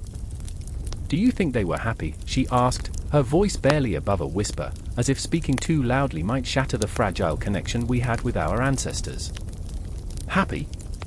I echoed, grappling with the enormity of the question. I thought of Ouranos, thrusting his children into the abyss, and Gaia, who bore them with love yet could not protect them from their fate. Maybe happiness is a lie we tell ourselves to endure the pain. I felt the words wrap around us like a shroud, heavy with truth and sorrow. Marina glanced up, her eyes shimmering with unshed tears, a mirror reflecting the legacy of those who came before us. "So, what do we do?" "Live in their shadow forever." The desperation in her voice clawed at me, raw and relentless. The storm brewed on the horizon, its promise of chaos echoing the turmoil within our hearts. "Maybe we learn to wield it," I replied, feeling the weight shift. "Their struggles are our inheritance. We've got to confront them, own them." Every syllable felt like a battle cry, a declaration of war against the ghosts that haunted our family. I watched as she stood, her silhouette a fragile defiance against the encroaching darkness. In that moment, I saw her, my sister, my companion, caught in the poignant cycle of creation and destruction, a living testament to Gaia's unyielding spirit. Together, we understood, we were not just the descendants of gods, we were reflections of their pain, their love, their fierce, unbreakable bond. As the wind howled, carrying with it the weight of whispers from the past, I felt the universe shift. Time folded in on itself like origami, memories intertwining, children chasing dreams under the vast expanse of a starry night, lovers entwined, their laughter echoing through the ages, warriors rising to reclaim their destinies. The night was alive with possibility, yet it bore a chilling reminder of the sacrifices made for love. "Do you ever think about the stories we tell?" Marina's voice sliced through my thoughts, a delicate tremor in the air. "How they change, how they echo through time." There was an urgency in her words, as if she sensed the weight of the moment pressing down on us. Like the myth of Ouranos and Gaia, they fought, they created, yet in the end, they were torn apart. I nodded, my heart heavy. Every story is a reflection, a warning. Their legacy lives on in the choices we make. The storm roared in the distance, each crack of thunder reverberating through the ground beneath us, a reminder of the chaos from which we were born. In the midst of that turmoil, I felt a surge of resolve. We will not be victims of their history. We will rise from their ashes, carve our own path through the darkness. The words tasted fierce on my tongue, a declaration sharper than any blade. As the first drops of rain began to fall, heavy and insistent, I reached for Marina's hand. We stood together, two souls bound by blood and scars, ready to confront the ghosts of our past. The storm unleashed its fury, but we remained anchored, determined to honor our heritage by forging a new legacy, one that embraced the complexity of love and loss, a tapestry woven from the threads of our ancestors' chaos. And as the rain washed over us, I caught a fleeting glimpse of the cosmos, an infinite dance of creation and destruction, shadows and light. In that moment, I realized that Ouranos and Gaia would always be with us, a reminder that from the depths of despair, the potential for growth, for rebirth, would always emerge. The night stretched on, timeless, a haunting symphony of echoes and whispers, the cycle continuing, endlessly, beautifully, tragically. The confrontation had only just begun, and the story lingered, refusing to fade. A thunderstorm crackled overhead, sheets of rain like 1,000 arrows released from the bow of the sky. I stood on the precipice of a forgotten cliff, the world below consumed by fog, as if Hades himself had spilled the shadows of the underworld onto the earth. My heart thudded against my ribs, each beat a desperate plea for salvation, for clarity. I was lost, and yet it felt as if the weight of the cosmos pressed against my shoulders, a reminder of the ancient tales that whispered in the dark, begging to be heard. I remember the moment when I first met Lyra. Her laughter echoed through the rain, sharp and brilliant, a beacon of light amidst the tempest. But beneath that laughter lay a fissure, a crack where the darkness seeped in. She was no mere woman, she was a muse, a siren whose voice could lead men to their doom. I saw it in her eyes, a glint of mischief mingled with something deeper, something sorrowful. She carried the stories of gods and mortals alike, and I felt the gravity of her presence drag my soul into the depths of despair. Then there was Theo, my brother in arms, with eyes like storm clouds and a heart heavy with guilt. He was a warrior, a poet, but also a coward, shackled by the chains of his own making. Memory haunted him, the blood of his enemies staining his hands, their screams a symphony that played on repeat in his mind. In the quiet moments, I could see the ghosts swirling around him, relentless and unforgiving. They laughed at his weakness, taunted him with visions of glory that had slipped through his fingers like grains of sand. "You can't escape your past," they whispered, echoing the tales of those ancient heroes who fell not to swords but to their own hubris. "The gods are cruel," he said one night, the fire casting shadows on his face like the hands of fate pulling him into darkness. "They dangle hope like a carrot, only to snatch it away when you reach for it." The flicker of the flames reflected the storm inside him, a world of raging emotions held captive by the chains of his fears. I watched him, torn between admiration and pity, feeling the weight of his despair pressing upon my chest like a stone. I remember the first time we spoke of the legends, the great epics woven into the fabric of our lives, pulling us down dark alleys of thought where monsters roamed free. Odysseus, cursed by the gods, wandering the seas; Prometheus, bound to a rock, his liver devoured by an eagle every day. Their tales slipped through our lips like the sweet nectar of forbidden fruit, intoxicating and seductive. We were drawn to the tragedy, the raw emotion that coursed through every story. "What if," I whispered one night, "we are not merely spectators? What if we are part of their stories, tangled in the web of fate?" Lyra's laughter danced in the air, but it was tinged with something else, an edge of sorrow, a warning. "Be careful what you wish for," she said, her voice silky smooth, but her eyes flickered with the remembrance of countless souls who had tried to outsmart the gods. "They listen." I felt it then, the chill creeping up my spine, the ghosts of the past swirling around us like a tempest of forgotten dreams. As we spoke, stars fell from the sky, cascading remnants of hope, illuminating the darkness. Each tale we conjured pulled us deeper into a chasm of emotion, where love and loss intertwined like branches in a storm, refusing to let go. And then came the moment of reckoning. The air thickened with tension, heavy with unspoken truths. Theo stood at the edge of the cliff, staring down into the abyss, a tempest raging inside him. "I can't keep running," he said, pain lacing his voice like a noose. "I have to face them, face my own demons." The storm surged, lightning splitting the sky, mirroring the chaos within him. I reached out, my hand trembling, desperate to pull him back from the brink. But what if they consume you? He turned to me, anguish etched across his face, and I saw it, the flicker of hope, the yearning for redemption. Then I'll go down fighting, he replied, his voice a fierce whisper, echoing the tales of heroes long past. I refused to be a coward any longer. As he stepped closer to the edge, I felt my heart shatter, fragments of fear spilling like rain from my eyes.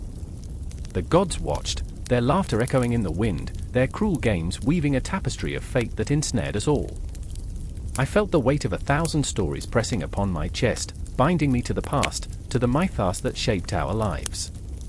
Lyra stepped forward, her hand brushing against Theo's arm, grounding him, anchoring him amidst the chaos. "You are not alone," she said, her voice a soft caress, a balm to the wound of his despair.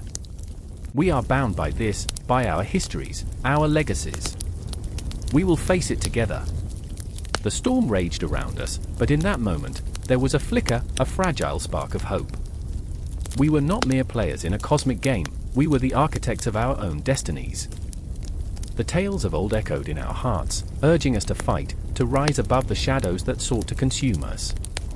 And as the rain fell, washing away the remnants of our fears, we stood together on the precipice of a new beginning, ready to carve our own myths in the scars of history. The whispers of the gods faded into the background, replaced by the roaring chorus of our own defiance, howling against the night. In the silence that followed, I felt it, the weight of the stories yet to unfold, the threads of fate intertwining as we stepped forward. The echoes of Greek mythology wrapped around us like a shroud, a reminder that we were part of something greater, an eternal cycle of love, loss, and rebirth that would never cease. The wind howled through the abandoned amphitheater, a mournful wail that echoed off the cold stone, as if Gaia herself was lamenting the loss of connection between her children and the earth. Cracks in the stone, festooned with weeds and moss, bled green against the grey, a testament to nature's relentless reclamation. In that moment, time folded in on itself. Shadows twisted and danced, giving life to the phantoms of long-dead worshippers, their voices whispering secrets laced with longing. I stood there, heart pounding, caught in the grip of something ancient and fierce. My sister, Callista, knelt beside me, her fingers grazing the earth, searching for something beneath the soil that had long been lost. The tremor in her hand betrayed her urgency, her desperation to find a spark of the divine that once surged through the veins of our ancestors. "We need to remember," she breathed, her voice cracking, the words punctured by a sob. "If we forget Gaia, we forget ourselves." Memories flooded back, vivid and raw. I remember our childhood, the way we would run through the olive groves, the sun casting flickering shadows, our laughter mingling with the rustling leaves. I remember the rituals, the soft glow of olive oil lamps illuminating our grandmother's face as she chanted praises to Gaia, her voice steady and filled with reverence, as if the very air around us shimmered with her presence. But those days felt like ghosts now, fading into the darkness of time as our world spiraled into chaos, lost to progress and ambition. "Look," Callista whispered, pointing shakily at the horizon, where storm clouds gathered like a sinister omen. The air thickened, charged with electricity, a prelude to something monumental. "She's angry." And perhaps she was. The earth trembled beneath us, a warning, a plea. I could almost hear Gaia's heartbeat, the pulse of life coursing through the roots and rocks, a desperate call to her children to remember. The wind picked up, tearing through the trees, whipping my hair into my face. A memory clung to me, haunting and vivid, a night when shadows fell heavy over our village, the air thick with tension. I remember the elders gathered, eyes wide, as they spoke of Gaia's wrath, a drought that swallowed fields whole, a plague that swept through the livestock. Fear gripped them. It was a fear I felt too, but it was tainted with something darker, something I could not yet comprehend. And then it happened. A crack of thunder, so loud it echoed in my bones, as if the heavens themselves had torn open in fury. We stumbled back, hearts racing, Callista's hand finding mine, a fragile connection in the storm. "We have to do something," she cried, eyes wild. "We need to honor her.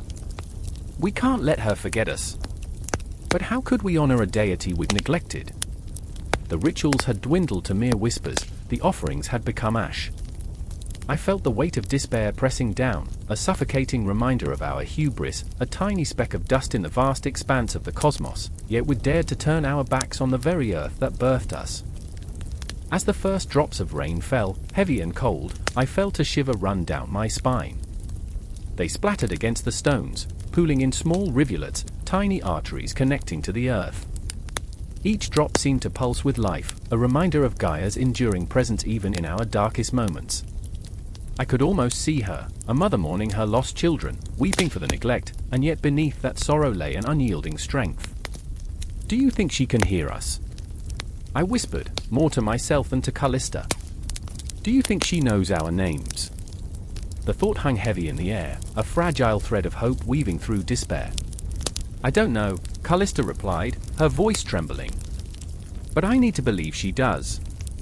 There was something about her conviction that ignited a flicker within me, a spark of resolve, fragile yet fierce. We needed to conjure the past, to breathe life into the rituals we had abandoned.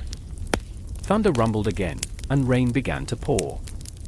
It struck the ground in a chaotic symphony, drowning out our fears, drowning out our shame. I felt the earth beneath us quiver, and in that moment, a primal instinct surged through me. I dropped to the ground, palms pressed into the soaked soil. "Gaia!" I cried, a plea ripped from my very core. "We remember. We honor you." Callista joined me, her voice rising like a chant, weaving through the storm, a haunting melody that reached out, a gripping lifeline thrown into the churning sea of despair. "We remember.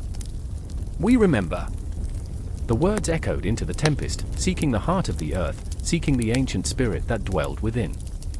The wind howled louder, and I swore I could hear a response, a whisper, a sigh. The storm raged around us, but in that moment, it felt as if Gaia herself was listening, her breath mingling with ours. The shadows swirled, and I could almost see the figures of our ancestors, rising from the depths of memory, urging us forward. The confrontation loomed, an impending clash between nature and the hubris of man. But in this chaotic storm, amidst the fury of the elements, there lay a glimmer of hope, a reminder that we are never truly alone. The earth, with all its rawness, its beauty, and its terror, still pulsed with life. The tension hung thick, an electric charge waiting to be released, and I knew that this was just the beginning of a reckoning, a return to the sacred, a reclamation of our roots, a fierce reminder that Gaia's presence could never truly fade. And as the rain poured down, washing away our uncertainty, I felt the ground shift, a promise of resilience, a call to arms against the encroaching darkness. We were ready to confront the legacy of our neglect, to stand before Gaia and remember, to fight for the bond that tied us to the earth. The storm raged on, an eternal echo of the battle to come, and I realized that this was not an ending but a beginning, a continuation of the dance between humanity and the wild, the sacred, the divine. The clock struck midnight, its chime echoing through the lonely streets like a funeral dirge. Shadows danced under the flickering streetlights, and a chill whispered secrets that only the night could understand. I stood there, heart pounding, breath shallow, caught in a moment that felt both endless and unbearably fleeting. The air was thick with anticipation, as if the universe was holding its breath, waiting for something terrible, something beautiful, to unfold. Across from me, Sarah fidgeted, her fingers twisting a loose thread on her worn sweater. I could see the tension in her shoulders, the way they crept toward her ears, taut like a bowstring. "What if it's true?" she asked, her voice barely audible, swallowed by the quiet around us. "What if the stories are real? Those stories, the ones we grew up with, tangled in our childhood imaginations like vines, bloomed under the weight of fear and nostalgia. They were the myths that bound us, that haunted us, and now, standing at the precipice of our own unfolding narrative, I felt the gravity of each tale we'd ever told. The shadows seemed to shift, leaning closer, eager to listen. Then there was Eli, his face a mask of defiance and dread. He scoffed, but I saw the flicker of doubt in his eyes. "We're smarter than that," he snapped, but his bravado was a fragile veneer, cracking under the pressure of our shared history. Eli had always been the one to challenge the tales, to poke holes in the fabric of belief. Yet here we were, teetering on the brink, as echoes of ancient voices filled the air, weaving through our hearts like a haunting melody. my thoughts raced back to the stories, how they had shaped us, how they had twisted their tendrils into our very souls. I remember the tales of the wretched souls who wandered these streets long before us, their laughter and sorrow echoing in the cracks of cobblestone. I remember how, as children, we'd huddled around campfires, eyes wide, as our parents spun yarns of monsters lurking just beyond the edge of the forest. They bathed once a year. I would joke, so yeah, romance was earthy. But this was no longer a joke. The night was alive, charged with the energy of ghosts long forgotten, asserting their presence with an urgency that gripped me. How many stories had we told ourselves to shield from the chill of reality? The stories had transformed, morphed into something darker, their meanings twisted as we grasped for meaning in chaos. I felt it then, a pulse beneath the surface, a reminder that the myths we clung to were alive, evolving, adapting with each telling. Do you remember the tale of the weeping woman? Sarah's voice cut through the silence, trembling with emotion. They say she roams the earth, mourning her lost children, luring others into her despair. Her eyes glinted with unshed tears, and I wanted to reach out, to tell her it was just a story. But even as the words formed on my lips, I sensed the truth in her fear. Eli rolled his eyes, but I noticed the way his hands clenched at his sides. Come on, Sarah. Myths are just that, myths. The bravado was slipping. I could see it in the way he shifted his weight, the telltale twitch of his lips. But the stories didn't care for our skepticism. They had a life of their own, thrumming with the pulse of the people who had once believed, and still believed. What if they're all connected?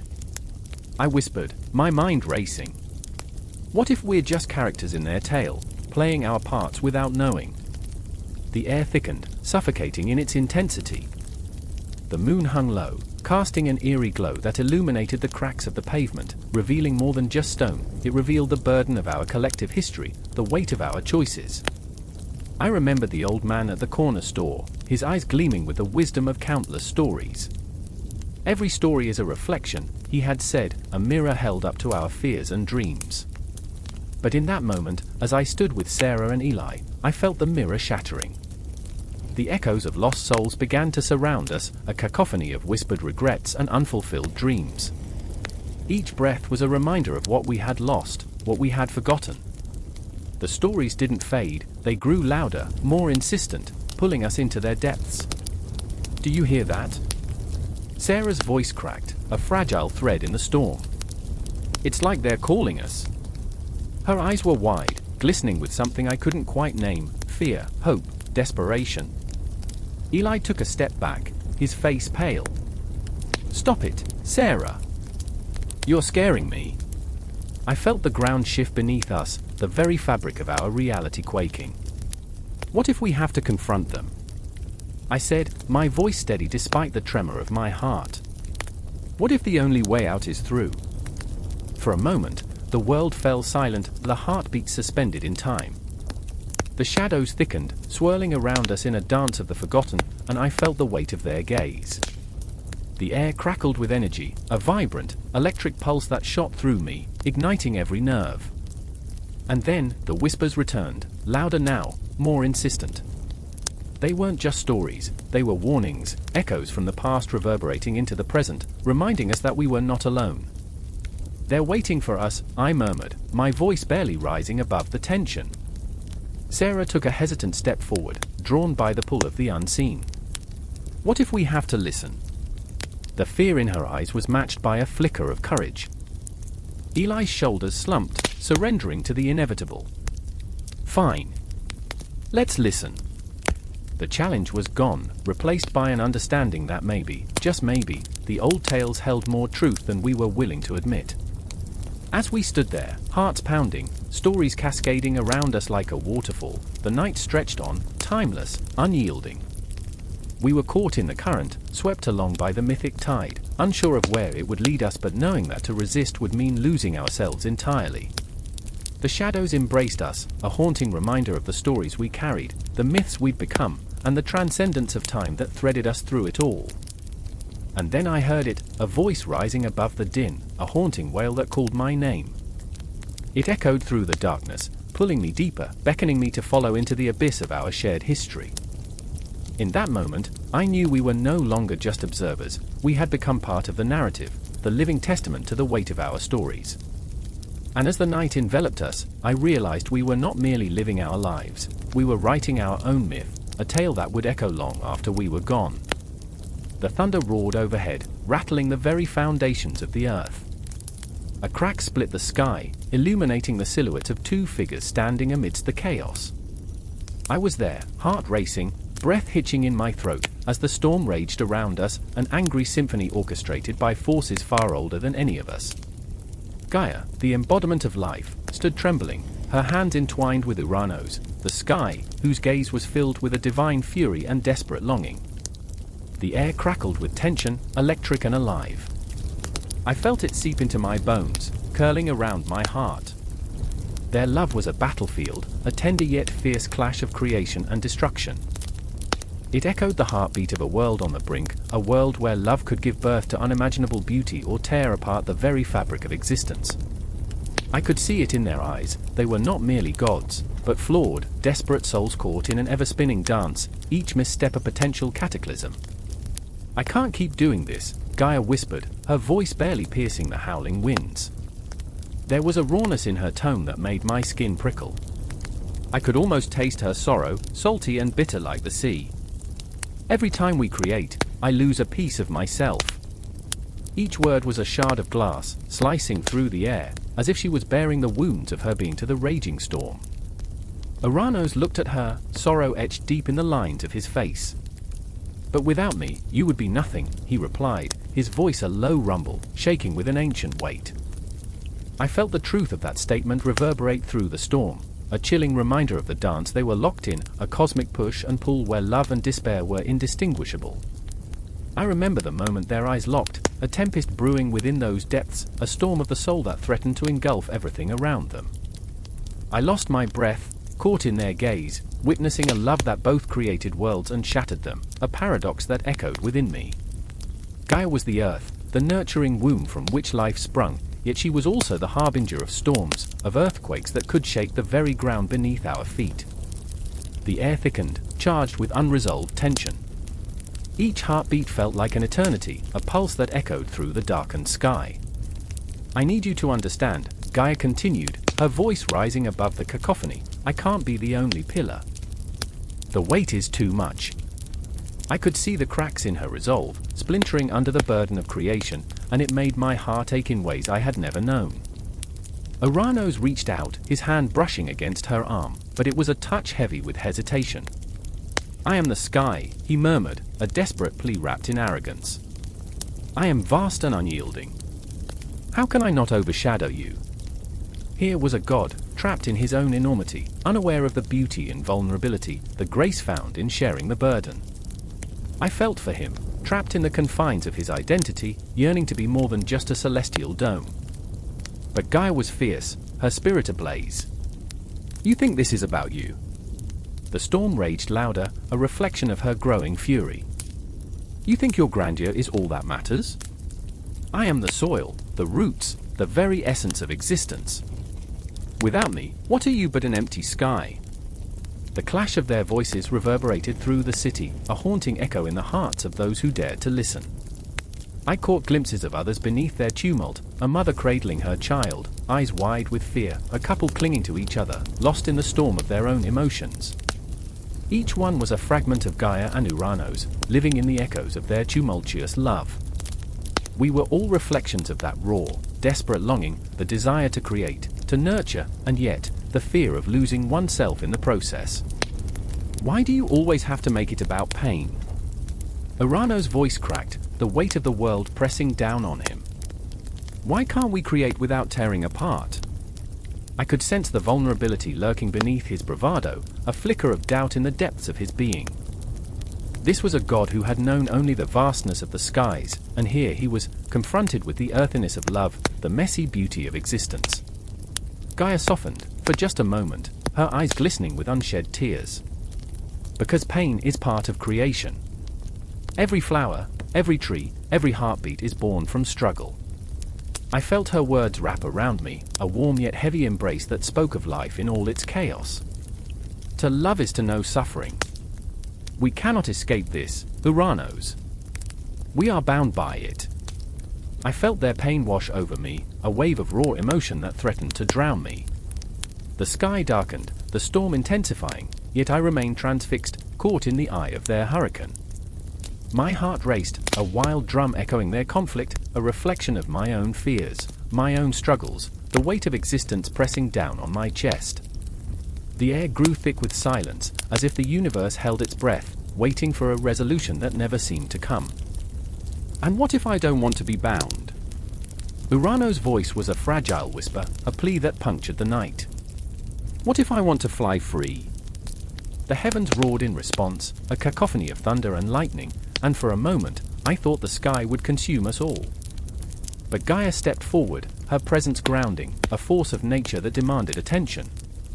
To be free is to understand that we are never alone. We are intertwined, Ouranos. My roots dig deep, but your winds carry me higher. We rise and fall together. I felt their connection pulse in the storm, a heartbeat that reverberated through the chaos. And yet, the tension remained, a taut string ready to snap, the reminder that love, raw and unfiltered, could be both beautiful and terrifying. There was no resolution in sight, no neat conclusion to their struggle, only the swirling tempest between them, a dance of shadow and light that mirrored the very essence of existence. And just like that, as the storm howled louder, I too was swept into their world, a world that was as much mine as it was theirs.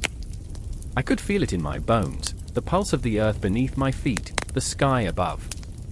I was part of this cosmic tale, caught in the ebb and flow of creation and destruction. The storm surged on, and with it, I too was swept away, lost in the intensity of their love, their struggle, their very essence. No answers, only the lingering echoes of their conflict. No end, just the ceaseless cycle of creation and destruction, of love and heartache swirling around me, binding me to their fate. I was left breathless, yearning for resolution, yet knowing that in this dance of Ouranos and Gaia, the struggle itself was the story, a story that would never truly end. The air crackled with tension, a charged silence enveloping the gathering like a shroud, 1,000 stories hanging suspended in an invisible web. In the heart of a crowded cafe, voices dimmed, and laughter faded, as the weight of uncertainty settled over the patrons. Sarah clutched her coffee, fingers trembling around the ceramic cup, a mere shield against the tempest raging within. I watched her, my heart pounding in sync with the anxious rhythm of her breath. The world outside faded, a blur of muted colors and distant sounds.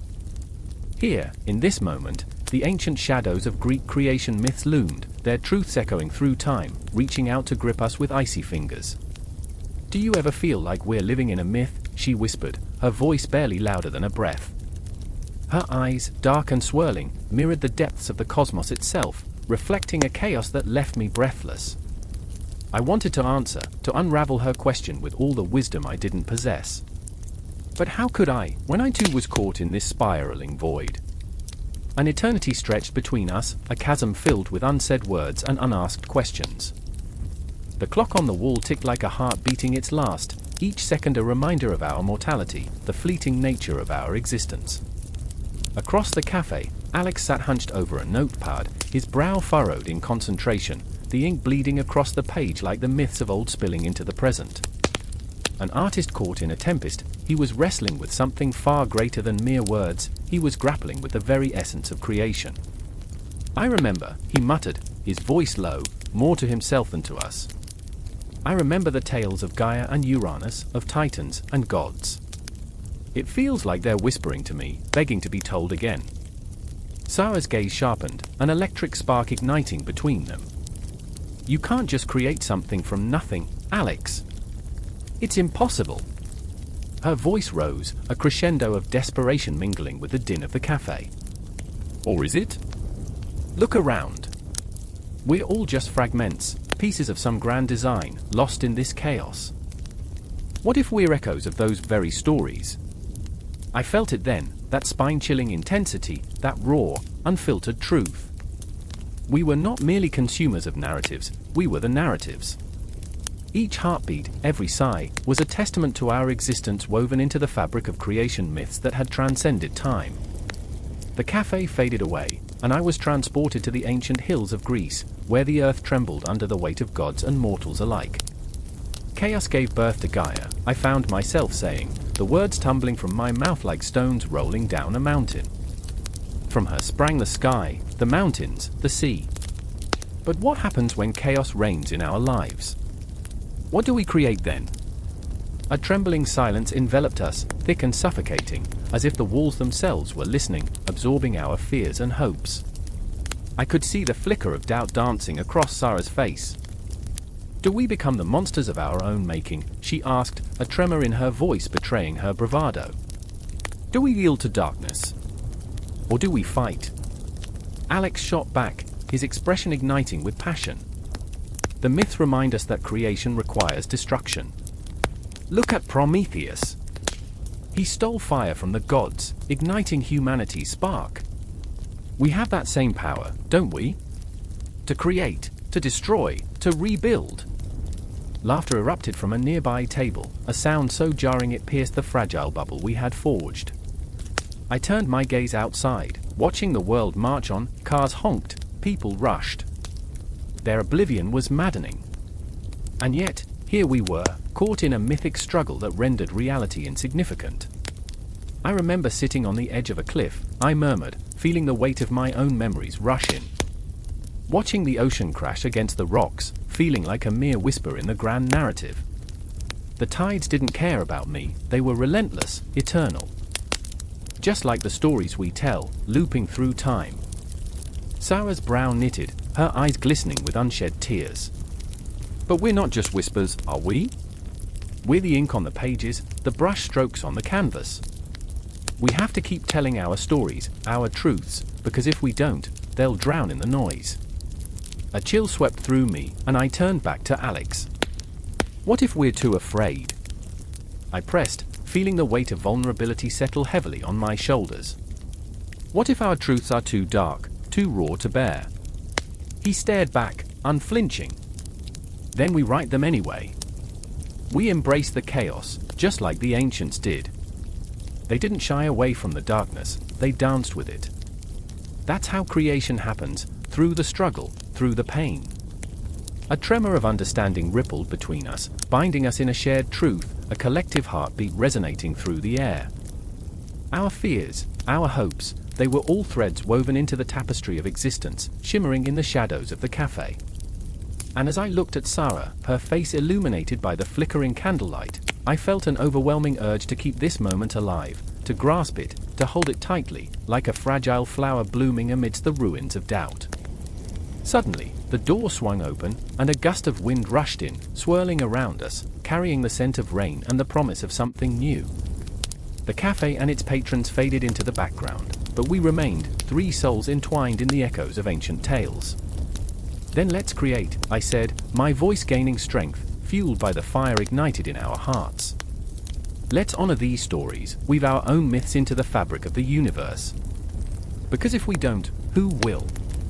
And as we spoke, the contours of our lives began to blur with the myths of old, the lines between reality and creation collapsing into a single, pulsating truth. No longer mere spectators, we became the architects of our own destinies, stepping boldly into the chaos, ready to embrace whatever lay beyond.